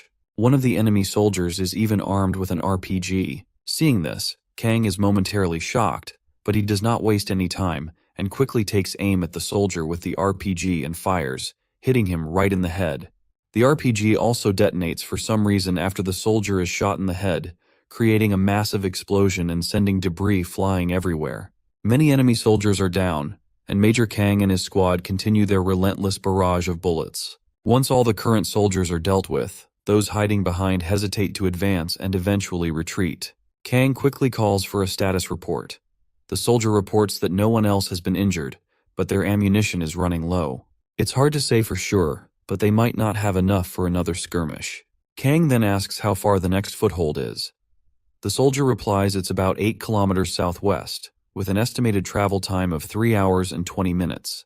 Kang isn't thrilled to hear this, because covering that distance on foot with civilians and wounded men, especially in such a dense jungle, is far from easy. The soldier also notes that the enemy seems to be using a pattern of ambush and retreat instead of launching a full-on attack. Kang grits his teeth after realizing that the enemy is deliberately trying to wear him down from the start, and they are even ready to sacrifice as many men as it takes to achieve their objective. He reflects that these men aren't fighting like trained soldiers, but are being strategically deployed by someone skilled in tactics. The attack seemed random at first, but after a few skirmishes, Kang noticed a pattern. The enemy's pursuit forced him to retreat from the first foothold to the second, and now they're driving him back from the second foothold as well. Also, the enemy is chasing him down as if they are already familiar with the path. His best option now is to defend the third foothold and hope that the rescue party arrives in time. No matter what it takes, Kang is determined to get his men back home safely. Back at the enemy base camp, a soldier reports to his leader that the enemy is following the predicted course, and he has already positioned the troops to block their way. The man with the eye patch grins, not surprised by this development. After all, there aren't many routes the enemy could have taken. Suddenly, a mercenary bursts into the tent, asking how many more of his men will have to die needlessly. He questions why the eye patch guy won't just let them charge in full force instead of sacrificing themselves just to retreat. The eye patch then shoots this mercenary a deathly glare, causing him to tremble and fall silent immediately. The eye patch's aura becomes even more intimidating as he explains that they are up against a highly experienced special forces unit, and charging at them without a strategic maneuver would have already decimated all their troops, leaving them with no men to fight and no territory to call their own. But then, the eye patch man starts smiling again and returns to his normal behavior. He assures his mercenary friend that none of them will matter to him from this point onward. With those chilling words, someone shoots the poor man in the head, and he falls to the ground. I guess he really won't have to worry about anything from now on. The leader exits his tent, and we see that other members of the mercenary group have also been captured. He finally gives the green light to hunt down Major Kang and his party. but also orders his soldiers to dispose of these useless fools before they go. A while later, we see Kang's party, all looking exhausted. One of the soldiers comments that they've covered half the distance and will definitely reach the foothold on time if they keep this pace. Kang decides to stay on guard and slow their pace slightly. You see, the enemy knows this terrain well, but they don't, and they're aware of the exact path Kang's party is taking right now. Back with the eye patch man, he's practically brimming with joy. He's reveling in the hunt and eagerly anticipates the moment he'll capture his prey, just when they think they've escaped. He can barely contain his excitement, imagining how the fools will feel when they realize they've been screwed from the start. He's so thrilled that he orders his soldiers to inform the others that their prey will be arriving soon. Meanwhile, Kang and his party make their way through the terrain and come across the slaughtered bodies of the mercenaries scattered on the ground. Every one of them is dead, and Kang is left bewildered, with no clue about what's happening. It seems like our boy is the one who took all those soldiers down. Back at the enemy base, a soldier delivers some bad news to the leader. Apparently the Alpha unit was waiting for the ambush, but they've lost contact with them. The boss is jolted in shock, demanding to know how this could possibly be true. The soldier explains that they've tried multiple times to reach the Alpha unit but have been unsuccessful. The eye patch man grits his teeth in frustration and angrily asks about the Delta unit, demanding to know if they are right behind the Alpha unit. The soldier replies that the Delta unit is closing in on the target, with almost 2 kilometers left to go. The boss orders his men to get in touch with the Delta unit and ensure they catch the prey no matter what. But then, he decides to contact them himself. Once the transmission is set up, he tells the Delta unit to report back. The man from the Delta unit reports back promptly, saying they're under heavy fire. The big boss is absolutely stunned to hear this, and demands to know what the hell he's talking about. In response, the man explains that they were ambushed while en route to the target. The big boss then asks who they're fighting, and the reporter responds that they have no clue about their enemy, but before he can say anything more, there's a loud bang, and the transmission abruptly ends. The big cheese is left gritting his teeth in utter frustration, absolutely annoyed by the fact that they're the ones being hunted. Meanwhile, we see our boy, and it's clear he is the one causing havoc among the enemy ranks. The soldiers from the enemy team are unleashing a barrage of bullets, but Jin is dodging them with such finesse that it's almost unbelievable. Jin knows it will take Major Kang about 30 minutes to reach the third foothold, so he plans to keep the enemy soldiers engaged until then, ensuring his friend and the rest of the team can escape safely. He then slides across the ground, swiftly aiming his gun at the enemy. He locks onto his target and takes the shot, dropping one of them instantly. Without missing a beat, he aims at the second soldier and takes him down as well. The soldiers quickly realize where the sniper fire is coming from, but before they can react, Jin unleashes a barrage of bullets, blowing them away. More soldiers appear, and they immediately start bombarding Jin with a new wave of bullets. He ducks down to shield himself, with the bullets flying everywhere except hitting him. Jin begins running, confident that the enemy won't be able to track his route in this terrain. He plans to take advantage of this and strike from another direction. Meanwhile, Kang and his soldiers hear the heavy firing from a distance. The soldier reports that the gunfire is coming from the route they just passed. Kang is baffled because the mercenaries were already dead before he arrived, and now there's intense fire coming from the direction they came from. He shares his confusion with his friend, saying he can't make sense of it yet, but they'll wait at their current position until the rescue party arrives. As they wait, the senior begins to hear loud bangs once again, and enemy soldiers are dropping dead left and right, all thanks to our boy. The enemy retaliates with gunfire, but my guy quickly ducks behind some rocks. He reveals to us that the enemy has figured out he's the only one attacking them, and he's been outnumbered from the start. However, they're starting to panic because their numbers have dwindled to half. He spots 3 more soldiers who don't seem to know his exact location. With quick precision, he takes aim and shoots them down immediately. He then glances at his watch and sees that there are still 14 minutes left until the rescue team arrives. As the sun begins to rise, our soldiers keep a close watch on the enemy. One of them announces that the rescue unit will be landing soon. The civilians let out a sigh of relief at this news, but Kang quickly reminds his relieved soldiers to stay alert until they're safely out of this mess, especially given his bad feeling about how the gunfire suddenly stopped. Suddenly, their transmitter crackles to life. From the other side, they hear a man reporting that this is Jin, and he is only 3 minutes away. The soldier notes that the name sounds familiar, and it doesn't take Major Kang long to connect the dots and realize who was behind all that gunfire which abruptly stopped. When he looks ahead, he sees our boy walking toward them with his hands raised in the air. Major Kang peers through his sniper rifle scope and confirms that it's indeed Jin. The other soldiers can also confirm it's Jin, but they have no idea what he's doing here. Major Kang is still in utter disbelief, and he surely does not want to believe his eyes. Right on cue, the rescue helicopters arrive on the scene. Kang rushes over to Jin, grabbing him by his shirt, and sternly demands to know what the hell is doing here and why he came.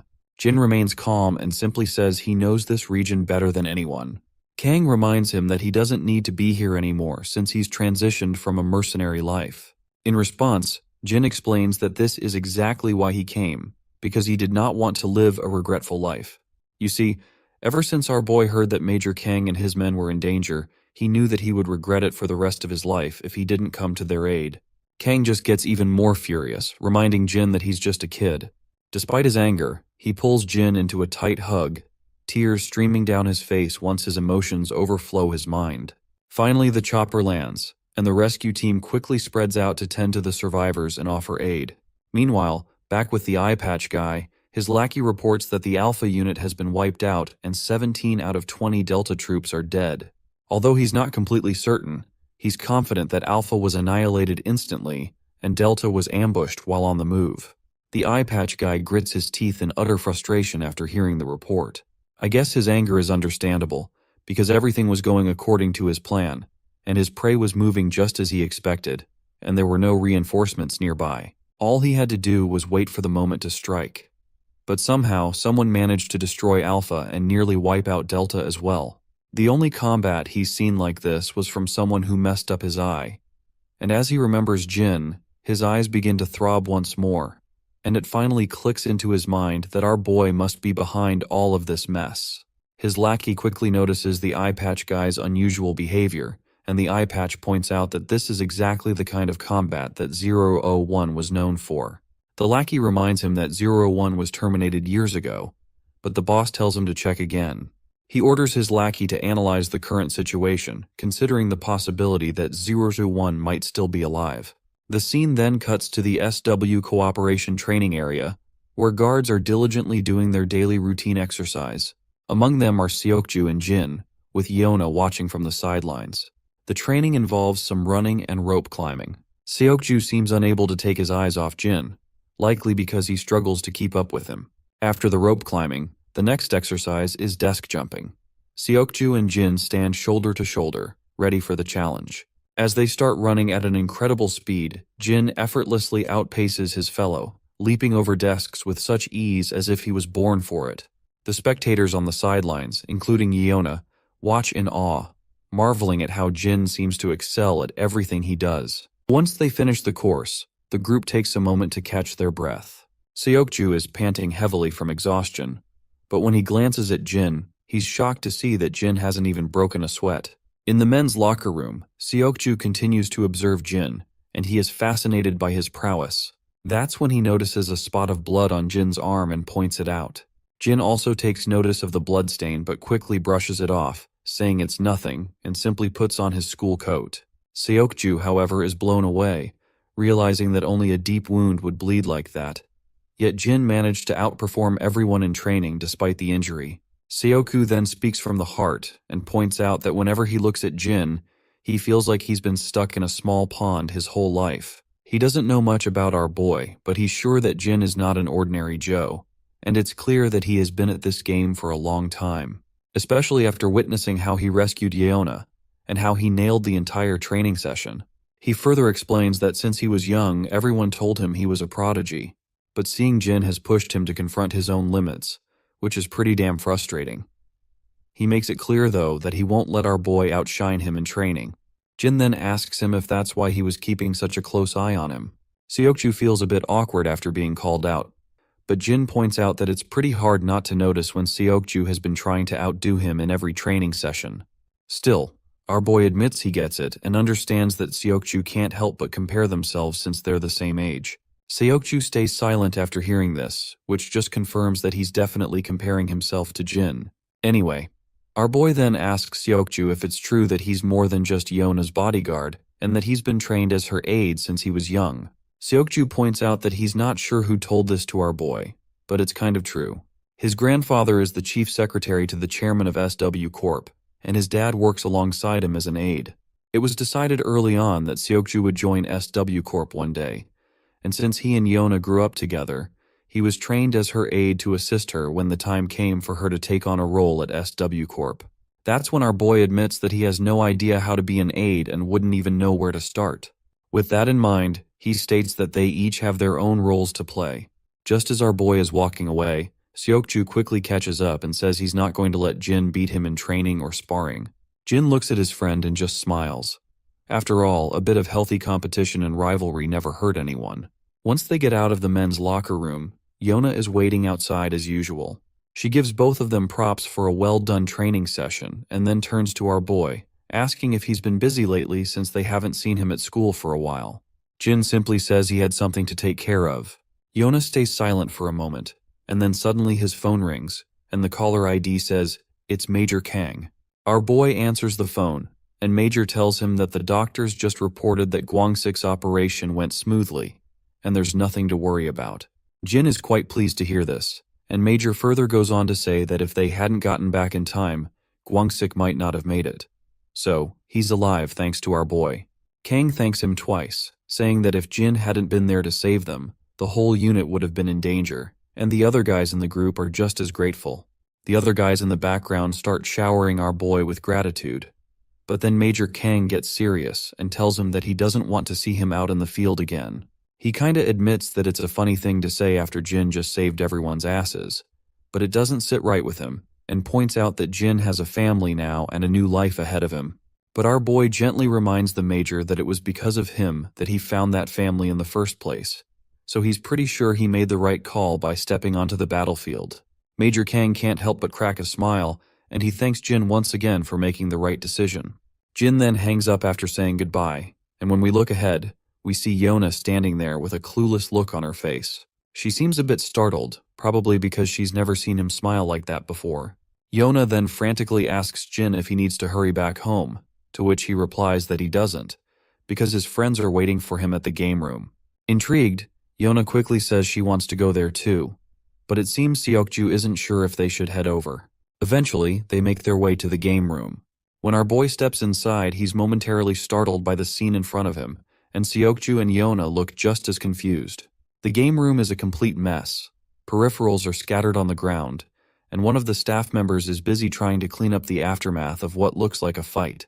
Seokju asks the manager what happened, and the annoyed manager explains that a group of kids in uniforms, like theirs, were gaming quietly until a bunch of kids from another school came in and started a full-blown brawl. It ended up in a huge mess, and now they're trying to clean up the chaos. Well, it looks like our two beta bullies and Yongchan might have gotten themselves into some serious trouble, and Jin seems to have a pretty good idea of what just went down. We finally catch up with Yongchan, who's running at full throttle. Even though he's out of breath, he dashes down the streets and quickly slips into one of the dark alleys. While hiding in the corner, he's absolutely terrified as the thugs who were chasing him continue their search. To understand how Yongchan ended up in this mess, let's rewind a bit. We see the entire gang of thugs surrounding the beta bullies. The bullies are trying their best to fight back, but they're hopelessly outnumbered. The orange head tells Yongchan to just run, and the blonde one even tells him he shouldn't tell Jin about this. So it looks like this pussy has abandoned his friends in the middle of the fight and is now trembling at the thought of how those beta bullies are going to handle an entire gang of kids from Gosok Tech. His phone rings abruptly, which scares the hell out of him, and it's our boy Jin calling. Back with the beta bullies, Jae-hyung knocks out a thug with a single punch, but then gets hit by another guy. He quickly retaliates with a kick to the gut, sending the thug tumbling backward. Meanwhile, the blondie is also taking down thugs left and right. After taking down a lot of these guys, the duo looks completely exhausted. However, the number of thugs they're facing is overwhelming. One thug stands behind his lackeys and mocks our duo, saying their effort wasn't half bad, and that he finally sees some truth to the reports of his boys getting beaten. Apparently this man is infamous Inshin Gu, and he is the top dog of Gosok Tech, And even our beta bullies had never thought in their imaginations that they would have to go against the infamous Inchin-gu and his goons one day. Jae-hyung throws a jab of his own, telling Inchin-gu to stop yapping and face them. Incheon is clearly annoyed to hear this, and responds with a furious glare, while Orange Head continues to taunt him, asking if he's afraid of embarrassing himself in front of his boys. Incheon takes the bait and charges at them like a raging bull. As soon as he swings his fist with incredible speed, Orange Head sidesteps it effortlessly. He then balls up his own fist and delivers a devastating blow, but Incheon quickly blocks it. Orange Head then swings again, which only frustrates Incheon further. Inchin-gu swings back at Jae-hyung, but he delivers a crushing whack to the thug's face. It looks like Jae-hyung is too exhausted to land a solid hit anymore. Just then, he finds himself in shock as Inchin-gu grabs his leg mid-air, grinning ear to ear while taunting him that he's as good as dead now. With that, Inchin-gu delivers a brutal punch that leaves Jae-hyung's face a bloody mess. But this bastard doesn't stop there. He follows up with a knee smash that sends Jae-hyung sliding across the ground. Meanwhile, the blondie is also in trouble. He gets a skull-crushing blow from a thug behind him while he's distracted and worried about his friend. Once he's down, the thugs begin pounding on him relentlessly. Inchin-gu also continues to beat the hell out of Jae-hyung, his shoes now covered in blood and grime. But he shows no mercy, crushing Orange Head's skull with vicious intent. Suddenly, another lackey arrives from behind and informs Incheon that Tai-su wants these guys brought to him. The other lackey then asks what they should do about the one who got away. Incheon instructs him to tell everyone to gather at the club and start chasing that third guy. It seems like they're talking about Youngchan, and it looks like this scaredy cat has finally run into our boy. He fills everyone in on what happened, how the Goseok Tech guys came in and jumped them, and how they seemed pretty pissed off about what went down a few days ago. He further explains that they were caught off guard, but Jae-hyung and Hyukjin quickly managed to fight back until Inchin-gu showed up. Jin has no clue who Inchin-gu is, so the scaredy cat explains that Tai-su Ki rules Goseok Tech, and Inchin-gu is his right-hand man. They're notorious enough to have been recruited by the gangsters even before they graduated. He explains that there were 20 of them waiting to ambush them, and Jae-hyung and Hyukjin told him to run away. 2 of them faced off against all 20 and made him promise not to tell anyone. The scaredy cat admits it's all his fault because Jae-hyung helped him when the Goseok guys tried to mess with him. Jin finally asks where he last saw Jae-hyung and Hyukjin. The scaredy cat quickly explains that he left them in an alley by the subway station, which is also the usual route to the game room. Jin begins to walk forward quietly without saying a word. Youngchan tries to ask where he's going to look for them, and this scaredy cat still looks afraid, convinced that even Jin couldn't handle 20 guys on his own. The Goseok guys are known for being tough, as most of them go straight into gangs. But then the scaredy cat's mind flashes back to all the pleasant times he spent with his friends. With those happy moments in mind, he steels his resolve, shakes off his worries, and confidently joins Jin in the cause. They both begin to walk away, while Yona is left unsure of what to do. Seokju, on the other hand, stands quietly. But then, the bodyguard asks him if he's not joining his friends. Seokju is startled to hear this, and the bodyguard repeats his question once more, asking if he's not going with them since they are his classmates. The bodyguard then flashes a grin and tells Seokju to snap out of it. He reminds Seokju that even though he might hang around suits like the guard himself, he's still a high school kid, just like those two. Seokju thinks for a moment, and then a smirk spreads across his face as he finally makes up his mind. He turns to Yeona and lets her know that he'll be back in a few minutes and that it won't take him long. The girl is caught off guard by his unexpected behavior, and as he walks away, she thinks to herself that she has never seen a look like that on his face before. Suddenly, Yeona announces that she's tagging along too, but her guard quickly cuts her off, saying she can't get mixed up in any trouble, and he's sure those two will be able to handle it quite easily. Yeona is clearly annoyed by her guard's party-pooping attitude, and she quickly turns her gaze away to express her frustration, leaving the poor guard sweating profusely. Meanwhile, Youngchan is still worried because he knows Jin is a hardcore fighter, but he's not sure if he can handle 20 guys. His worries seem unwarranted when he sees Seokju joining them in their cause. Jin glances over his right shoulder, and Seokju simply states that he's joining as well since they are his classmates too. This makes Jin smile, and the trio struts down the path with full confidence. Once the trio finally arrives at the scene, they find nothing but broken sticks and blood splattered everywhere. Youngchan is freaking out, convinced they were just there. He wonders if maybe they managed to escape, but Seokju quickly spots 2 smartphones and picks them up, and explains that it's more likely the thugs took them away. Youngchan confirms that these phones belong to the beta bullies, and Seokju points out that the broken phones on the ground were left intentionally, and Jin is also pretty sure he knows whose blood is on the ground. Suddenly, some of the thugs stroll into the street. They spot our trio and quickly recognize that they are wearing a Sainon High uniform. They also see Youngchan, who had run away earlier. The thugs begin to approach them, calling Youngchan every name in the book and saying they've been chasing him everywhere just to find this little bastard.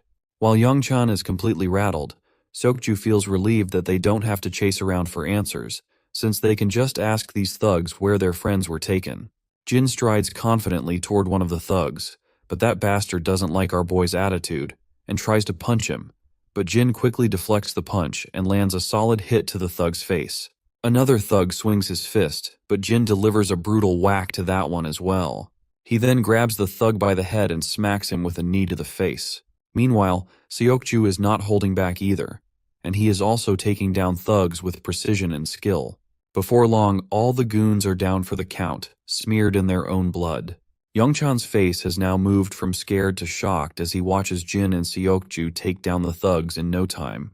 One of the goons groans in pain, and Jin quickly approaches him, demanding to know where their friends were taken.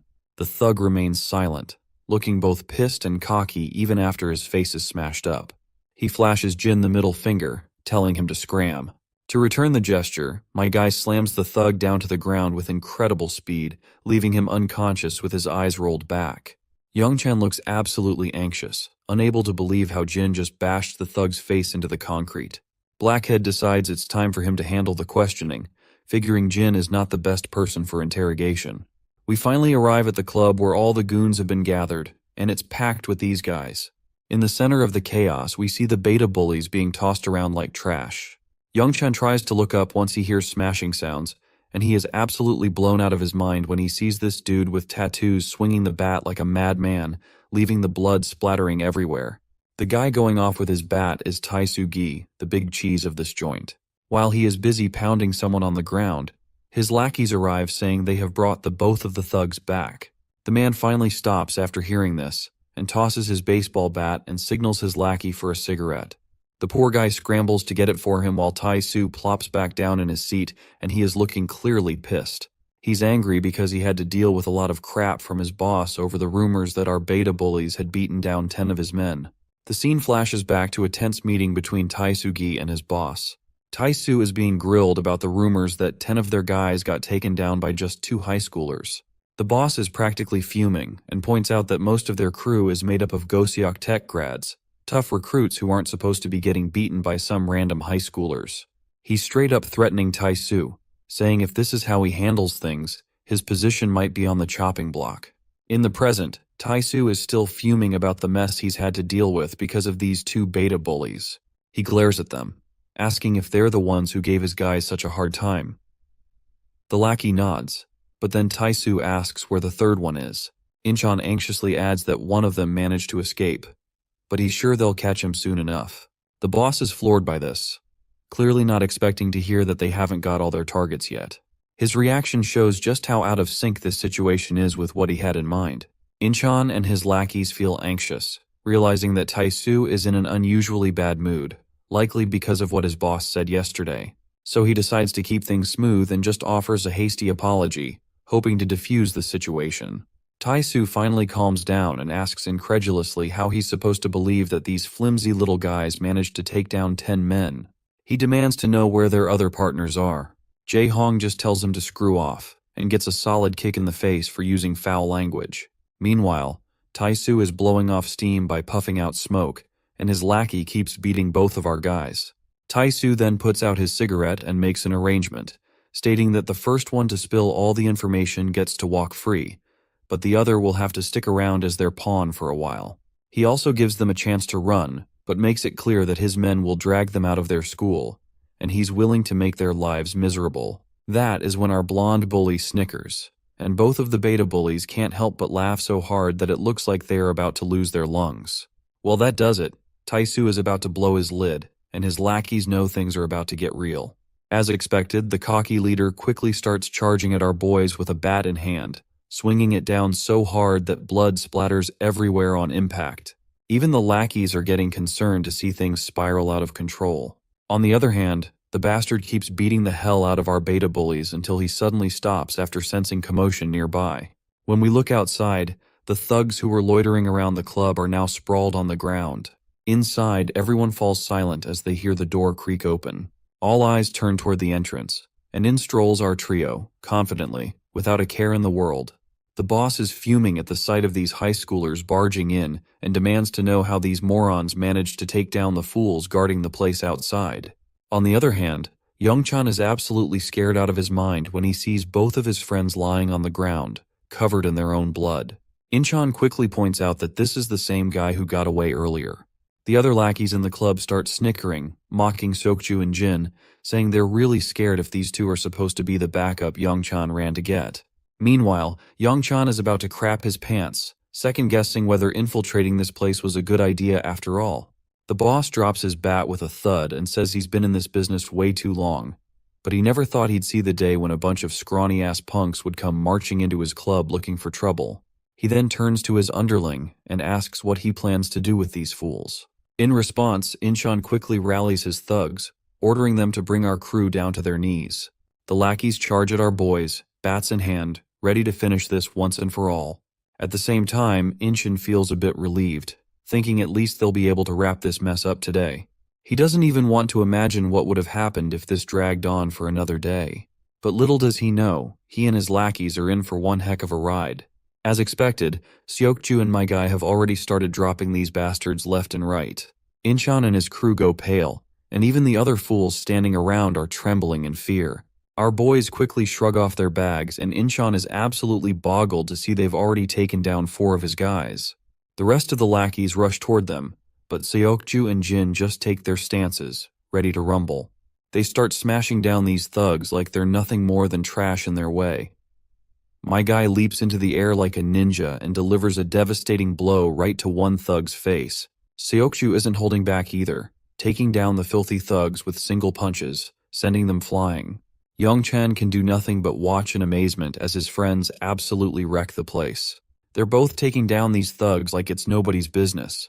When the cocky leader sees his lackeys getting a thorough beating, his cigarette drops from his wide-open mouth in shock. The beatdown continues, and eventually all the thugs are down for the count. The big boss is in complete disbelief, wondering if this is even possible. He looks at our guys, and it's clear they've barely broken a sweat. Yet, they've just taken down 30 of his goons single-handedly. Our boy then starts to walk, and Inchan standing besides begins trembling. As Jin quietly walks past him, it seems like he's going to let this one dude slide, or at least that's what I thought, until Seokju steps in and delivers a brutal punch, knocking Inchan down for good. The boss, now in a panic, grabs his bat and takes a firm stance, but Jin just keeps walking toward him. Once they're finally face to face, the boss quickly swings his bat, but Jin responds with a smack of his own. Jin then slaps the boss across the throat, grabs his head, and in his usual style, smashes the bastard's face into his knee, causing blood to gush from his nose. But this cocky guy isn't ready to go down just yet. He knows if his boss finds out about this, he's getting kicked out of the clan for good. So he decides to play dirty and pulls out a dagger, swinging it at Jin. But Jin just grabs his hand and snaps it, leaving the guy whimpering in pain. To seal the deal, Jin slams the guy into the ground, finally putting the cocky boss down for the count, this time for good. Suddenly the beta bullies start to wake up. Youngchan quickly runs over, asking his friends if they are okay, but Blondie just points if they actually look good, given how their faces were smashed with that baseball bat. Orangehead looks up and notices our boy. Once he catches Jin's attention, Jae-hong flashes a thumbs up and says that in the game of life, he's truly at the challenger rank, even though he's still just a bronze rank in the game. It's a good jab, though Seokju has no clue what the heck he's talking about in this situation. In the next scene, we see both Taisoo and his underling Incheon getting pummeled by the assistant of their boss, who's absolutely fuming. He reminds them that he told them to clean up their mess, but instead, they just made things worse. The two poor guys keep their heads down, and Taisoo tries to slide out of it with a simple apology. Tai-Su takes a brutal smack to the face from the assistant, who continues to pummel him like a crazy bastard. He then reminds Tai-Su that there's no room for apologies, because they're supposed to be expanding the business while the Goshong and Seongsu boys are out of action, but instead, they're dealing with this mess Tai-Su dragged into their family. By the way, Goshong and Seongsu are the same guys whom our boy had defeated when they had attacked Mr. Cha's turf. The lackey watches in horror as his boss gets pummeled like a sack of potatoes. Just then, the big cheese arrives and tells his assistant to stop. Standing before Tai-Su, he reminds him that he made the mistake of thinking he actually had potential. Tai-Su clenches his teeth while lying on the ground. Meanwhile, the boss pulls out a cigarette while asking his assistant if he sent some men over. The assistant confirms that he has, and they've just set out, so it won't be long before they're back with those suckers who plummeted their men. The man makes it clear that they can't just sit around, especially not when these fools are already part of the family, and he can't stand someone messing with his family. So he tells his lackey to ensure that none of those bastards leave here in one piece. The assistant quickly assures his boss that he'll take care of it. Back on Cha's turf, we see Muscleman bursting into the club. He reports to Cha that he's figured out why the Hakwon Kim boys have been stirring up trouble. Cha asks for more details, and Muscleman anxiously reveals that it seems one of their new members got into some trouble with that kid. Looks like Cha already knows who that kid is, and wonders to himself why they had to pick on that guy. By the way, I just figured out that this Muscleman's name is Yongsu, so we will be calling him that. Yongsu then reveals that the kid decimated them, and now the rest of the family is out for blood. They don't want word getting out that their men got beat by some high school kid. Cha lets out a puff of smoke and tells Yongsu to round up some men because things are about to get real. It wouldn't be surprising if he wants to step in and aid our boy. Yongsu quickly states that he's already on it, and with a big smile adds that some of the boys have dropped by to say hello. He mentions that since Cha has already dealt with the Kim family and Goshong, all the former lackeys are back in the game. Cha starts to stand up, chuckling to himself. He points out that these damn fools are back and just looking for an excuse to have fun and get drunk. He opens the door to find all the lackeys lined up, all glad to have their boss back. Cha stands tall, appreciating the crew and saying he's also glad to see everyone back. He acknowledges it's been a while since they had a blast together, but he suggests they tackle one quick job before catching up over some drinks. Later on the streets, Yona and Seokju find themselves suddenly surrounded by a group of thugs. The leader of the thugs smirks, clearly pleased that they didn't have to search far to find them. He mockingly apologizes for crashing their date, but warns that he's taking both of them with him. But before the thugs can make their move, a fleet of cars screeches to a halt around them. Out step a group of guards clad in sharp suits, quickly surrounding each and every thug. It's clear SW Corp has sent in reinforcements, and Yona's personal bodyguard looks absolutely furious at the sight of these lowlifes, and without a second thought, he grabs one of the thugs by the head. We all know that these thugs are as good as dead. Even Yona can't help but feel a bit sorry for these fools, and they have no idea what they've just walked into. Later, we see a bunch of Cha's lackeys with bats, demolishing everyone around in the area. We also see Cha strolling into the familiar club, the same place where our boy and Seoku had taken down those 30 men. The leader of this gang is clearly in shock to see Dushik Cha there. Even the two lackeys standing behind him are absolutely blown away and terrified, realizing they're facing the boss of the Dushik gang, who is the toughest gangster in this part of town. The boss struggles to believe it and asks Cha why he's here, reminding him that they never touched any of Cha's men, so there must be some kind of misunderstanding. Cha calmly reminds him that he should have just let the kids sort it out among themselves, because he finds it a bit childish for an adult to get involved in such matters. Of course, the boss of this area is shocked to hear this and asks what the hell that even means. But then, it quickly clicks in this mind, and he asks if Cha is here because of our boy. Cha smirks and replies that since the boss of this turf has gotten involved with that kid, it makes sense for him to step in as well. Later, we find Daeon enjoying some delicious noodles and drinking down all the savory soup. She feels really refreshed and happy. Jin watches her with a big smile, glad to see his sister so happy. Daeon feels a bit awkward after showing too much excitement and quickly responds that she hadn't had cup noodles in ages, so she was just a bit excited. But Jin reminds her that he hadn't said anything about it. Just then, his phone rings, and it's Mr. Cha calling. Jin picks up, and Cha immediately asks what he's up to. Jin explains that he's having some ramen outside a convenience store. Cha then highlights that ramen isn't exactly a grown-up meal and offers to treat him to dinner sometime, suggesting they go for some real nice barbecue. Jin replies that he doesn't think that's necessary. Cha teases him, asking if he's hesitant to have dinner with a gangster like him. Jin responds that he prefers ramen at a convenience store, especially since he doesn't like being treated to anything too expensive. I guess Cha has no room for any argument anymore, so he gives up and decides it's ramen then. Once he ends the call, we see that all of the Gosiok tech has been dominated by Cha alone. The next day, as the school bell rings, the beta bullies quickly stand up from their seats and turn to Young-chan, eager to play some games. By the way, did you notice how the beta bullies always wear casual clothes, while the rest of the kids in the class follow a specific dress code? Is this a Korean thing, or did the writer just want them to stand out? Anyway, Young-chan glances at Jae-hyung's fractured hand and asks if he's even in any condition to play games. Orangehead quickly raises his hand and starts flicking his fingers around, saying he's damn sure he can still play because all his fingers are okay, so he can use a mouse just fine. Young-chan is baffled by how Orangehead is trying to flex his broken arm, while our boy finds it a bit admirable. Blondie then warns Orangehead not to use his injury as an excuse during the game, because he already knows that he is going to blame his arm after he plays poorly. They then turn to Seokju, asking if he wants to join them. For a moment, Seokju looks startled, but Jaehyung promises that snacks will be on him today as a gesture of thanks for all the help. Seokju is quiet for a moment but then agrees to go. In the end, Yeona also expresses her desire to join them.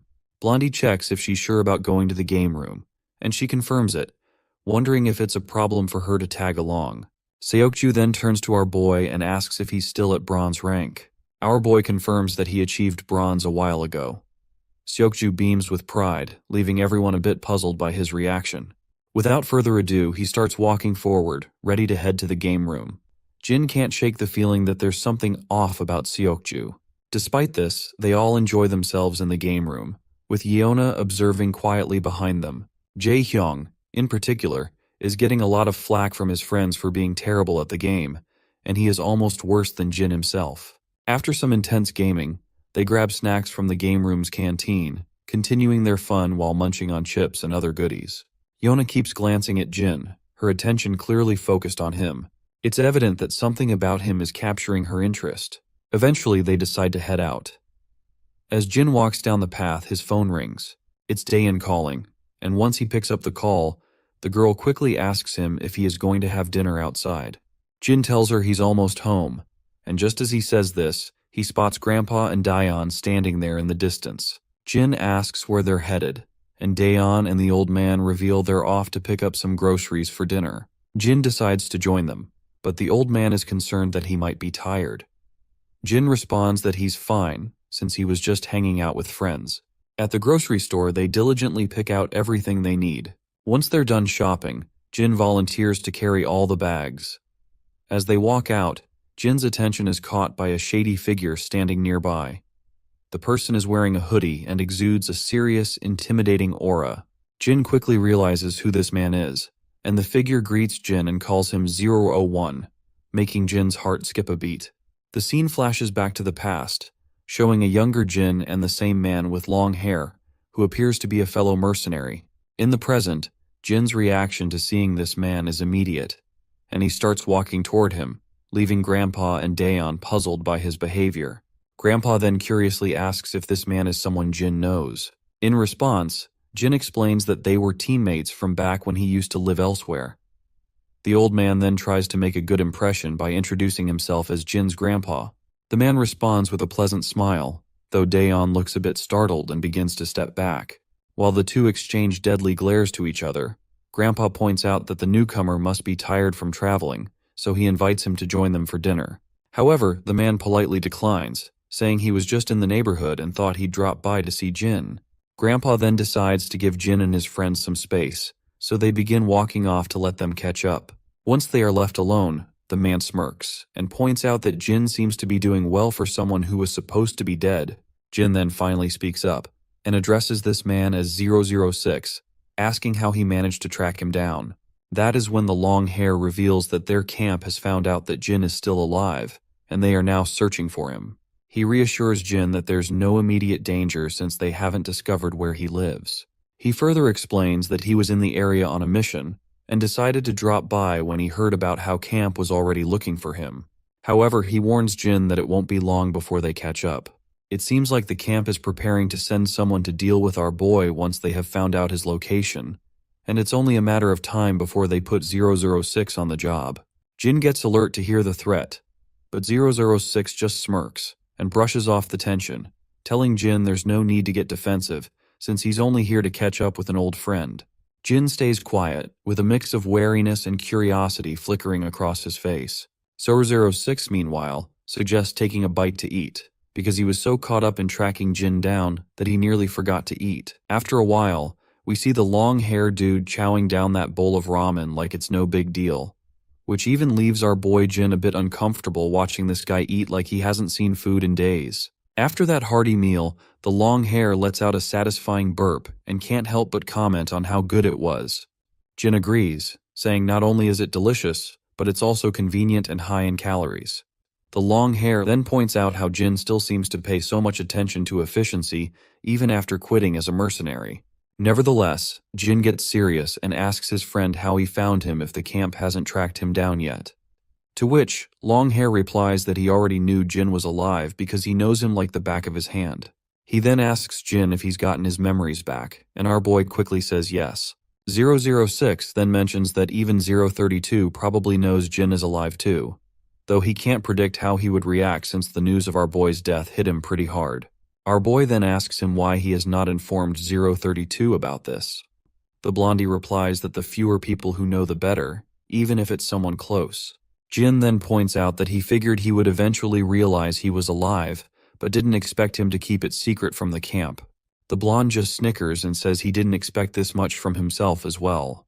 That's when the scene flashes back to the past, where everything is on fire and soldiers are advancing. The explosions are massive, and we see Jin lying low on the ground with his gun in hand. The blonde guy walks over to him, crouches down, and rubs the ground, noticing blood on the grass, which is a clear sign that someone just cleared through the area. But, eventually, he just goes back, leaving our boy there in the hiding and crawling down over the grass. In the present, the blonde admits he has no clue why he did not take our boy back to the camp when he found him back then, but he's kind of proud of his decision. He explains that they were trained like dogs, forced to obey the camp's commands, but he felt a strong camaraderie with Jin. But then the blonde gets pretty annoyed, crushing the can he's holding, and demands to know why Jin didn't stay hidden for good. Jin responds that he had no choice. The blonde then wonders if getting his memory back has changed him, or maybe living in a place like this did. He just can't quite decide if it's for better or worse. Suddenly, Blondie's phone rings, and he promptly pulls his phone out of his pocket. After picking up the call, he doesn't say a word, and after listening to the caller, he simply puts the phone back. The smile on his face makes it seem like the camp might have already tipped him off to take Jin out. As expected, he grabs that chopstick from that empty bowl, and after snapping one and sharpening it, he swings it down at Jin. But Jin quickly grabs his hand, stopping the sharp piece of wood just an inch away from his eye. The bastard then tries to swing his other hand, but my guy quickly stops that too, and the second piece of wood halts right before it hits his neck. While they're locked in this deadlock, the blonde apologizes, saying he had only come to say hello today. But the camp found out sooner than expected, and just gave him orders to wipe him out. Jin kind of agrees, saying it can't be helped since orders are orders. Suddenly, a girl walks out of the grocery store, and when she looks over, she spots these two guys who are, surprisingly, tidying up the place.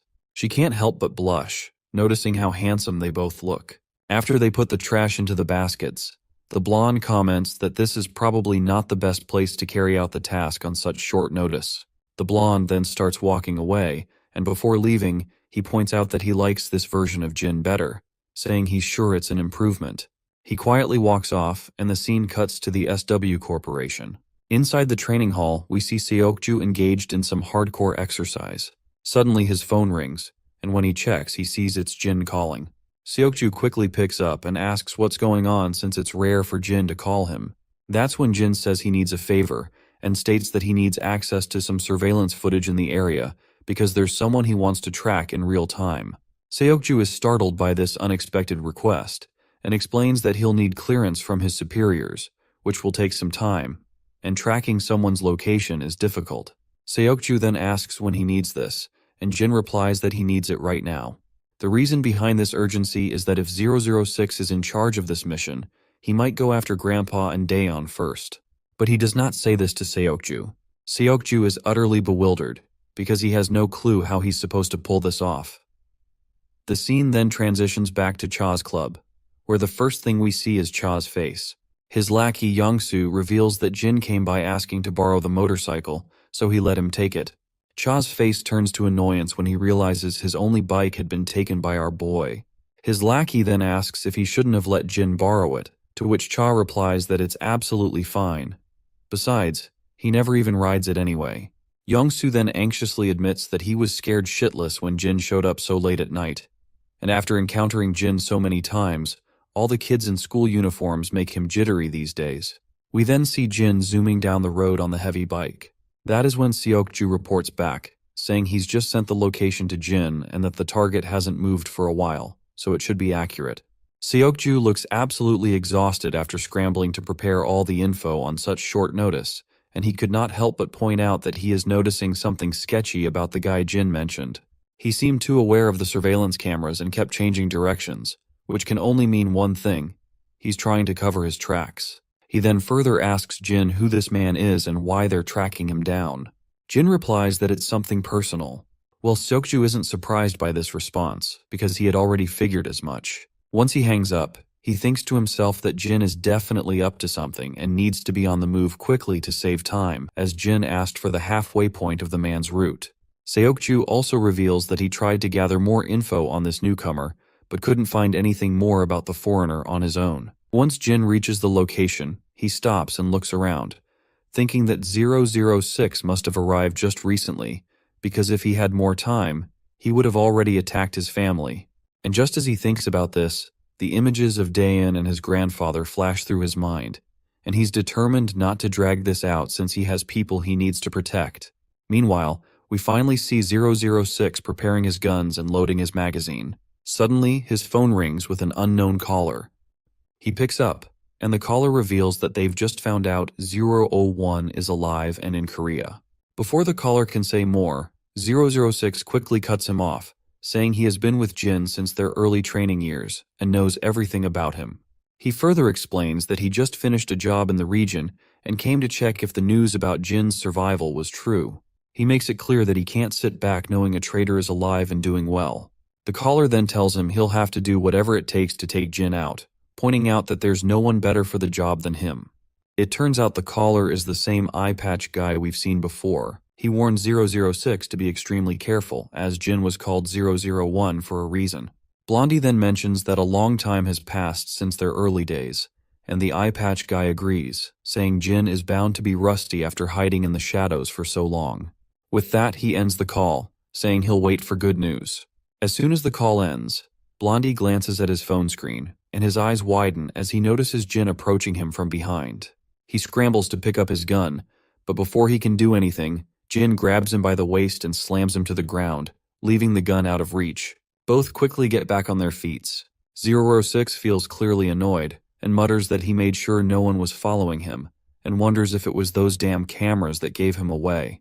As they face off, Blondie admits he knew Jin would come looking for him, but wants to know why he didn't waste any time, considering it hasn't been that long since they last said their goodbyes. Jin remains silent, and 06 assumes that the new version of 01 doesn't talk much either. Both then quickly dash at each other, exchanging blows with such speed that it's barely possible to see them landing. Jin finally deflects an incoming punch and throws one of his own, but Blondie sidesteps it effortlessly. However, Jin follows up with a powerful shoulder smash that sends Blondie staggering backward. Just as Jin attempts to kick him, Blondie grabs Jin's leg and slashes it down with a dagger, which is a pretty scummy move, not gonna lie. Blondie grins ear to ear, commenting that Jin's skills have actually improved even more since their last training. As Jin tends to his injured leg, Blondie lunges at him again. Jin quickly steps back, narrowly avoiding the dagger as it zooms past his throat. They engage in an intense dance of hack and slash, with Blondie doing his best to tag Jin with the blade. Eventually, Jin manages to take the dagger right into his shoulder. But before Blondie can attack again, Jin ducks down, grabs Blondie's hand, and gives it a satisfying twist, sending the dagger flying into the air. Blondie then kicks Jin in the chest, causing him to stumble. He then quickly reaches for the gun, and once he has it in hand, he tries to take aim. However, he soon gets stabbed by his own blade, which jabs into his shoulder. Blondie continues to fire a barrage of bullets, even as Jin dodges and runs around. The pistol eventually runs dry, and Blondie grits his teeth in frustration. He quickly throws the empty gun away, grabs his suitcase, and starts running. Jin is wide-eyed to see this bastard running, because if this man escapes, his family will be in danger, so he pushes through despite his injured leg and chases after him. As he dashes out of the shelter, he sees Blondie trying to flee on Jin's own bike. Jin feels hopeless when he sees his enemy getting away on his Hayabusa. His mind then flashes to the image of his beloved sister and grandpa, who are smeared in blood. However, it looks like his worries are just unwarranted, because just as Blondie seems to be getting away, someone slams the bike with their car, sending Blondie rolling over the car's roof and crashing onto the asphalt road. The car quickly comes to a stop, and Seokju steps out, asking if he should have not intervened. Jin, however, replies that he did a fantastic job. Seokju gets back into his car, and as he drives away, he can't shake the feeling that something big is going on. We then flash back to the moment Seokju crashed into the bike. Once he steps out of the car, he checks on Jin, asking if he's all right. Jin assures him he's fine, despite the injuries to his shoulder and neck. Seokju, however, is concerned, noting that Jin definitely doesn't look okay. Seokju then looks at Blondie, who's sprawled out on the ground, bloodied and seemingly down for the count. Poor Seokju begins to worry that he might have hit him too hard. Jin then tells his friend to just go away. Seokju is initially bewildered by this request, but the serious look in Jin's eyes convinces him to comply. As he drives away, he can't shake the feeling that the man Jin is chasing seems like a typical tourist in SW Corp's database, but he doubts that's the whole story. He then suddenly remembers the wrecked car and starts to worry about how he's going to explain the damage. We return to the shelter, where 006 is tied to a chair, bloodied and looking disheveled. Jin stands over him, calm and collected, and tells him that he can look up now, because he knows he is awake. 006 starts to laugh, saying he never expected our boy to be working with a partner, and should have known when he tracked him down so quickly. He admits he made a mistake in assuming he would never work with someone else. Our boy stays silent, and 006 then asks what he wants to know. Jin responds by asking who else received the order to execute him. In response, 006 says he can't be sure, but he probably is the only one because he was the closest to the region, and the timing was right. 006 further explains that the camp can't accept the reality of Jin being alive. They don't want anyone to know his death was faked, so they'll try to eliminate him as quietly as possible. He adds that they will never give up because Jin has caused a lot of damage to the camp, especially to the Mad Dog, who is going to make his best efforts to kill our boy. Blondie then ends the conversation, saying that's all he has to say, and is only giving Jin this information because they were once comrades. He then finally tells Jin to just kill him now. Jin grabs the dagger and begins walking forward.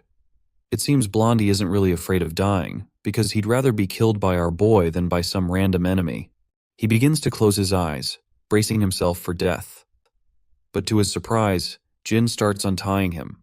Blondie asks what the hell Jin is doing, and our boy simply responds that he's freeing his legs. Blondie then rephrases his question, asking why he isn't killing him. Jin then responds by asking why he should. He then goes on to remind Blondie of the reason he should stay alive, which is the same reason he can't escape the camp. Jin explains that he understands what that means because he has lived with a family and knows how it feels, so he suggests Blondie do the same. He also points out that since Blondie has failed his mission, he's as good as dead now, so he better lay low somewhere the camp can't find him. As 006 begins to walk off, he reveals to Jin that his family will be in constant danger, and the camp will ensure any attempts to terminate him. Jin responds that he's already aware of this. He adds that things would have ended differently today if he had targeted his family first, but he plans to guard this life as best as he can. Blondie smiles and says he'll try to throw the camp off his tail as much as he can before disappearing. He then asks one final question, which is the real name of our boy. Jin remains silent for a moment before finally revealing his name. Blondie smirks and also gives out his own name, which is Liam. He then jokes how it took them 10 years to learn each other's names.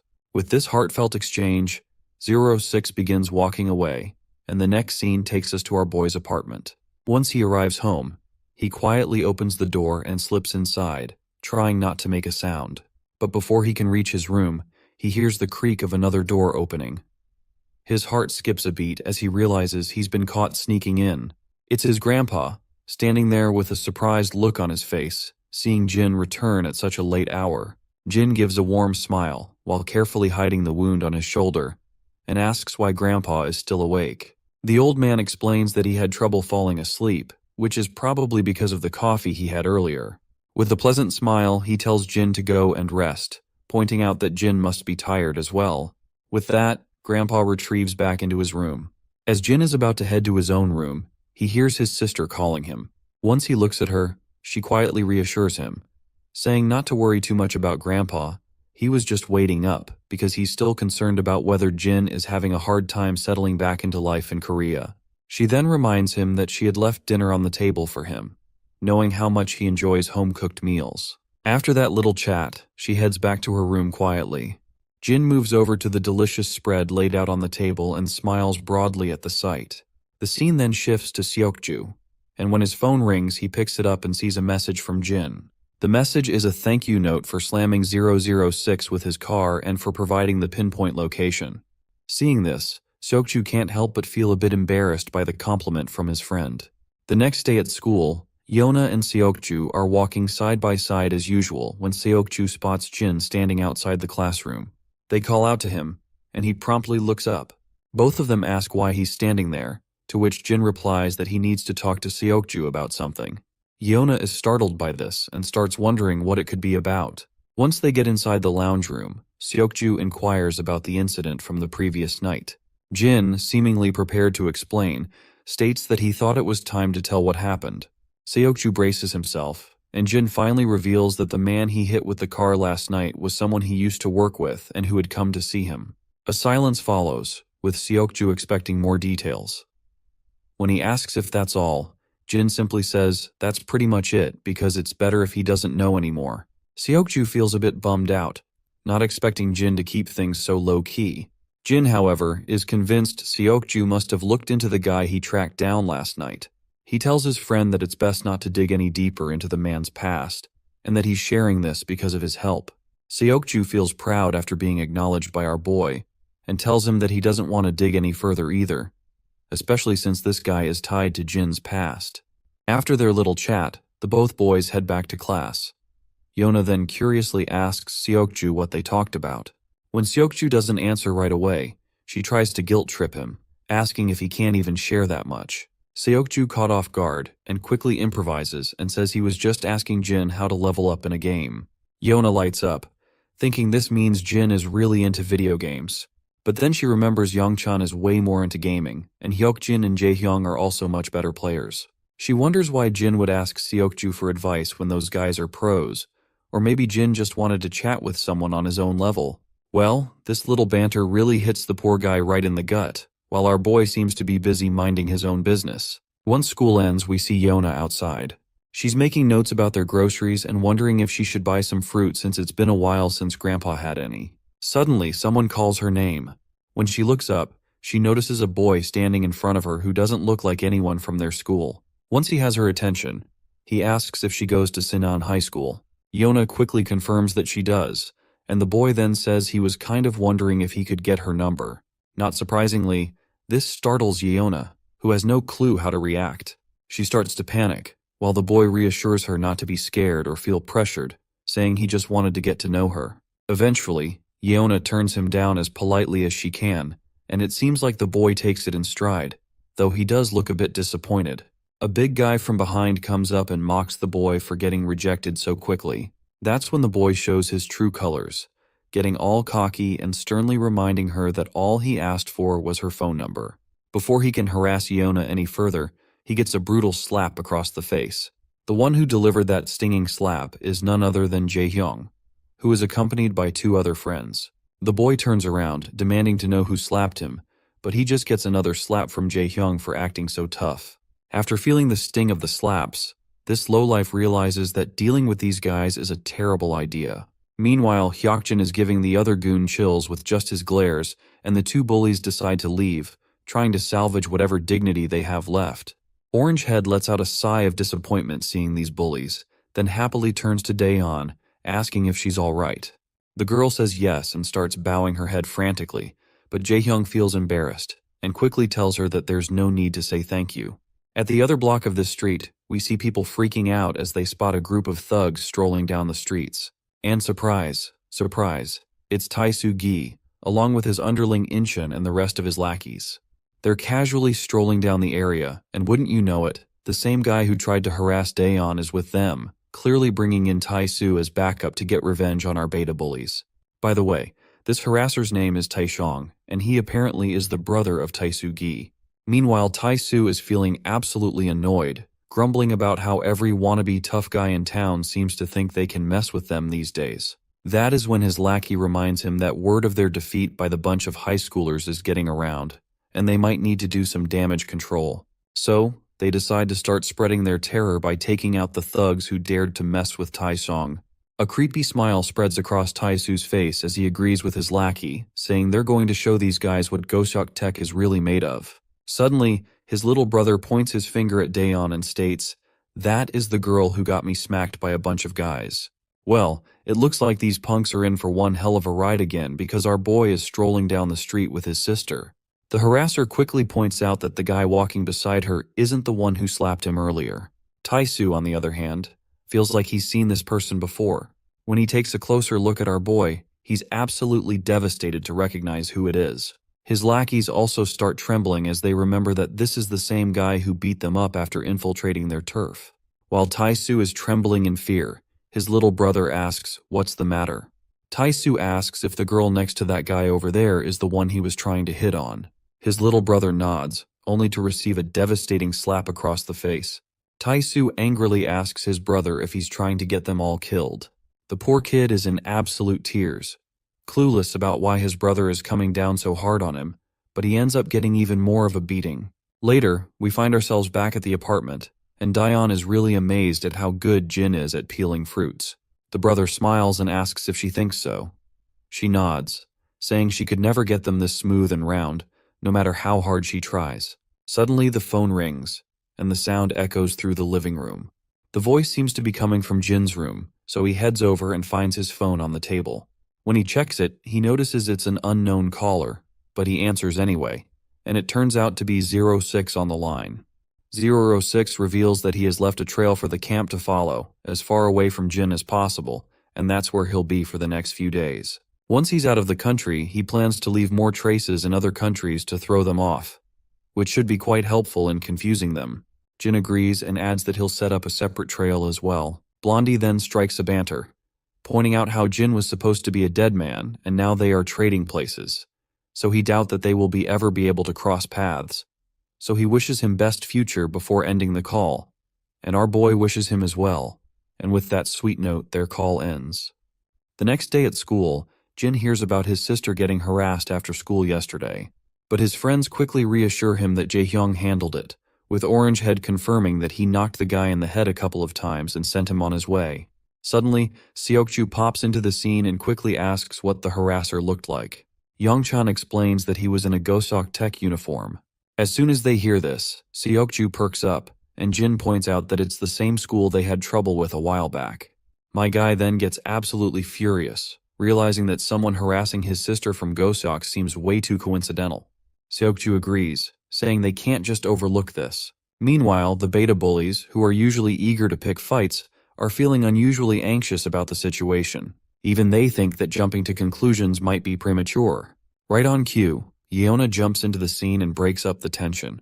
She asks what they're talking about and reminds them that every guy just wants to hit on Daeyeon because she's always been popular with guys since she's undeniably pretty. Her brother does not understand any of this, while Youngchan agrees, saying Daeyeon has already been asked out a bunch of times before. It seems like Jin is still having a hard time stomaching the fact, but Youngchan adds that she's indeed popular. You see, no one was able to approach her when Gisu Kim and his sister started picking on her, and she looked unhappy for a while. Jaehyung also confirms that his sister is indeed pretty, and even Blondie chimes in, saying he knows a bunch of guys who had a crush on her. Jin still has no clue how to react to this, and looks more thoughtful. Meanwhile, the beta bullies are left wondering if this is such a hard concept for Jin to understand. But then Seokju speaks up again, saying they should still get to the bottom of this. Jin responds positively, and Seokju decides they can go right after school since there's no training. Meanwhile, the others standing around are utterly clueless about what these two are up to, and Yona even asks if they were paying any attention to what they had just said. The scene then cuts to Goshok's turf, where Taisu is sitting in a chair, looking pretty annoyed. His lackey is filling him in on how everyone is treating them like trash. Recently, Seongsuk High even gave them a beating, and all the nearby schools are treating them badly these days. Taisu reflects on how just a few days ago, he was yelled at by his seniors, and everything seems to have fallen apart since he messed with our boy. His lackey quickly gathers all the boys and tells his boss that they need to do some damage control before things get out of hand. The boss stays quiet, letting his cigarette fall and squashing it under his foot. He decides to go along with the plan, and his lackeys crack smiles, seeing their boss in better spirits. That's when Jin bursts into the room with Seokju. The boss's face turns terrified at the sight of these familiar faces, and even the lackeys who were smiling a moment ago now look scared. Everyone steps aside as Jin heads straight for the boss. He suddenly stops and asks Taisu why he harassed his little sister. Taisu's mind flashes back to when he saw the siblings walking down together, and quickly explains that he had no clue she was Jin's sister. Of course, Taisu's response only boils Jin's blood, and even Seokju starts exuding a deadly aura. The boss quickly begins to scream, saying that the encounter with his sister was purely coincidental. He further explains that his little brother just tried to talk to her because he saw her on the street and didn't know she was Jin's sister until now. Our boy is intrigued to hear this, and the man further explains that his brother didn't mean anything by it. Now that they know who she is, he'll make sure his brother doesn't go near her again. Jin remains quiet, while the gangster still looks terrified. After exchanging final glances, Jin and Seokju begin to walk away. Once they're outside, they slam the door behind them, and the boss quickly tells his lackeys that they'll think about damage control another day, and he is confident his lackeys will understand. Once outside, Jin meets up with his friends. They ask what was said, and he reveals that it was indeed a coincidence, and that the guy who talked to Daeon is Taisu's younger brother. Jaehyun is rattled out of his mind to hear this, and his soul nearly leaves his body when he hears this. Meanwhile, Yona reminds them that she had already told them there was nothing to worry about. But Jin states that he still plans to keep a close eye on them for the time being. After all, they can't just take their word for it. A while later, Jin is sitting with Mr. Cha, who looks at his ramen and the other strange stuff and remarks that it's been a long time since he had food like this outside a convenience store. He suggests they should have just bought some good barbecue instead. Jin, however, denies the suggestion, which annoys Mr. Cha. The gangster then brings up that he heard our boy had borrowed his motorcycle again. Jin admits he did and promises to return it later that night. However, Mr. Cha tells him to keep it, saying he'll just leave it sitting there anyway. Jin insists on returning it, and Mr. Cha sighs, telling him to do whatever he wants. Once Cha gets a lot of noodles onto his chopsticks, he begins to slurp down the deliciousness with gusto. On the other hand, Jin is politely enjoying his triangle food, while Mr. Cha can't help but notice how Jin looks like an average teenager. But on the other hand, this same kid totally destroyed the Kim family single-handedly, and also dealt with the SW Corporation like a pro. Suddenly, Mr. Cha calls out to Jin, asking what exactly he does every day. Jin simply replies that he goes to school, just like any normal kid. Of course, Mr. Cha had expected this kind of response, but it's not what he wanted to hear. The scene then transitions to SW Corp, where the chairman is standing and peeking through the window. It's always funny to see that classic manhwa scene where the rich boss stares out of the glass window from their office. Meanwhile, the director's assistant reveals that many have voiced concerns about SW Corp being a bit too aggressive in its expansion. The director just shrugs and says that things get a bit chaotic when people start looking out for their own interests. They're taking all the necessary precautions with their expansion, but they can't avoid making a few enemies along the way. The assistant also agrees, and points out that their aggressive tactics are causing SW Corp some trouble with some pretty shady organizations, and the SW Corp advisors have also noticed some suspicious activity from other companies lately. In the next scene, Jin's sitting with the director, who offers Jin to have tea. But our boy politely declines, saying he's good. The director then asks how working with the security team has been for him. Jin says it's been fine. The director moves on to ask how he's liking the school, and Jin responds that it's nice. Finally, the director asks if there's anything they can do to help him with anything, and Jin says no in response. Our boy then asks if that's all the director wanted to talk about, and, if so, he's heading out because training is about to start. The old man happily tells him he can go, so Jin gets up from his seat, bows his head respectfully, and the director returns the gesture, leaving his assistant a bit bewildered, because he finds it weird that the director is paying respects to a kid. Nevertheless, Jin starts to walk out. Later, we see all the guards diligently training in the hall. Amid their exercises, we catch up with Jie and her bodyguard after a long time. Her guard notes that Jin doesn't stand out like he used to. Jie gets curious and asks more about Jin. The bodyguard responds that while Jin doesn't stand out as much as he used to, he's definitely quicker and more athletic than their men. He's certain that Jin is quite experienced because his skill level can only be achieved through rigorous training in combat, so there's no doubt that he's received a lot of professional training. After hearing this, Jie's interest in Jin is piqued. She explains that although he's young, he's quietly endured harsh training, and the men have all warmed up to him as well. The scene then flashes back to the past, where we see Major Kang meeting with Jie once again. As they're chatting, she advises him to try not to overwork himself and get hurt, and Kang responds that he won't. Then he asks her if she's still looking into that student she asked about. At first she has no idea what he's talking about, but then a bell rings in her mind. She pretends to be uninterested, and asks if he means that kid named Jin. But in her thoughts, she is blown away to see how Kang still remembers Jin's name from that day. And she also can't shake off how he looks so anxious after asking about Jin. Eventually, Jie smiles and says she's no longer interested in Jin, which visibly brightens Major Kang's mood.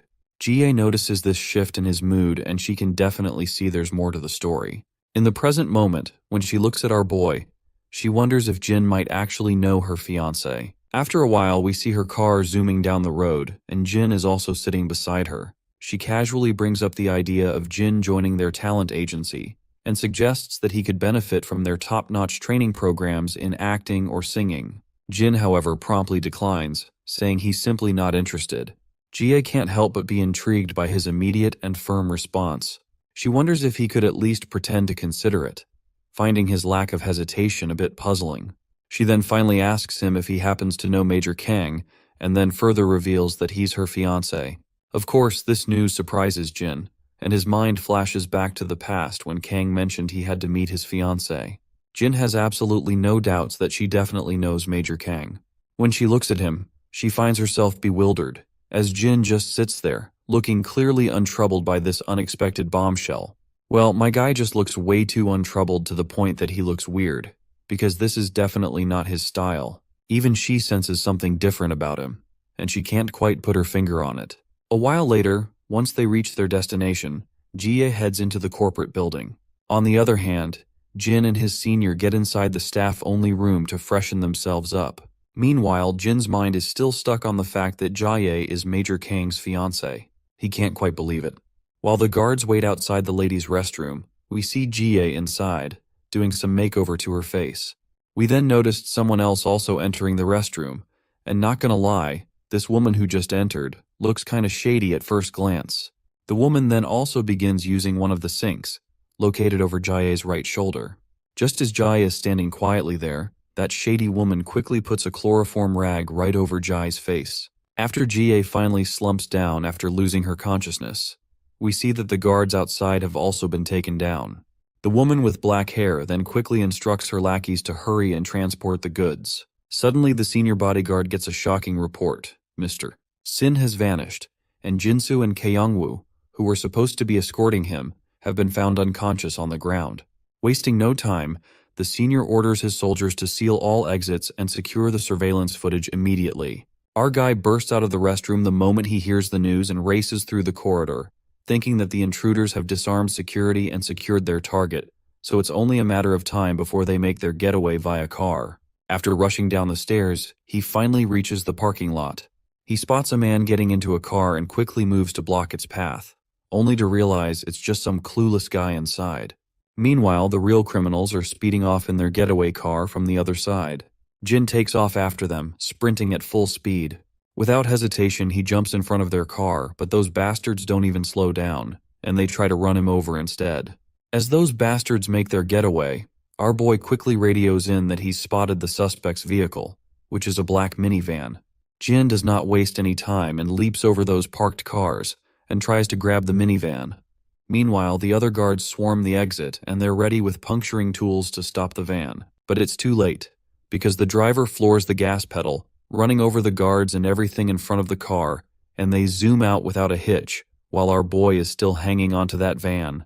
The minivan swerves wildly, and Jin is struggling to hold on as the vehicle juggles around. Just as he's fighting to keep his grip, his mind flashes back to a conversation with Major Kang. In the memory, Jin is sitting with Kang, who's explaining what family means. Kang says that while family is different for everyone, it's something truly precious. Jin's still not quite getting it, so Kang gives him an example. His dedication to serving his country might be so strong because it's also where his family lives. Innocently, Jin asks if someone would give their lives for their family as well. Kang is caught off guard and doesn't know how to respond at first. Then he smiles and says that if it came to that, he'd gladly do it. Back in the present, as Jin clings to the minivan, he grits his teeth and tightens his grip. He slams the minivan so hard that the glass begins to shatter. The driver, distracted by the commotion, doesn't notice an oncoming car in the intersection.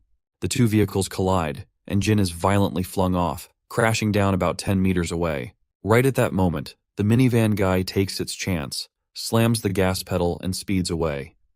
Jin then also starts running after the car. Inside, a woman with black hair glances back at him, giving him a mischievous twinkle with her eye. As Jin runs after the van, he starts to fall further behind until the vehicle disappears from view. Once he is exhausted, he comes to a halt.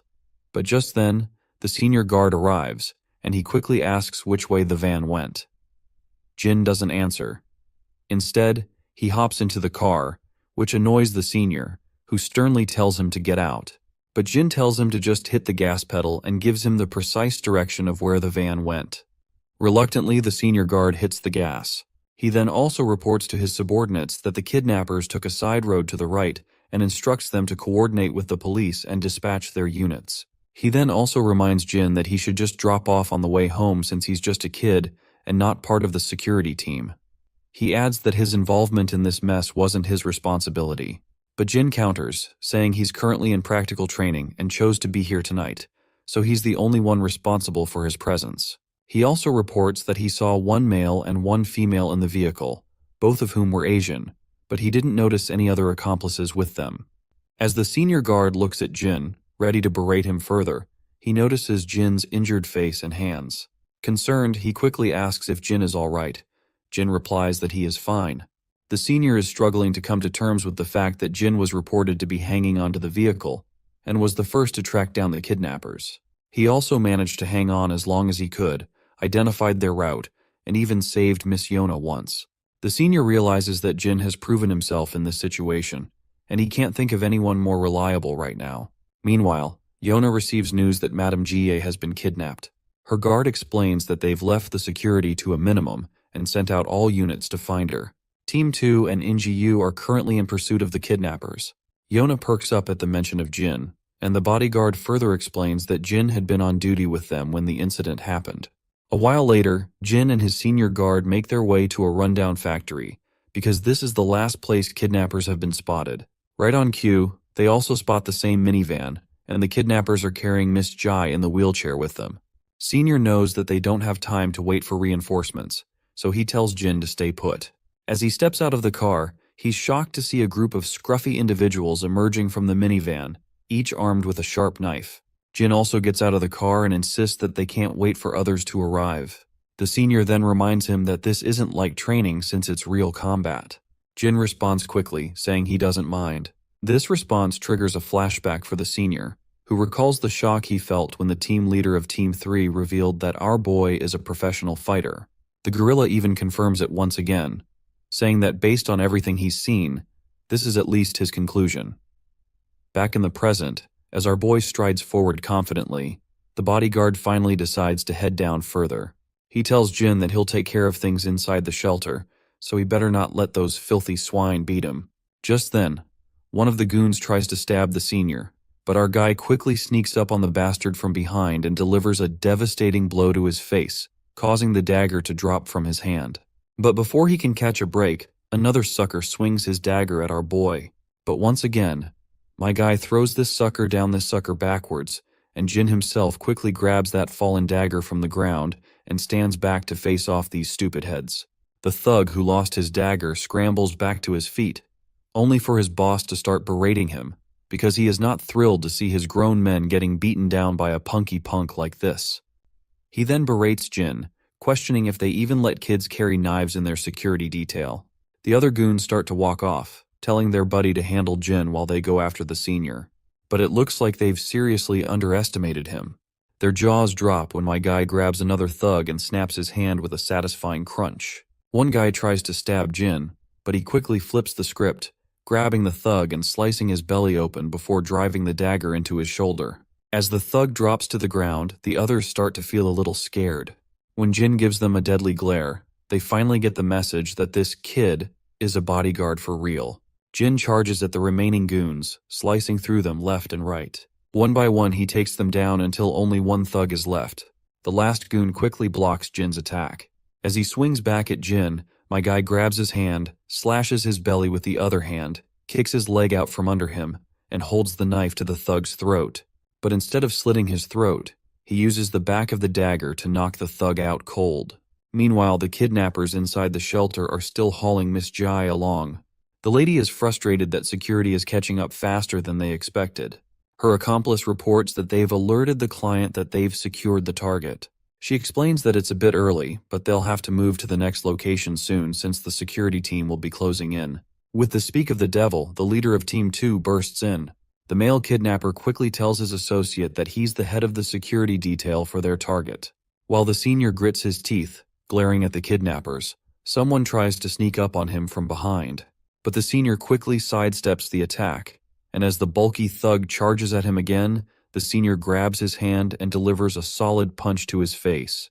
Another goon rushes at him with a dagger, but the senior quickly takes him down as well. Just when it seems like the senior has the upper hand, the situation takes a sharp turn. Despite his skill, even the most seasoned fighter is no match for a gun.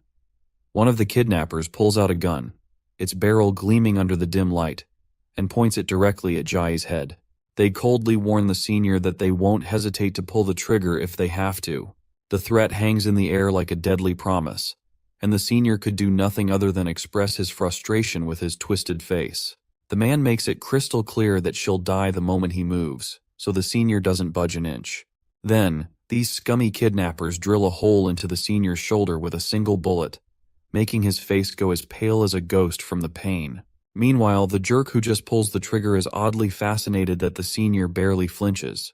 The woman beside him tells him to just finish the job, insisting they don't have time to waste. So, the man decides to pull the trigger again, while the senior takes one last look at Jie, preparing for his final moments. Just as the monster is about to pull the trigger, the senior asks Jie for forgiveness. But before he can die in this dramatic scene, two daggers come flying out of nowhere, piercing the man right in the hand. On the other hand, the woman in black is dodging left and right, while Jin rushes toward Jie, grabs her wheelchair, and starts dashing down with full throttle. The goon is completely bewildered by this, and the other senior's face also goes pale. Meanwhile, the goon starts shooting bullets again as Jin tries to get as far away as possible. At that moment, the senior takes the trigger-happy soldier down with him, and they both crash to the ground. Jin glances at his senior, who quickly tells him not to look back and just run. Without wasting any time, Jin speeds up with the wheelchair and keeps moving forward. A while later, Jie begins to groggily open her eyes. But before she can react, someone covers her mouth from behind. Thankfully, it's just Jin. He tells her to stay quiet, and once she nods in agreement, he moves his hand away. The woman then asks where she is here since she was just in the bathroom. Jin points out that she'll feel dizzy for a while because of the sedative. That's when her mind flashes back, and she remembers she'd been kidnapped. Jin confirms it, saying that he and the team leader arrived first and that security is on its way with the police. Jin looks around to make sure no one is nearby, and he is kinda relieved that she's awake, which will make it easier to move her. But he knows they won't have long before someone finds them in this dead-end corner, And the worst part is that the enemy is armed. Meanwhile, GA wonders if her kidnapping has something to do with the new acquisitions in the SW Corporation expansion, though she had nothing to do with those deals. She looks at Jin and yells that he's hurt, but Jin brushes it off, saying he's totally fine, but Jai isn't buying this crap because she can see that his shoulder is banged up, his fingers are injured, and, to top it off, he's not even her bodyguard. She's confused about why he'd go out of his way to help her, and is surprised at how dependable he's turned out to be. Just then, they hear that familiar voice of that woman, which is the same one who is behind this kidnapping. She's walking toward them, gun in hand, and tells Jin to come out right now. She threatens that if this drags on too long, they won't hesitate to kill the hostage. She further insists they better wrap this up peacefully and save the hostage before things get worse. GA feels terrified to hear this threat, and quickly stands up from the wheelchair, thinking she can't let this boy get dragged into this any further. Despite his skills, he's just a teenager, and she feels she needs to step up and protect him. Before she can do anything reckless, Jin signals her to stop and cryptically gestures something with his fingers, which just goes way over my head. But it seems like GA can understand what he is trying to say, so she stands there in silence, and Jin eventually steps out from his hiding spot and raises his hand quietly. The kidnapper woman is sure GA must be behind that container. She reflects on how she couldn't believe it when she saw our boy hanging from the van even though he is just a kid. She then mocks him, saying he's probably seen too many action movies because, in reality, even a hero can get killed. I guess she's right, because no matter how brave you are, you're no match for a gun barrel pointed straight at you. But Jin remains calm even with the gun trained on him. GA eventually comes out, yelling for her to wait. As soon as the kidnapper woman looks in GA's direction, Jin takes his chance. He throws the blade over at her hand, injuring it badly. Before she can catch her breath, another dagger zips past her, and right at that time, Jin jumps over her, and they both fall off to the ground, and her gun also slips from her hands. She quickly grabs one of the daggers tucked near her thigh and tries to swing it at Jin, but he backs away just in time, and they both put some distance between each other. The woman then launches herself at Jin, and their deadly dance of hack and slash begins. After a fierce exchange, she takes a brutal hit to her gut and goes tumbling backward, her gun falling to the ground. She quickly spots her gun, grabs it, and aims it at Jin with a smirk, thinking she finally has the upper hand. But Jin moves fast and grabs the gun, twists it out of her grip, and now the gun is pointed right back at her. The woman is sweating and utterly confused about how this just happened. Meanwhile, GA is blown away by Jin's moves, while our boy just stands there, cool as a cucumber. The woman smirks again, saying he must have watched a lot of movies. She then pokes fun at him, pointing out that while he might be able to fight, she questions whether he really has the guts to fire a gun. She admits that bodyguards might practice target shooting, but shooting a living person is a whole different ballgame. But well, she's dead wrong about that, and Jin doesn't hesitate for a second before putting a bullet right into her thigh, causing blood to spatter out. The woman is absolutely stunned, unable to believe he didn't think twice before pulling the trigger. What baffles her even more is that his eyes remain dead still after firing the gun, as if he's grown used to it. She has yet to figure out how could a boy from such a peaceful country know how to fight like this. But when she looks at him closely, she recognizes those eyes and feels a chill run down her spine as she realizes that he's code 001. Before she can say anything further, Jin slaps her across the face with the gun, knocking her out cold and letting her fall to the ground. GA is completely blown away by how effortlessly Jin takes her down, as if it's no big deal. Meanwhile, back with the senior, he seems to have finished dealing with his adversary as well, though he looks severely injured, with blood dripping from his shoulder. Sadly, the senior finds himself surrounded by a bunch of goons. The bastard from before gets back on his feet, puts his hat back on, and retrieves his gun from the ground. A bulky guy swings a punch at the senior, but the senior quickly deflects it and lands a punch of his own. Suddenly, the bastard aims his gun at the senior and admits that he underestimated the head of security for the SW Association. He acknowledges that they wouldn't have been able to kidnap her if they hadn't waited until the end of his shift. On the other hand, it looks like the senior is on the brink of giving up. He fought here solely to buy GA and Jin time to escape, but he can't be sure if they got away since that woman went after Jin. For some reason, though, the senior has a gut feeling that Jin will handle it, and he feels surprisingly confident about that. He's so confident that even the dude standing over there can't help but notice the smile spreading across the senior's face. He finally asks the reason behind the senior's smile, but the bodyguard doesn't say a word, just keeps that smile on his face. The cap guy warns that if the senior thinks Jin is safe just because a woman went after him, then he is underestimating that woman gravely. He claims that no man here can defeat that woman, and now that she's angry, Jin will soon be begging for her to put him out of his misery. The senior's smile finally fades, and he grits his teeth out of frustration. The kidnappers also states that he did not send any men after Jin because she'll be done with him before they even get there. The cap guy then starts to squeeze the trigger of his gun, telling the senior to focus on saving himself because he's about to die. Suddenly, a bullet drills a hole into the cap guy's hand, and blood splatters everywhere. He staggers backward and his gun falls to the ground. The senior quickly turns into the direction to see where the shot came from, and is shocked to find Jin standing there, gun in hand. The cap guy is sweating profusely, his blood pouring out, and he's furious, trying to figure out what the hell Jin is doing here. He's also panicked, wondering what might have happened to his friend Priscilla, who went after Jin earlier. I guess he was just way too confident about her. On the other hand, Jin shoots another bullet and puts it into the cap guy's thigh, then turns and aims the gun at the senior. For a moment, the senior's heart skips a beat, but before he can react, Jin starts firing. But to the senior's surprise, the bullets whiz past him, taking out the lackeys surrounding him from all directions. Once Jin's gun runs dry, the senior looks around, only to find every man down on the ground, groaning in pain. What fascinates the senior the most is that Jin didn't even hesitate while drilling holes into those bastards, and he disarmed them with just a bullet for each man.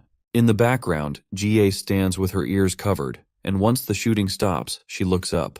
Meanwhile, the senior bodyguard's mind flashes back to what the leader of Team 3 said, which is Jin is definitely a professional. Right on cue, reinforcements arrive and cover the entire area. The police quickly start their work, handcuffing all the goons. Meanwhile, a few soldiers walk over to GA, asking if she is all right. In response, the lady quickly assures them that she's absolutely fine. She then notices our boy talking to the officers. Once Jin confirms he's with the security team leader, the soldiers quickly start tending to his injuries.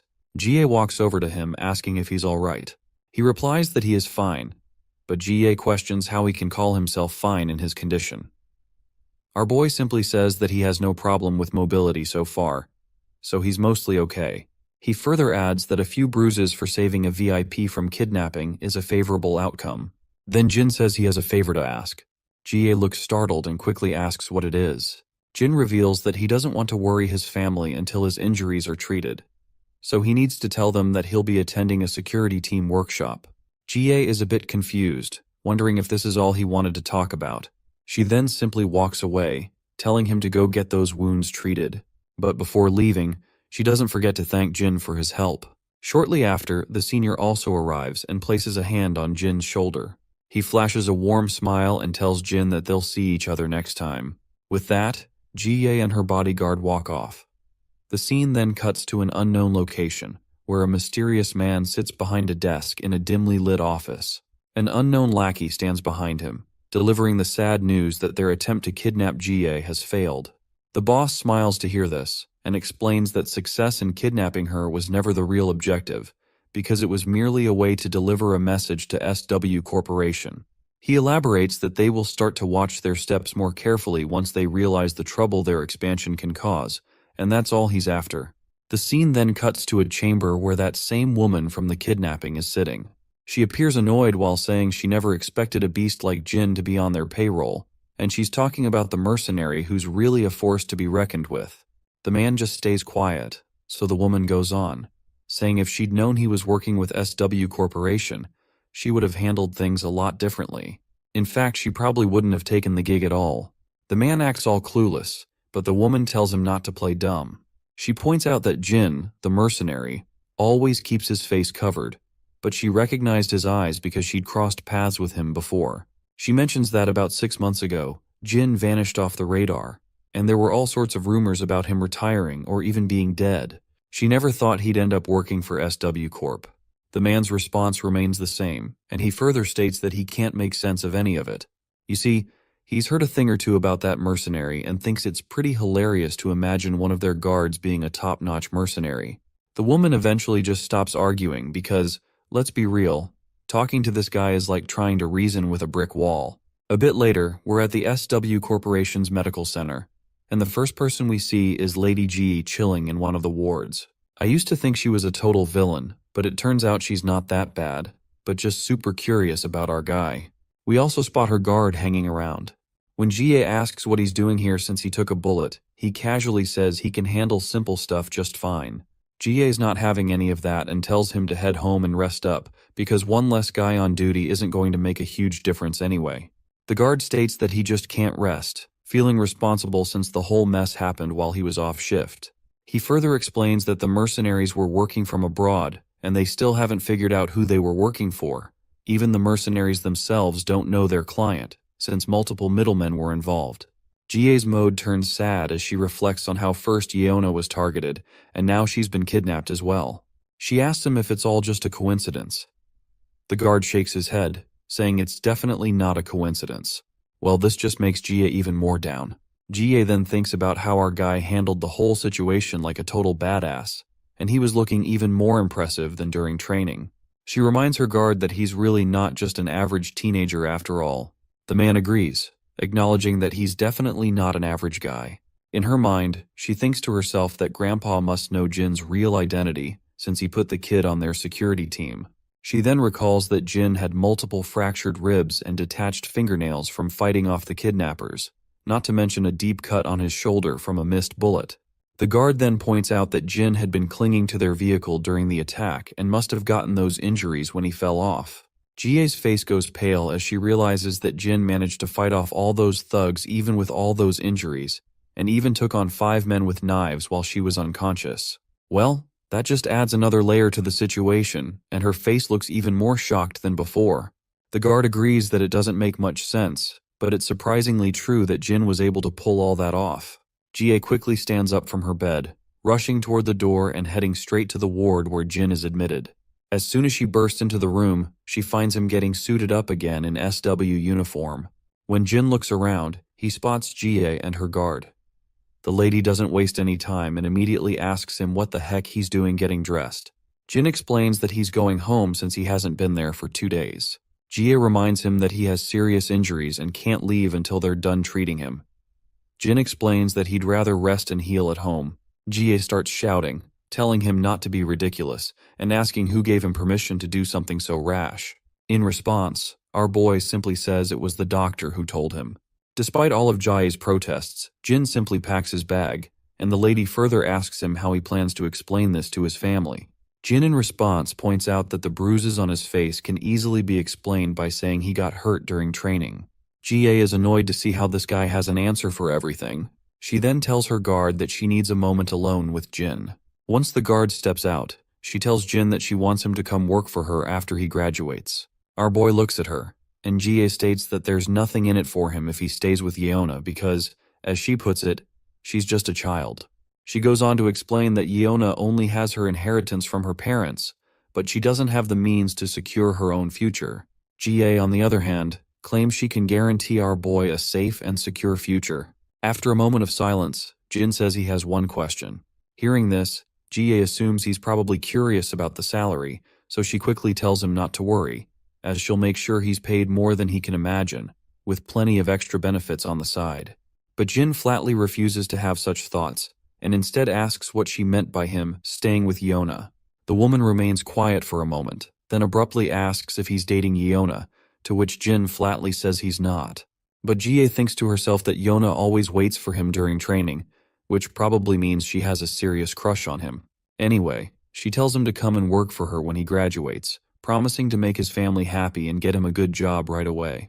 Jin seems to find the offer tempting, but he doesn't say much in response, and just tells her that he'll think about it. Later, back at the apartment, we see Yeona and Grandpa, and they both get utterly shocked when Jin explains that he got hurt during training.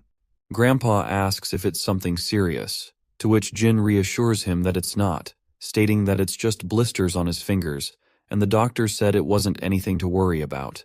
The old man then asks his grandson if the security team he's working with is really what he wants to pursue in the future. Jin doesn't give a definitive answer, only saying that it's what he's interested in for now. Grandpa reminds him that even if it's what he feels like doing right now, he can always change his course if he finds something else he's passionate about down the line. Since Jin is still young, Grandpa adds that he'll support him no matter what he chooses to do. Jin smiles in response and agrees with his grandpa. Grandpa then feels a bit awkward and asks if he suddenly jumped into a heavy topic. He mentions that high school seniors are often worried about their future careers and wonders if he might have busted his chops. Yona snickers at this and reassures Grandpa that he didn't say anything wrong. Jin, meanwhile, has no idea what busting chops even means. The scene then transitions to a familiar camp where we see that same eye patch guy.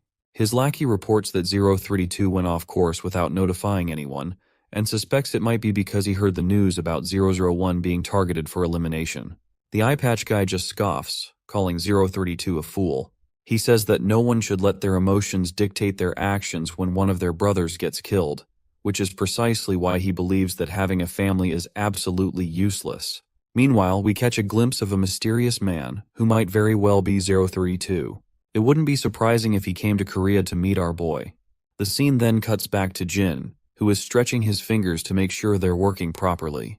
His mind flashes back to a memory of the kidnapper woman who seemed to recognize him as someone familiar.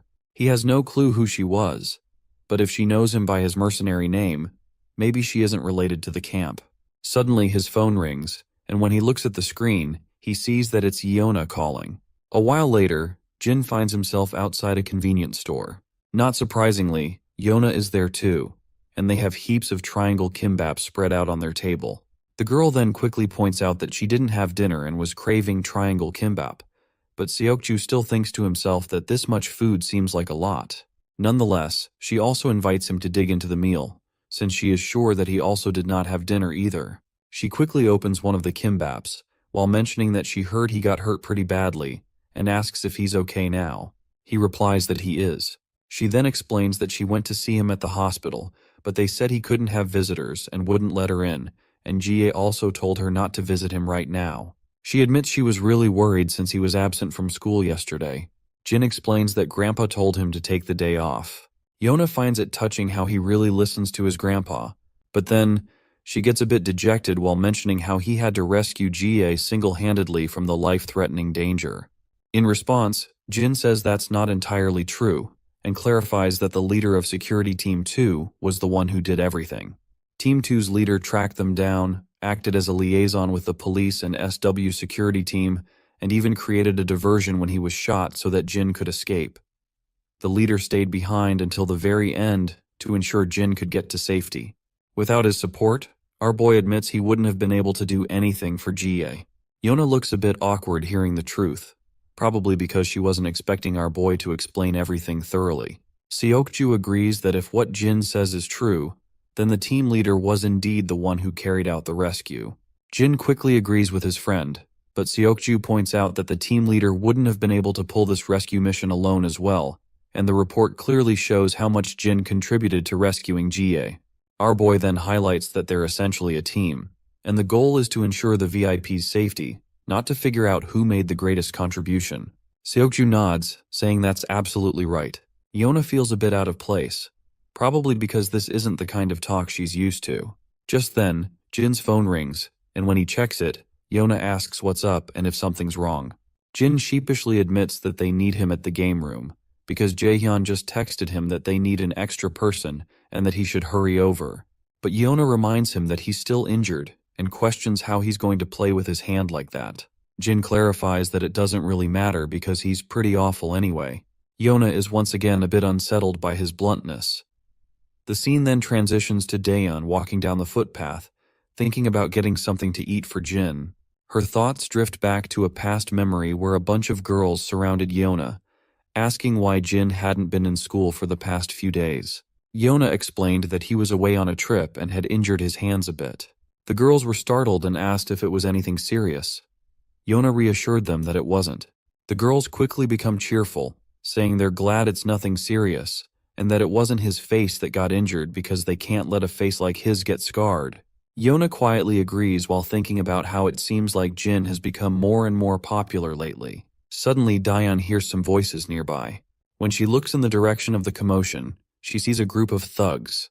She begins to panic when she realizes there's no one around to ask for help. But when she takes a closer look, she recognizes one of the thugs as the same guy who tried to ask her for her number earlier. Her mind flashes back to that encounter, and she remembers that he didn't seem like a mean person, so he might listen to her. So, she musters up the courage, approaches the group, and nervously stutters out an excuse to grab their attention. At first, the harasser responds sharply and cockily, asking who the hell it is. However, his face goes pale with anxiety when he realizes it's the same girl he tried to harass. He then frantically starts explaining to her that this isn't what it looks like, and claims that this dude had a run-in with them first while they were just passing by, and this dude just started demanding for some food. Daeyeon apologizes on this dude's behalf and asks if they can let him go. The harasser clearly isn't thrilled about doing what she's demanding, but eventually they start to walk away. She then turns to the hoodie guy, asking if he's alright. The hoodie guy is startled at first, but then quickly asks if she could buy him some food. Shortly after, they're sitting outside, and it's clear the man has devoured a lot of triangle kimbap like a hungry hound, and he still can be seen chomping down over the last remaining he has left. After that, he gulps down a bottle of water, and once his belly is full, he feels as if he is swimming over the clouds. Daeyeon watches him with curiosity, while the guy quickly apologizes, explaining that he didn't mean to bother her, but he was just so hungry that he couldn't resist asking for some food. Daeyeon reassures him it's no big deal, and the guy explains that he lost his wallet as soon as he got into the country, so he hasn't eaten for a few days. She then reminds him that he should have asked the embassy for help, and the boy feels kind of an idiot for simply not doing that. The girl then checks her phone and realizes it's gotten late, and Jin must be waiting for her to get home. So she quickly offers this boy some money, saying it's just a little something in case he gets hungry again. With that, she starts running off in a hurry, leaving the guy curious about her. We can clearly see this dude is 032 we've been hearing about, and by the way, he looks quite feminine, so don't be surprised if he turns out to be a girl later in the story. The scene then shifts back to the past, where we see Jin bursting into one of the rooms with his gun in hand. Inside, he finds this lady protecting a girl. Jin doesn't open fire immediately, but his transmission tells him to eliminate the target and return to base immediately. The girl in the ponytail's arms trembles in fear, and that is when Jin hears someone calling, and he finds himself jolting awake from this unpleasant dream. He quickly sits down over his bed, and he can literally feel his pulse pound. He then starts hearing the clattering of dishes from the living room. He heads outside and finds Yeona and Grandpa there. The old man looks at him and asks why he's up when he should still be resting. Jin replies that it's time for him to get back to school. Grandpa insists that resting and getting better is more important right now than worrying about his studies. Yeona then also gestures to him quietly from behind to just do as the grandpa is saying. And without a doubt, Jin agrees with his old man with a pleasant smile. Before heading out, the old man mentions that he'll be home late tonight because his colleague, Mr. Lee, isn't feeling well, so he's covering his shift. Jin then asks Daeyeon why she's leaving so early. She replies that she got up early and plans to study a bit before school starts. As usual, she reminds him that breakfast is on the table, so he better eat up. Jin gives her a quick smile, and she quietly heads out, leaving behind a delicious spread of food for him. Later, we find ourselves outside, and as Jin strolls down the street, his phone rings with a notification, and it's Jae-hyung texting, urging him to make his comeback to the team as soon as possible. Just then, Yeona also joins the chat and tells Jae-hyung to count her in as well. But Jae-hyung brutally turns her down, saying she should start practicing with bots first. Just as Jin smiles at the lively banter between his friends, we see 032 walking down the other side of the road. Our boy's smile fades when he spots him, and he is sure that something about the figure seems familiar. He quickly dashes toward the guy, but 032 slips into a back alley. Jin picks up his pace and dives into the alley after him. Once inside, he can't spot the guy in his sight. He follows the path further and ends up at a construction site. After climbing up one of the buildings, he scans the area and soon spots his old friend, who's now holding a gun and aiming right at him. Femboy doesn't hesitate and opens fire, sending a barrage of bullets toward him. But our boy quickly dives behind a nearby wall for cover, while his previous injuries are still hurting. Femboy starts walking toward our boy, and he can't help but remark about how long it's been since they last met.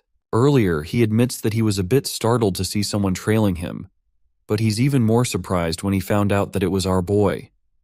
That is when it finally hits Jin that this dude is 032. The hoodie guy keeps walking forward and points out that he already knows 006's habits, so it's no surprise to him that our boy is still alive.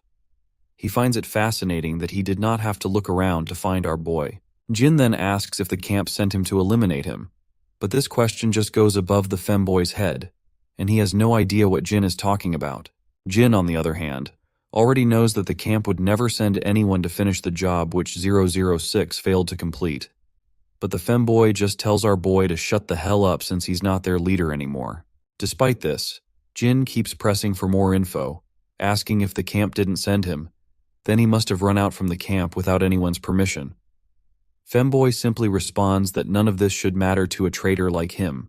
He claims that he doesn't want to hold any resentment towards our boy, but his circumstances are forcing him to do so. But he does mention that 006 was his only family, the only person who looked out for him in that hellish camp.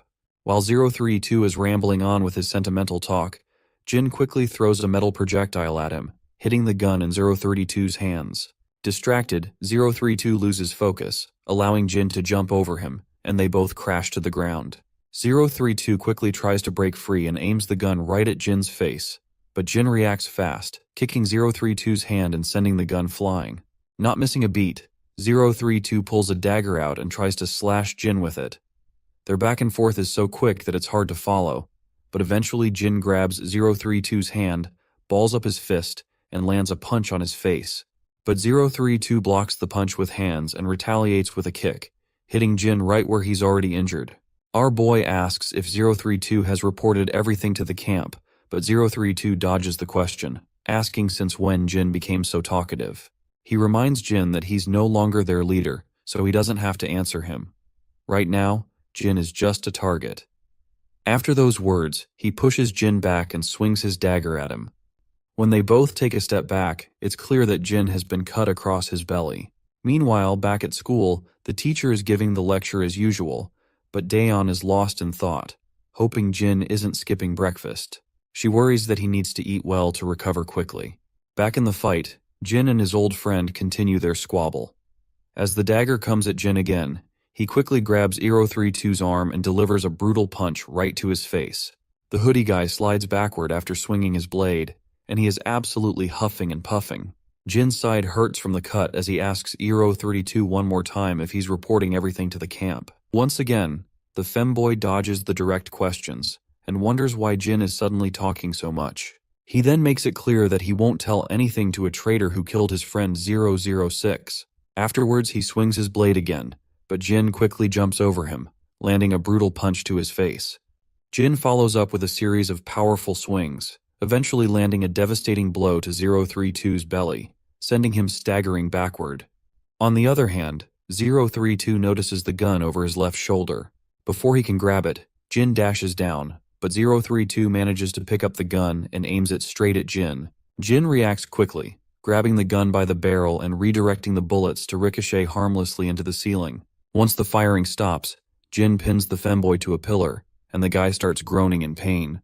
Jin then asks him if he's here out of loyalty to the camp or to avenge 006.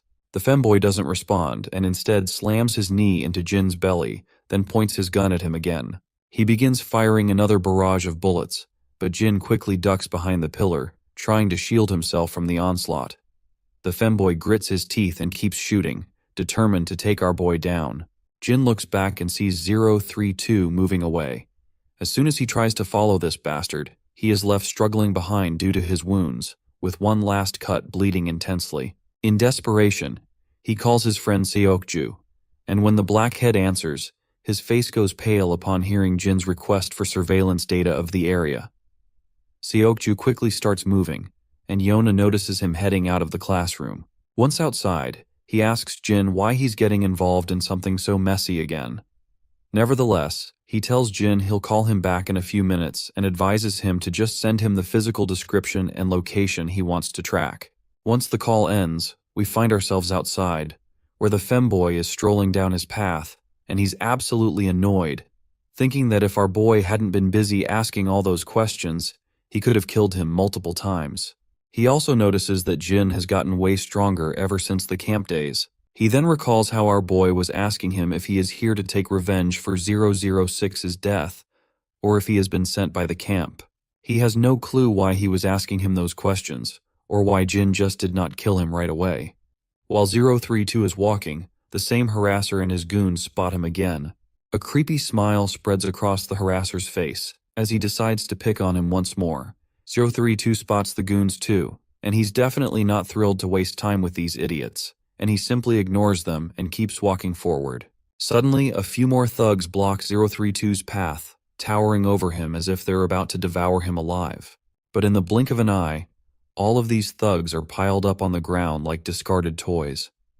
As 032 walks on, he notices Daeon standing nearby. When their eyes meet, the girl quickly recognizes him as the same guy from before. The man starts rummaging through his pockets, pulls out a note, and hands it to her, thanking her for her earlier help. He says it's all he has right now, but promises to pay back the rest soon. Daeon then tells him he doesn't have to do this and worries that he might not have anything left for himself. She bows her head and assures him it will be all right. Later they stop by a restaurant.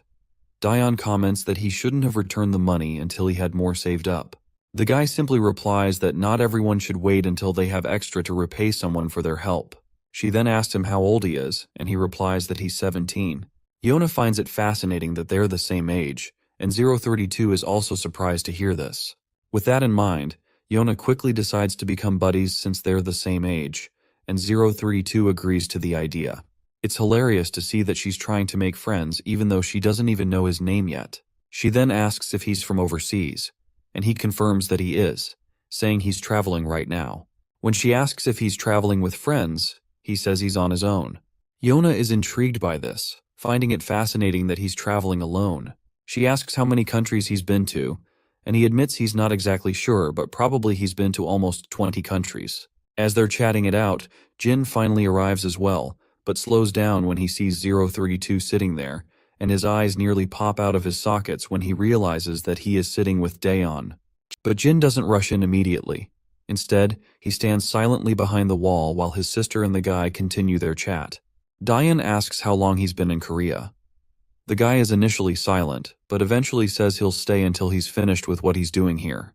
She smiles and remarks that he must be staying nearby since she ran into him again. The guy confirms it, and states that he had some business in this area, but he also guesses that she must live around here as well. He then feels a bit awkward about asking such an obvious question, but Daeon reassures him that she doesn't actually live there. It's just her school is just around the corner. Suddenly Jin dashes in, and before 032 can react, our boy grabs him and throws him down onto the ground, leaving him in pain. Jin then picks up a chopstick from the bin and tries to jab it into 032's face. However, 032 quickly grabs Jin's hand, but Jin responds by swinging a punch instead. After their brief exchange of blows, both of them finally take a step back for a moment of respite. Jin feels guilty for dragging his sister into this mess and stands there, frustrated with himself. Daeon, on the other hand, is bewildered by what's happening.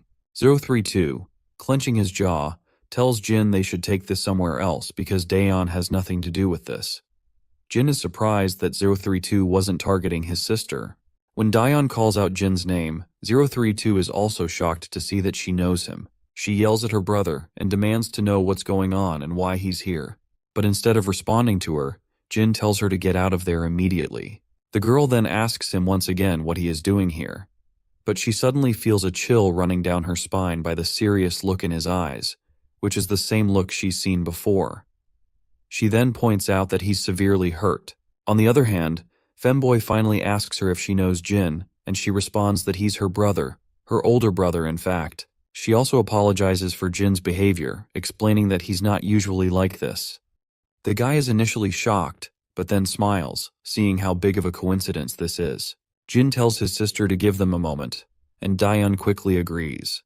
As 032 and Jin face each other, 032 comments on how he didn't think Jin was actually her brother, and questions why he's suddenly using this disguise. Jin makes it clear that he'll only answer if 032 answers him first. With that said, our boy asks him if the camp sent him here, or he just wants to take revenge out of loyalty just because our boy betrayed the camp. 032 is clearly frustrated by Jin's relentless questioning and eventually snaps at him, asking why he keeps asking the same useless questions and what good it does now.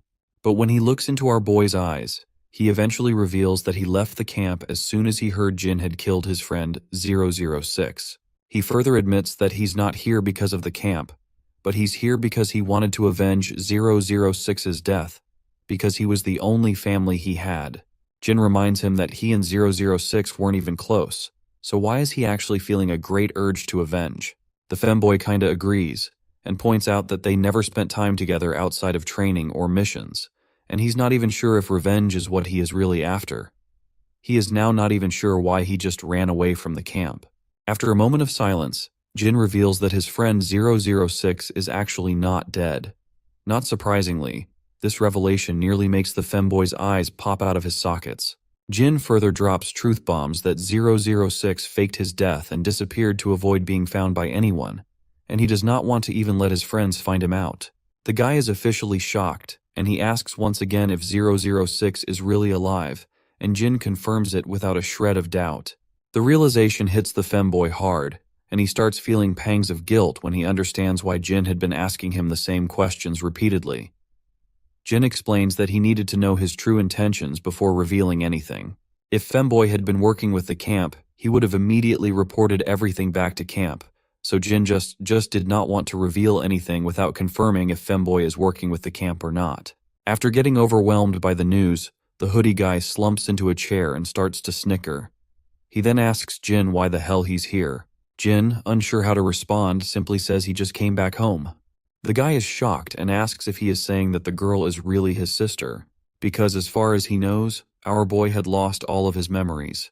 Jin replies that his memories have come back recently, though they're still a bit hazy. 032 asks if he betrayed the camp just because he got his memories back. Jin shakes his head and says it was because he couldn't follow their orders anymore. Then Jin remembers Dayan and gives 032 a serious look, demanding to know how he met her.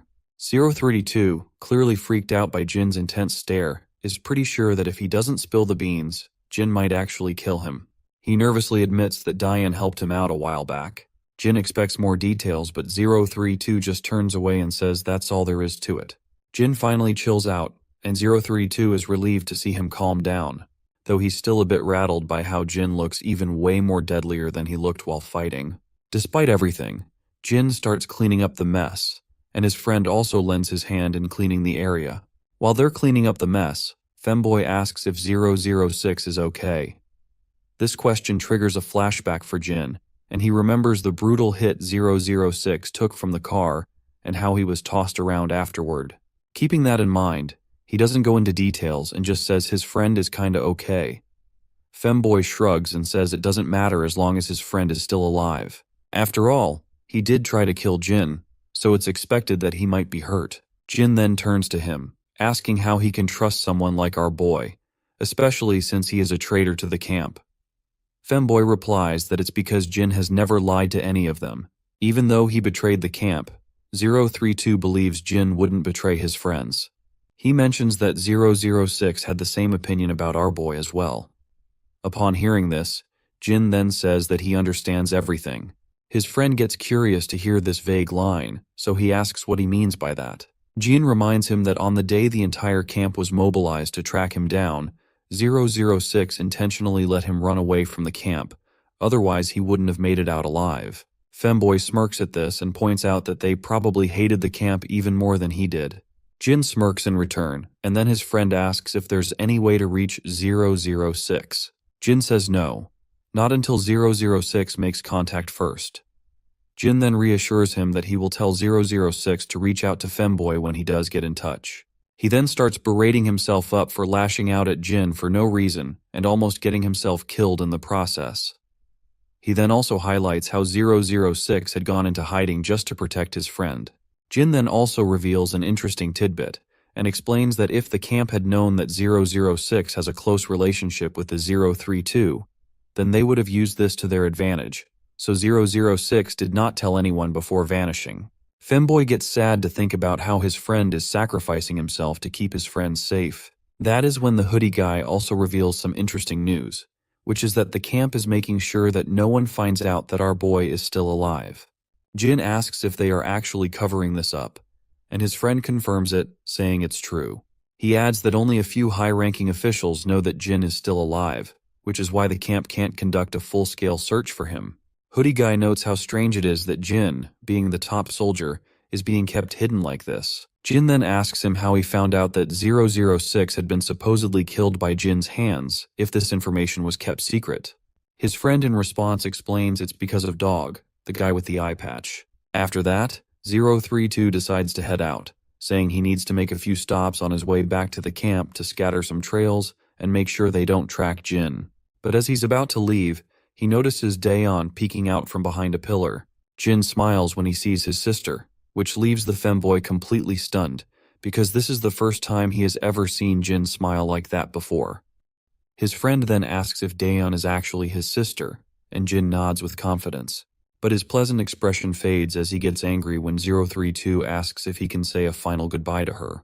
032 starts to tremble under Jin's intense gaze.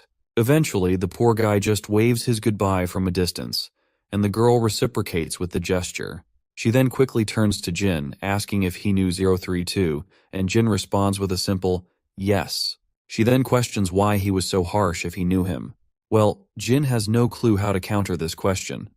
But then he remembers Yona mentioning that Daeon has always been popular with guys, and is pretty.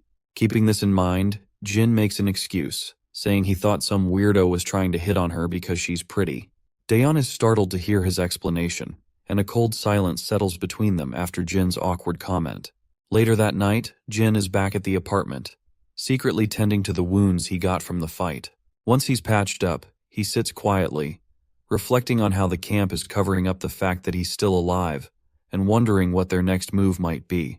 We are back with our femboy once again, and he is still preoccupied with thoughts of Daeon, trying to figure out if she really is Jin's sister. Suddenly, he notices something in his apartment and quickly pulls out his gun, aiming at the front. A voice calls out, telling him to take it easy. Once this mysterious man appears from the shadows, femboy sees a bald guy standing there, which leaves him momentarily stunned. The bald guy tells him to put the gun down before they talk. Femboy finally relaxes his muscles while the bald man looks around and asks if this is where he is living right now. He then questions if he has managed to kill our boy.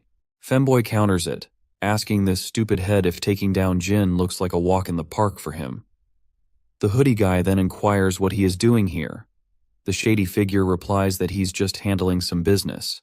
But before the femboy can react, the bald man slips a dagger out from his sleeve and quickly plunges it into the femboy's belly. As he drives the blade deeper, he says he's here to teach him a lesson, and to take this bastard out for disobeying the camp. The poor guy trembles as he asks if the camp really ordered his elimination. The big guy confirms, but only if he refuses to go back to the camp. He then yanks the dagger out from the chest and swings it again at the hoodie guy, giving a nasty cut across his thigh. The poor guy groans in pain, and he is further thrown away backwards, landing on the floor. The bulky bastard hovers over him, while complimenting him for his great agility. The poor hoodie guy is losing blood fast from his belly wound, and he demands to know what the hell this sucker is trying to achieve by doing all this. The baldy coolly replies that he's taking care of things while he has the chance, because he always waited for this moment to kill him. Now that 006 is out of the picture, he is sure that no one can save this femboy from getting killed by his hands. Hoodie guy then throws a jab at this bastard, stating that he did not know he was too scared of 06, and he finds it hilarious that this baldy had to ambush him like a coward. Of course, this little jab really ticks off the gorilla, and his anger takes over. He quickly swings his dagger at the boy. But then, femboy pulls out his own dagger and lands a nasty cut on the gorilla. Now the gorilla's even more enraged, and swings back at the femboy, and while the poor guy's doing his best to keep up, his wound starts to throb. The gorilla then lands a punch to his face, sending him crashing to the ground. As the femboy quakes in pain, the gorilla strides over to grab the gun from the ground. He aims it at the boy and reminds him how much effort the camp put into training him, and how it's all about to go to waste as soon as he pulls the trigger. But the boy just mocks him, telling him to stop being jealous and get better instead. With that, the gorilla pulls the trigger, and the gun drills a hole into the boy's thigh, leaving him collapsing to the ground like a rag doll. Seeing him in shambles, a creepy smile spreads across the gorilla's face. It's clear he thinks no matter how many jabs are thrown, he's the one who's going to come out on top tonight. But surprisingly, despite all the cuts and bruises, the femboy retaliates. He's back in action and throws his dagger at the gorilla's face. While the gorilla is momentarily distracted, the boy makes a run for it, and he quickly dashes out of the room. The gorilla starts shooting a barrage of bullets, but the boy finally makes it outside. His legs are trembling as the bullets make his wounds bleed even more. The gorilla chases after him, but all he finds is a trail of blood, because our femboy has long disappeared into the shadows. He continues to follow the blood trail, and as he's about to turn right in the corridor, femboy suddenly grabs his hand and lands a crushing blow to his face. Before the gorilla can react, the boy pulls the magazine out of the gun and throws it right in the gorilla's face. After those humiliating hits, the big guy gets even more ticked off and recklessly swings his dagger, but he completely misses his mark. As surprising as it is, the blows this bastard took weren't from the femboy, but rather, they were from our boy, who just gave this bastard a run for his money. The gorilla's face goes pale when he realizes it's our boy. Without wasting a moment, Jin charges at him and delivers a devastating crunching blow to his face, leaving it all bloodied. The gorilla tries to attack again, but Jin hits him with more strikes to the belly and seals the deal with brutal knee smashes. But he doesn't stop there. He slams the gorilla's face into the concrete wall, and with his face all bloody, the wall is smeared with blood as well. Finally, the cocky gorilla drops to the ground. Once the fight is over, we see the femboy sitting on the ground with his injuries, asking Jin why in the hell he is even here. Hearing the voice, our boy turns around, looks at his friend, and then starts to walk away. He grabs this bag full of goodies from the ground and offers them to a femboy, saying that his sister told him he was broke, so he brought this to him. Femboy takes a look and finds food supplies.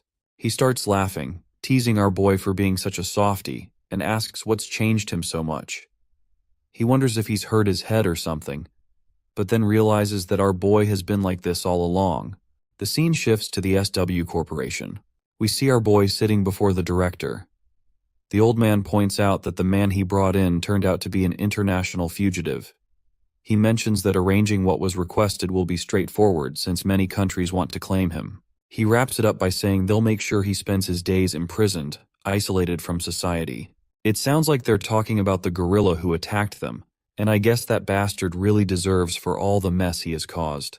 The old man mentions he presumes the gorilla is connected to our boy's past. For a moment, Jin stays silent and admits he wasn't directly involved. But yes, the connection is there. The old man says he won't dig any deeper, but assures Jin to come to him if he ever needs help. Jin simply nods, stands up, and leaves without saying much more. The assistant chimes in, saying he was startled when our boy called for help, especially when it involved such a serious criminal and gunshots on the scene. As Jin walks out of the corporation building, his mind drifts back to his injured friend, who is barely hanging on. Jin quickly pulls out his phone, saying he knows someone who can get the femboy treated somewhere safer. But the femboy insists he can handle it himself, because he just needs to stop the bleeding and disinfect the wound. Jin, however, points out that he needs proper treatment. The femboy mentions it'll take too long, and the camp might get suspicious. Jin is shocked to hear this, and asks if his friend is returning to the camp. The femboy confirms he is, but Jin reminds him that the camp gave orders to eliminate him. In response, femboy explains that the gorilla did mention that he was tasked to bring femboy back, but since this gorilla doesn't like 006 or any of the numbered guys, he just went ahead and tried to assassinate. Jin quickly points out that going back to camp is still risky. The femboy just snickers, saying since the camp believes 006 is dead, it doesn't make sense for them to kill him just because he went off looking for Jin. Besides, the femboy says he sees no other way either, because they will come after him if he go into hidings, and that could risk exposing 006 as well. Femboy further adds that if his plan works, he'll make sure they can't track Jin down. It's the least he can do after Jin saved his life. With all the traces 006 left behind, it should keep the camp busy for a long time. He tells Jin he hopes he'll make it and manage to protect his real life. Suddenly, Jin is jolted awake from his flashback when Lady Jai calls out to him. She asks what brings him here, and he responds that he was just running an errand. She then asks if it's really okay for him to be out like this, since he still has not recovered from his injuries. As soon as she mentions his injuries, Jin's mind flashes back to the past, where he remembers getting kicked and beaten by femboy, which only made his previous injuries worse. But instead of admitting that, he smiles and says he's doing great. The girl smiles back and asks if he's free now, suggesting they grab something to eat. It seems like she's taken a liking to him, and even though she has a meeting to attend, she'd rather have dinner with Jin. But unfortunately for her, Jin turns her down, saying he has to head straight home since he already has dinner plans with his family. It seems like she wasn't ready to be turned down by a kid, and she's clearly feeling the heat of the situation. To save her face, she quickly comes up with an excuse, saying she remembers she has some work to do as well. Meanwhile, the guard behind her looks completely pale after hearing her blunt lies. After all, the meeting was the only reason they were here. Suddenly, the girl asks if he'd be interested in taking a part-time job, guaranteeing that the money will be worth it. Once again, Jin turns her down, saying he's not interested. She sighs and finally asks if he wants a ride home. Jin replies with a simple no. As Jin starts to head out, Lady Jai's guard tells him to get well soon so they can train together again, mentioning that the other boys have been asking about him. On the other hand, Lady Jie secretly smirks, thinking Jin is fitting in better with the guys than she expected, and even her picky bodyguard seems to like him. Once our boy is out of the picture, the guard asks if Lady Jai plans to put him in Seoha-cha's security detail. She says yes, pointing out the recent stalker incident happened with Seoha-cha, and noting that it wouldn't be too dangerous since he'd just be escorting her. She asks what he thinks about it, and he replies it should be fine. While Jin's heading down the street, he notices his grandpa standing nearby. He calls out to him, asking what he's doing there, and Grandpa just says he's out for some fresh air. The old man then reveals that Dion's birthday is coming up in a few days, and Jin looks quite surprised. The old man admits that he doesn't know much about Gen Z preferences these days since he's a boomer himself. He asks Jin if he can suggest what kids his age might like as a gift and what her hobbies might be. It turns out, Jin is just as clueless as his boomer grandpa, and there's an awkward silence as they both realize they've fallen into the boomer category. Suddenly, Jie's phone rings while she is sitting in her office. When she checks it, a creepy smile spreads across her face. She picks up the call, clearly surprised that it's Jin himself returning her call, which is quite a big deal in itself. Our boy then asks her about the offer she had made earlier, and wonders if that is still valid. The girl smiles, thinking Jin must be calling about the dinner offer, so she acts all nonchalant, saying she's pretty busy but will check her calendar. However, her pleasant smile fades when Jin tells her he's actually calling about the part-time job she offered him. She looks annoyed when she hears Jin is actually calling about the part-time job, not the dinner. Our boy then asks again if the offer is still valid, and the girl asks if he's interested. Jin confirms he is, so she tells him to come to her studio tomorrow at 4 p.m. The scene cuts to the game room, where Jin and the other boys are lounging around, having fun while gaming and chatting. Jaehyung, who's been reading an article on Seoha-cha, tells his other friends about it. The other boys perk up and start staring at his monitor. Jaehyung explains that she's starring in a new TV series based on a webtoon, and will be the lead in the Mercenary teenager series. The blondie then adds that he's seen her in person, and she looks smoking hot. His orange head friend nearly chokes on his drink hearing this, while Blondie continues, saying he saw her while working part-time at his cousin's ad company, where they were shooting a commercial with her. Jaehyung is blown away by this news, as he's been a hardcore fan of Seoha-cha ever since her first show, which has been almost 8 years of following and loving her work. Youngchan asks Blondie how she was in real life. Blondie responds that she's pretty in person and admits he's never seen someone so beautiful. The other guys can't help but blush and call Blondie a lucky bastard. Jaehyung even asks Blondie to let them know if his cousin's company needs anyone again. The scene cuts to the ad shoot set, where everyone is preparing for the next advertisement. They're eagerly waiting for Seoha-cha to come out of her room. Inside, Seoha-cha hears the news that a bodyguard is coming to escort her. One of the crew confirms it, but Seoha-cha replies that they already have someone from the agency handling it. But the guy reminds Seoha that the guard coming this time is from SW Corporation. He mentions that he had already told the corporation that there is nothing to worry about, but they were still worried because of the stalking by some stalkers. He assures her it's just one guy who will be tagging along with her, so it won't be much of a hassle. The gorilla-like guard standing nearby then confirms that the new guy is just a trainee. Of course, this doesn't sit well with the actress. She wonders why they would send a trainee for something like this. As everything gets ready for the shoot, everyone's attention is suddenly caught by the crisp sound of shoes thudding on the floor. When they turn around, they're blown away by the elegance this man exudes. Even though we don't get the chance to see this elegant man, I can confidently state that it's our boy crashing the party here. Back in Seo-ha-cha's dressing room, the gorilla-like guard mentions that SW sent the trainee to get some experience, and he assures her that he will keep an eye on him to make sure he stays out of her way. Seoha's assistant thanks the guard for his help and apologizes for the extra trouble, saying this whole situation is way above his paycheck. The guard reassures them, saying there's nothing to worry about. He adds it's SW's fault for sending a rookie, and he personally finds it rather humiliating to work with someone below his level. Suddenly, there's a knock on the door. When the guard cracks it open, he finds Jin standing there, and our absolute handsome boy in his suit looks totally lady killer, and he quickly states that he's from SW. The assistant is totally bewildered, wondering if he's really a bodyguard or just trying to pull a fast one on them. Jin formally introduces himself and confirms he's indeed the guard sent by SW. The man finally acknowledges it, though he almost thought Jin was some kind of celebrity in disguise, because he just looks too hot to be some random bodyguard. On the other hand, the gorilla perks up to see our boy, and he finds this nothing short of a joke that they have sent a literal kid. Nevertheless, Jin asks if he can come inside, and the assistant gives him the green light to enter. Once Jin is inside, Seo-ha-cha takes one look at him and is absolutely blown away, finding it ridiculous that this handsome kid is a bodyguard. Jin introduces himself personally and tells her he'll be her bodyguard from now on. Seo-ha quickly reciprocates with the gesture and says it's nice to meet him. Jin starts looking around, trying to get a feel for things, while Seo-ha-cha is still wondering if this guy is really a trainee bodyguard. He looks more like a boy band trainee that SW is trying to debut, and she suspects they probably sent him here to get some exposure. Meanwhile, our boy wants to confirm if this is her first day on set. The assistant confirms this, and once the formalities are out of the way, our boy quickly points out the elephant in the room and asks if the stalking began 2 weeks ago with letters. The woman clarifies that it's been going on for longer than that. She explains that the stalker somehow knows her address and keeps leaving strange letters in her mailbox. It's gotten worse recently, but it's been happening for a while now.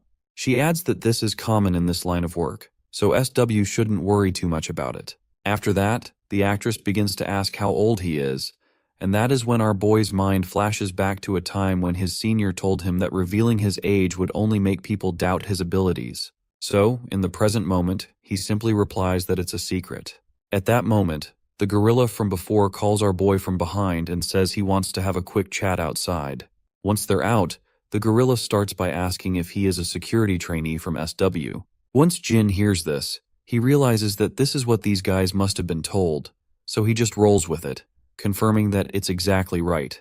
The gorilla tells Jin to simply stand aside and watch how it's done. He's confident that he already has things under control. He then starts berating our boy, saying he has no idea why SW would send a runt like him because security is no joke, and practice drills won't cut it in real-life situations, so he tells him he better stay out of the way until his shift is over, and then go home.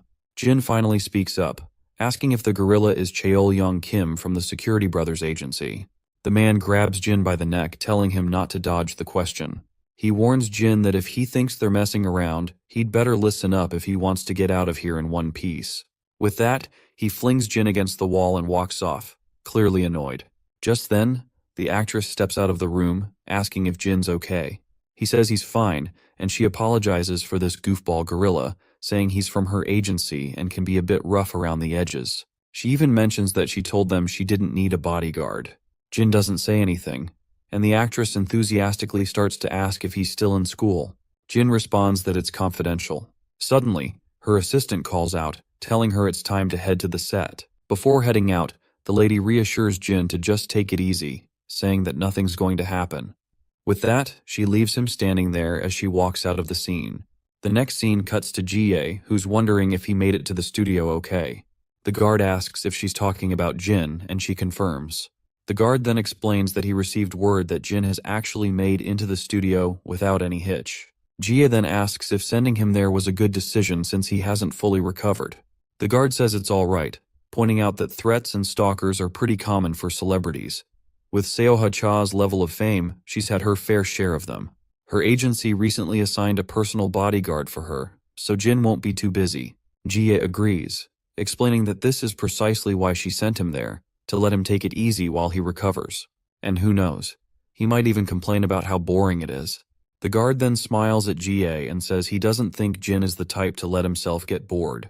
Jie finds this good news and uses the term cakewalk to emphasize how easy this job is going to be for Jin. The guard reluctantly agrees, saying she's precisely right. Jie, on the other hand, feels proud of herself for using Gen Z slang, which makes the guard awkward as he watches her bask in her own sense of accomplishment. As people are gathering in for the shoot, we also see the gorilla making another appearance. Despite the hottest actress sitting right before them, everyone's attention seems to be fixed on Jin, as they can't take their eyes off him. The big man then asks Jin why he left his post for so long, saying they're not here on a field trip. Jin replies that he was scanning the perimeter. The cocky guy starts fuming, questioning what kind of perimeter Jin is talking about, and what a kid like him could possibly know about this stuff. Suddenly, the director wraps up the shooting. As everyone is taking a moment of respite, Seoha Cha's assistant offers her some water. Just as she's about to take a sip, her attention is grabbed by Jin, who announces loudly that he needs everyone to remain inside. The entire staff is all ears after hearing this request, and Jin continues, saying that the police will be arriving soon and everyone in the studio must cooperate with the investigation. The actress is now thoroughly confused and asks what's actually going on. Jin then shows her an envelope with a tiny camera inside. She asks Jin what this is, and he explains that it's a spy camera he found in the waiting room. The news hits like a thunderbolt out of the blue, shocking both the gorilla and the actress's assistant, as well as the actress herself. Even the people standing all around start murmuring, wondering how a spy camera ended up hidden in her waiting room. The actress begins to tremble, and Jin continues, saying he checked the surveillance footage but didn't find any security cameras at the entrance of the waiting room. This makes it difficult to figure out who installed the spy camera. As usual, the gorilla is fuming, berating Jin for not revealing this sooner. But Jin doesn't give a damn about the gorilla's rage. He continues, saying that Ms. Cha didn't use the waiting room after he found the camera. He was just waiting so as not to disrupt the shoot, and no one has entered the room to retrieve the camera, nor has anyone left the studio. The gorilla's frustration reaches its peak. His nerves are practically popping out, and his mind is on the brink of exploding, and he's convinced Jin is trying to screw him over. He tries to snatch the camera from Jin's hand, demanding he hand it over. But Jin just steps back with such a nonchalant flair that it's almost unbelievable. The gorilla, clearly fed up, asks Jin what the hell he's trying to pull. Jin just says it'd be best if Miss Cha's assistant took the camera. The gorilla turns to the assistant and demands he let him take the camera so he can have his team stage it with the police. The poor assistant, clearly flustered, hesitates but eventually agrees. The gorilla snatches the camera from Jin's hand without a second thought, and everyone around is pretty unsettled by how this giant guy is throwing his weight around. As they step outside, the gorilla starts laying into Jin, asking why he didn't come to him first with something like this. Jin shoots back, wondering why he should have, especially since the gorilla had already said he did a thorough investigation when Jin asked if he'd checked the waiting room. The gorilla's rage hits a new level as he demands to know if Jin was aware of the camera when they spoke earlier. Jin confirms he was. This sends the gorilla into overdrive, yelling at Jin for not immediately reporting to his superiors. Jin makes it crystal clear that the gorilla is not his superior, and that's the last straw. The gorilla tries to slap Jin around, but Jin's not the kind of kid to just take that. He quickly stops the gorilla in his tracks. Fuming, the gorilla finally backs off, muttering that Jin would have been dead if it weren't for SW Corporation. Later, we see the van speeding down the highway. Inside, the lady and her assistant are having a chat. She asks how long it's going to take to figure out who planted that camera. The assistant says the forensic team is on it and should have some answers soon, but the lady isn't so sure. She mentions that they seem to think she was overreacting about something as little as this camera. The big man, ever the reassuring presence, tells her not to worry. He insists he will run his own investigation into the matter. While the actress looks sad and all, Jin glances at her but doesn't say anything. When they arrive at her home, she gets out of the car and Jin follows, but the assistant tells him to stay in the car as he'll drop Jin off at the nearest station. Jin, however, says he'll head back on his own. With the final exchange of goodbyes, the assistant drives off, leaving Jin standing there. Once the car is out of sight, Jin walks around the actress's house. That's when we see her sneaking out of her own house, wearing a mask and a cap. As soon as she steps out, She finds herself startled by the presence behind her and looks around, finding him standing by her side. She quickly asks how he's still there, and Jin simply responds that he was just scanning the area. She gets a bit embarrassed and tells Jin that he can go home since she's just heading to the convenience store around the corner, and asks if she's not allowed to do that. Jin responds that she's free to do whatever she wishes, and that's exactly why he's here. The girl lights up at this, and later, we see her enjoying some delicious noodles outside the convenience store. She tells Jin not to just sit there but to dig in too. She mentions that she was going to take the noodles home but decided to eat them outside since he's here. She looks down and admits that when she's really stressed, she likes to unwind and stroll around the neighborhood. She's been in the business for so long that it's hard to walk around anywhere freely, and she hasn't had time for friends either. She then asks Jin what he does for fun with his friends. He replies that he sometimes goes to the game room after school. She then asks Jin again if he actually mentioned a game room. Jin confirms that he did, which leaves her shocked, because it suddenly feels like she's talking to a teenager again. While Jin is sitting there, he spots some familiar faces, and they are his friends, who are absolutely blown away to see him hanging out with the infamous actress. Jin stands quietly in the background while the lady waves to them with a pleasant smile. After a while, all of Jin's friends join her at the table, and it turns out they all ended up at the game room together. Jae-hyung points out that he never imagined he'd be gaming with her today. The actress smiles and says she didn't think she'd end up at the game room either, as she usually just games at home. Jae-hyung gets a chill when the actress smiles and talks, because she looks even more attractive in person. She thanks him for the compliment and also points out that she won't forget how they told her she sucked at games. Youngchan, with a deadpan expression, confirms this, saying there's no doubt she actually sucked. Surprisingly, as much as Jae-hyung likes her, he adds there's no mercy for noobs. Blondie agrees, and he looks totally worn out, exhausted from playing with noobs like Jin and Seoha. Jae-hyung tells her not to take it personally, but advises her not to tell people she's a gamer, as it will be just insulting in itself. The actress erupts in a smile and a cheerful laugh after their little banter. Eventually, they decide to part ways. After a final wave, Jin and Seoha head off together, while the boys stand behind, still unable to take their eyes off her. Youngchan even remarks that he can't believe he grilled Seoha Cha about her gaming skills. Jae-hyung agrees, and he feels like it's all just one big dream. As they walk out, they carry the sweet autographs of Seoha Cha, signed over their uniforms. Later, we see a Mini Cooper zooming down the road. Inside, Seoha is still in disbelief that her bodyguard is actually a high school student. Jin feels a bit awkward, seeing her so chatty and enthusiastic, while Seoha continues to gush about how much fun she had with him, admitting she never thought she'd be hanging out at a game room like that. She usually just plays games alone at home. Jin suggests that if she finds gaming in public difficult, she could invite her friends over to play. Seoha explains that she's been a trainee since middle school, so she honestly doesn't have any friends. Once she debuted, she was too busy with work to make any real connections. She sometimes hangs out with people she meets through work, but she wouldn't really call them friends. Seoha then asks him about his life, because she is curious why he's working as a bodyguard while still in school. Jin explains that he's doing it to buy his little sister a birthday present.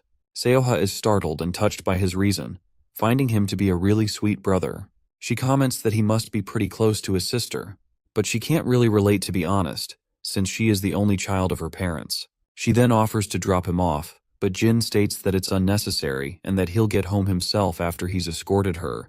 By the way, throughout their conversation, Jin has kept a formal tone, addressing her as Miss Cha, but she tells him to just call her Seoha. When they finally reach their destination, Jin gets out of the car. As he turns around, he spots another figure approaching. This man looks furious, and Seoha quickly reassures Jin that it's okay since she knows him. The man cryptically hints to her that the particular person she knows would like to see her, who is sitting in the car right now, but Seoha stays silent. As the man moves toward them, Seoha also walks forward as well, but Jin quickly steps in front of this new guy. The dude in glasses, however, immediately tells our boy to simply step aside. Seoha then tells Jin he can go home and that she'll be home after this. But Jin insists on waiting, and Seoha is momentarily silent as she looks at his calm face. Eventually, she smiles and tells him to go home and get some rest.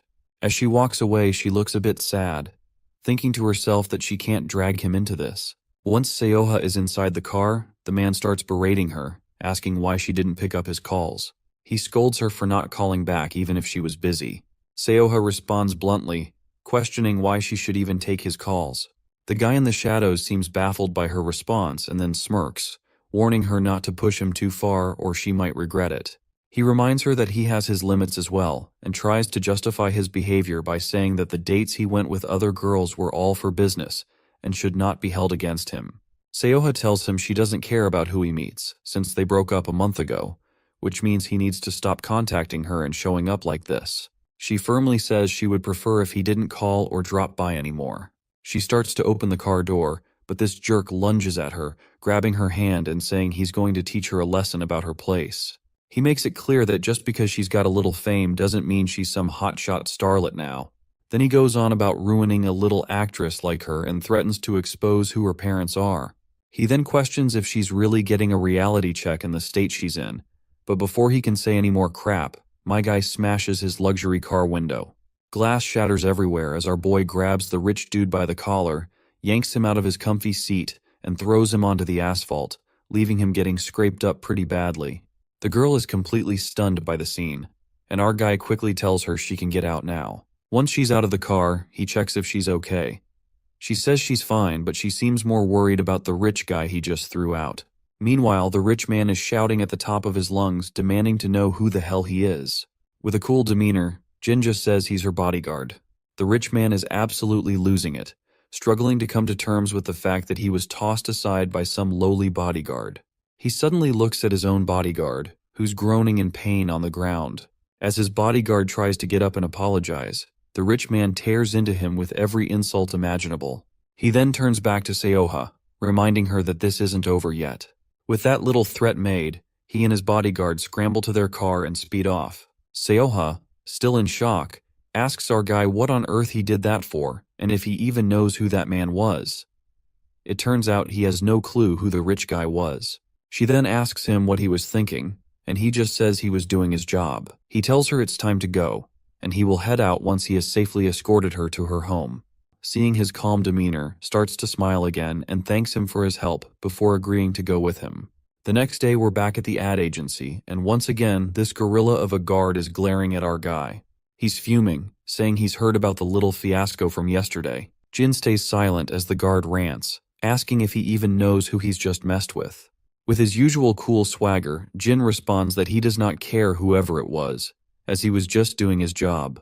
The guard has absolutely no idea how to deal with this lunatic, and he is struggling to find a way to argue with this puny punk. He then jabs his finger at our guy and explains that the man he attacked last night is the third son of the head of KP Group, and he's the head of marketing of Seoha Cha's agency. You see, KP Group recently became a major investor in Seoha Cha's agency, so not only did he screw over Seoha, but now her entire agency is at risk because of him. So he demands to know if he can see the consequences of his actions. He then further tells Jin to forget about whatever fantasy he has about being a big shot and advises him to quit before he ruins someone else's life. The gorilla and his two lackeys walk off. Later, we see the same bespectacled guy standing outside, while the rich dude who got taken down last night by Jin is sitting inside.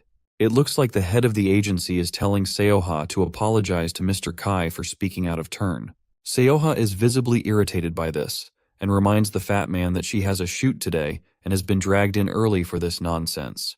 Besides, she insists she's not the one who should be apologizing. The agency director nearly chokes on his breath at her bold stance in front of Mr. Kai. The fat man looks pale and asks Seoha what's gotten into her. She remains silent while the director apologizes to Mr. Kai, saying he's terribly sorry and that Seoha has been under a lot of stress with the stalker situation. Mr. Kai then pretends to understand her predicament, saying she is going through a lot of stress, so he can forgive her. He then throws the contract papers onto the table, explaining that the contract was another reason he came here, since he heard she hasn't signed it yet. Seoha's frustration is off the charts, and the director reminds her that she had plenty of time to think it over, and he is sure that she will cooperate with the agency, since she has been with them since her trainee days. He also notes that he adjusted the conditions in her favor as well. Seoha quickly realizes that they're trying to corner her again and will team up to force her into signing. Mr. Kai then recalls the bodyguard from yesterday and tells the director to get rid of him as well, saying he can't stand the idea of such a violent person being around Seoha all the time. The greedy fatty quickly agrees to send that other guard back, who is our boy, by the way. But as expected, Seoha tries to protest. But the fatty shuts her down and states that it's not just about what happened with Mr. Kai last night. He's also heard from the head of security that our boy is a problematic person. It seems like that bastard gorilla-like guard has reported about our boy as well. Anyway, Yoena quickly tries to defend Jin, stating that he did nothing wrong and what happened last night wasn't his fault. But suddenly her words catch in her throat as she realizes she's accidentally mentioned Jin's name. As soon as this rich bastard hears his name out of her mouth, he asks her if she's gotten that close to him, and if that's why she was being so rude last night. Seoha is clearly fed up with his constant suspicion and the way he's always digging into her personal life. She tries to explain that he's got it all wrong, saying Jin is just a bodyguard, and she's tired of this arrogant guy hounding her long after their breakup. The jerk smirks again and hints about getting rid of our boy who is working as a bodyguard for her currently. This twisted question catches the poor girl off guard. On the other hand, he goes on to say that someone who's so violent shouldn't be protecting people at all. Seoha quickly catches on to what this man is trying to imply, and she finds revolting how he is trying to take his revenge on an innocent boy. Her mind quickly flashes back to Jin's image, who's as harmless as they come, and asks if he really needs to take things this far. She wonders if he's just upset about the contract renewal and is taking it out on an innocent bystander. The jerk just sneers and says he's not upset about that since he knows she'll sign the contract. He's just worried about our boy endangering others. Seoha can clearly see that he's lying, so she tells him that he can feel happy as she is about to fire our boy off. But then the rich guy says he's not letting Jin off the hook just by firing him from his job. Seoha starts trembling as she worries about what worse things this man might do to him. Despite her fears, the rich guy tells her to just sign the damn contract so they can go out and celebrate. He then also orders his lackey to bring Jin in. Seoha knows that this guy just wants revenge for the humiliation Jin caused him last night, and when this rich guy flashes his smirk, he only gets on her nerves more, and all she can think about is getting the hell out of there as fast as possible. When Jin finally walks into the room, he just stands there while the cocky guy sneers at him, saying he's just a kid, and he now finally understands why he was so violent. The agency director then informs Jin that he won't be on Seoha's security detail anymore, and he'll be sending word to SW Corp as well, so he should just leave. After that, the cocky guy smirks and says Jin's life is about to get a lot harder.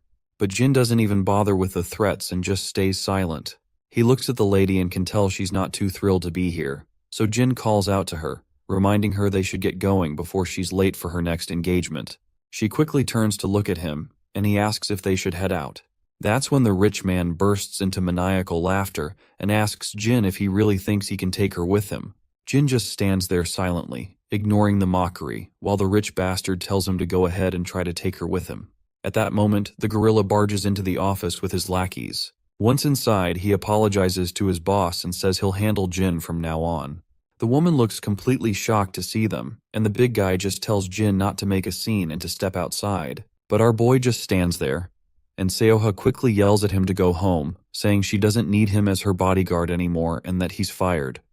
Well, even though he has already been fired from the job, my guy doesn't budge from his place, and just stands there firmly. That's when one of the guards lunges at him, calling him a little shithead. Jin quickly kicks the guard away like he's just a stray dog, which leaves Seoha absolutely shocked.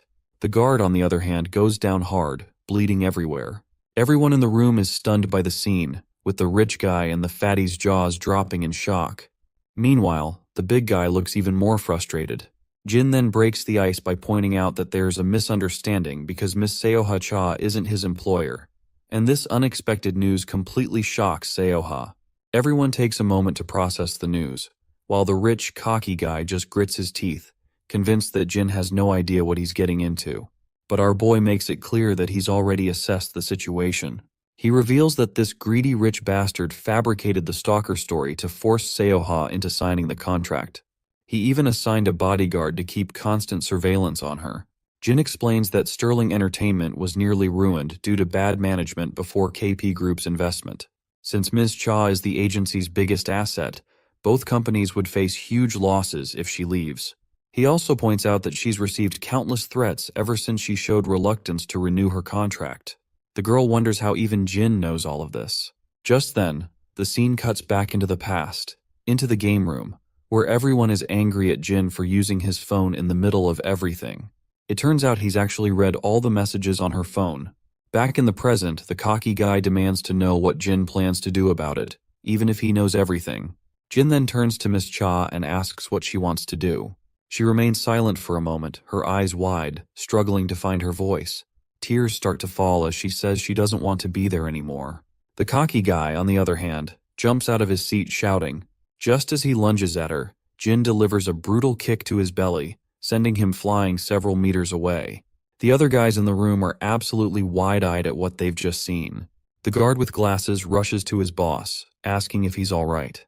Meanwhile, the big guy charges at Jin, but Jin delivers a brutal punch right under his chin, making him gush blood and shattering his glasses, and leaving him staggered backward. Another guy tries to charge at Jin, but our boy quickly delivers a powerful punch right under his ribs. The big guy looks furious, but before he can react, Jin smashes him right under the throat, hitting his face with his knee and leaving him sprawled on the ground. The girl stands there, her mouth wide open, but quickly yells at Jin to watch out. A man on the other side tries to stab Jin with a stick, swinging it wildly left and right. In the end, Jin flicks the stick out of the man's hand, and it falls to the ground. With a swift move, Jin pulls his hand back and delivers a brutal smash right under the guy's chin. He then also makes sure to give a devastating kick, and the impact sends the man flying backward, crashing into the wall, and he lands sprawled on the floor. Jin then turns his attention to the last man standing, the agency director, who is already trembling like a leaf. Meanwhile, the rich guy, still shaking from the hit he took, asks Jin again if he has any idea who he's dealing with. He glares at our boy with a deadly look, making it clear that he'll make sure to wipe him out along with the lady. He vows to do whatever it takes to ruin him, but his words get stuck in his throat when Jae walks into the room with her escort. As she surveys the mess scattered around, she can't help but point out that she sent our boy here because it was supposed to be a cakewalk. When Miss Cha takes a look at Jie, it does not take her long to realize that she is the brilliant granddaughter of SW chairman, who took over their entertainment division and all their news ventures. As Jae walks into the room, she tells our boy that she'll clean things up here, and he can get on with his day. Our boy acknowledges this and tells Miss Cha it's time to go. The rich bastard is shocked to see Jie and asks what the hell she's doing here, but Jie doesn't respond. She simply sits down gracefully and mentions that she's heard he has some unfinished business with her dear friend. Both the director and the rich dude are completely baffled because they've clearly messed with the wrong person. Jie jokes with them, saying they can settle that unfinished business with her if they want, and she's totally down to reach some kind of understanding. Both the director and the rich guy are left utterly terrified. Meanwhile, outside, Jin walks forward with Jie following him from behind. As they walk, Jie wonders who this kid even is. Our boy then turns to her and asks where her next engagement is. The lady stays quiet for a moment, then starts to snicker under her breath before bursting into laughter. She can barely hold back her tears of laughter. Next scene, we're at Miss Cha's house. She's still lying in bed, looking like a complete mess. She somehow managed to sleep for 10 hours straight, which is wild since she usually only gets like 3 hours max because of her sleep disorder. She wonders if maybe all that sleep was because everything she was stressed about is finally gone. The scene then flashes back to the past, where we see Jie and Miss Cha sitting together. Jie explains that she's taken care of the legal mess with her old agency, and now she's free to choose whoever she wants to work with. Miss Cha points out that the dispute with the agency was only half the problem. Jie then reassures her that if she's talking about that filthy rich guy, Dongjin Ki, she has nothing to worry about. Jie figured out that he'd been threatening her parents, so she took the necessary steps already. Plus, KP Group has already confirmed that Mr. Kai was acting alone and promised no harm would come to her family. Seoha finds it fascinating how Jie just handled everything so smoothly, but she's curious and asks why Jie is going out of her way to help her. Jie admits that their affiliate has been interested in working with her for a while, but mainly, it's because Jin wanted to fulfill his duties as a bodyguard. In the present moment, that last line about our boy is still echoing in Seoha's mind. She quickly hops out of bed, and later we see a van parked outside her house. When she steps outside, a bodyguard immediately greets her, introducing himself as Suhun Kang from SW Corp, saying he'll be on her security detail for the time being. She's both shocked and surprised to see a new man coming instead of Jin, so she asks this guy why our boy did not come. And sadly for her, the man explains that Jin has quit. Hearing this, she feels a wave of sadness, but she quickly puts on an awkward smile and greets her new bodyguard, and the guard could not help but to blush a bit. Later, we find ourselves back at the agency, where Seoha is recording a podcast with another lady. Although she's smiling and answering all the host's questions, inside, her mind is stuck on why Jin suddenly quit, and she's pretty sad that he didn't even tell her before leaving. The scene cuts back to our boy, who's now in Jie's office. She tells him that Seoha-cha will be signing with SW's entertainment division and that her old agency and Donggun Ki have been dealt with. She explains that they've been playing fast and loose with the law for a while, and they've got plenty of dirt on them to keep them quiet. Our boy thanks her, but she reminds him that he's the one who asked her to handle it since protecting Seoha is SW Corp's duty. After that short visit, Jin heads out to leave, and as he walks down the empty corridors, his phone suddenly rings. He checks it and sees it's Daeon texting him. Apparently, she is asking if he was a bodyguard for Seoha because Jaehyung and Youngchan mentioned this morning that he even went to the game room with her. Jin responds positively in his text message and explains it was part of a field assignment for the security training program. Daeon quickly gets excited and points out that if she had known this sooner, she would have requested him to get an autograph or something from her. Looks like Jin has finally found out what gift he might get to his sister after all. Anyway, while he's chatting with her, his steps slow to a stop when he sees Seoha right in front of him. She quickly plays it off like it's such a huge coincidence that they ran into each other here. Her guard in the background thinks to himself that she literally came out just because she heard Jin was around. Anyway, she mentions that she's here for a meeting and then asks if they can chat for a minute once they're outside. When they step out, she begins the conversation by thanking him for everything. But he quickly replies that there's no need for thanks since he was just doing his job. She looks a bit down while asking why he suddenly quit. He explains that he strained himself and felt some pain around his wound, so he decided he wasn't fit to continue working in those conditions. She's surprised and asks if he got injured while working for her, but he quietly states that it's just an old injury from his past. When she inquires if it's serious, he says it's just a broken rib. Then she extends her hand and asks for his phone. Jin looks confused by her sudden request, but she insists until he hands it over. Once she has the phone, she starts saving her personal number, which is something only her parents have, so she tells him he better consider himself lucky. After saving her number, she hands the phone back and asks if there's anything he wants.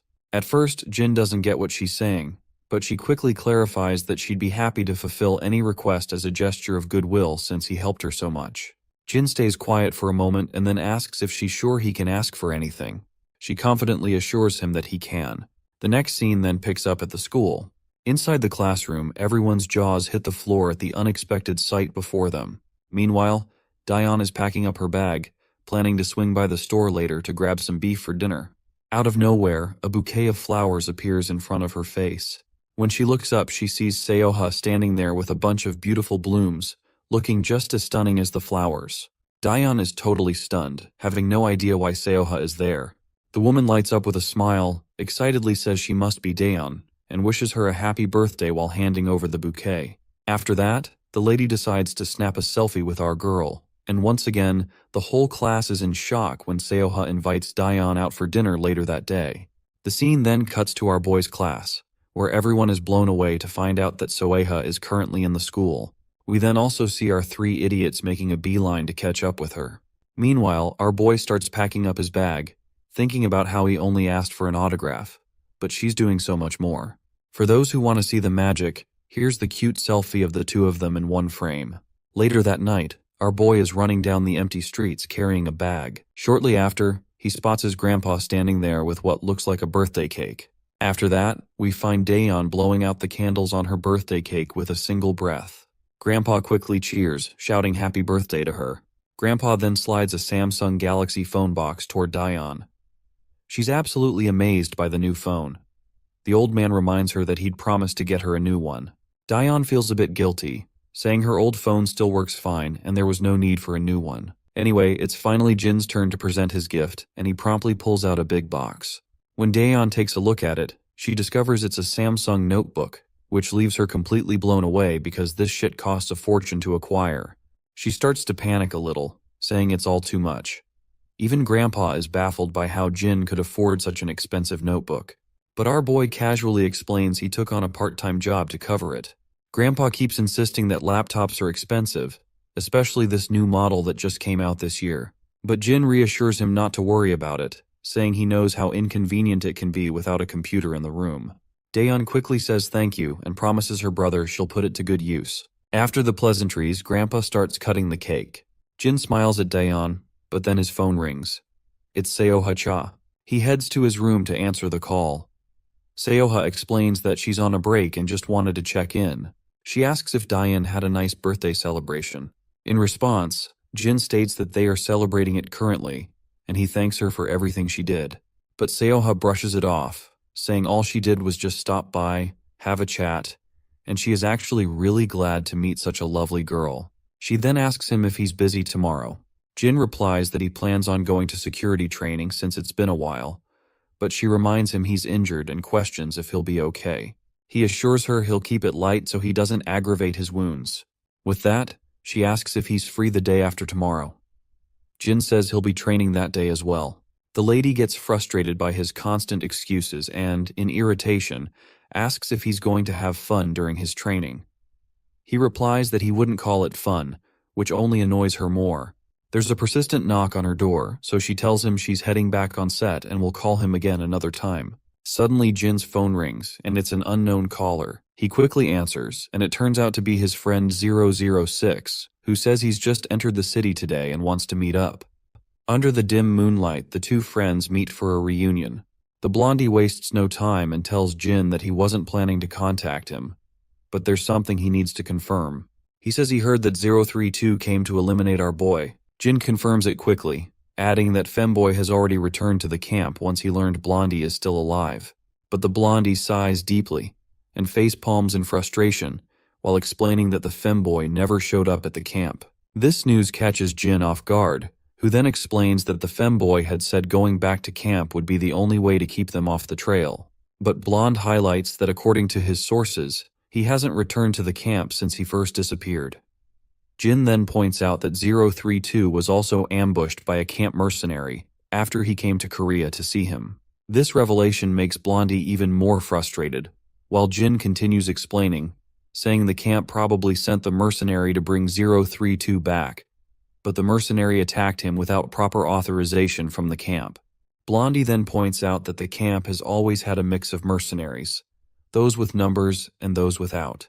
The numbered mercenaries were despised by the unnumbered ones, and shit only got worse after Jin left, especially with the camp bringing in more recruits. Jin asks his friend if he's sure they've taken 032. As much as he hates to admit it, Blondie says yes. Just then, the scene cuts to 032, who's tied to a chair and smeared with his own blood. A group of goons hovers over him, demanding he stop playing hard to get and start dishing out the details. They grill him about why he bolted without authorization, what Aiden's orders were, and where Aiden is now. By the way, this Aiden guy is probably the same gorilla who has been handed over to SW Corp already. Anyway, the femboy just smirks and throws back a sarcastic comment, asking if they're treating him like a cheating spouse or something. Of course, the cocky goon isn't happy with femboy's response. He quickly slaps him across the face, causing blood to drip down. The goon warns him to watch his tongue if he knows what's good for him, promising that if he answers the questions, he'll be allowed to live. But 032, despite taking copious amounts of beating, makes it clear he'll stay tight-lipped. He further throws a jab at them, asking if they really think he's afraid of dying. The scene then cuts to Grandpa and Daeyeon watching Seoha's latest show on TV. Meanwhile, Jin is alone in his room, probably thinking about his next move after his recent meeting with Blondie. The scene cuts back a little earlier to when he was talking with his friend. There, Blondie mentions he'd try to track down 032, and he actually has a hunch about where he might be. Jin warns him that the camp will soon realize he's still alive, but Blondie states that he has no choice but to risk it, because 032 is the only family he has left.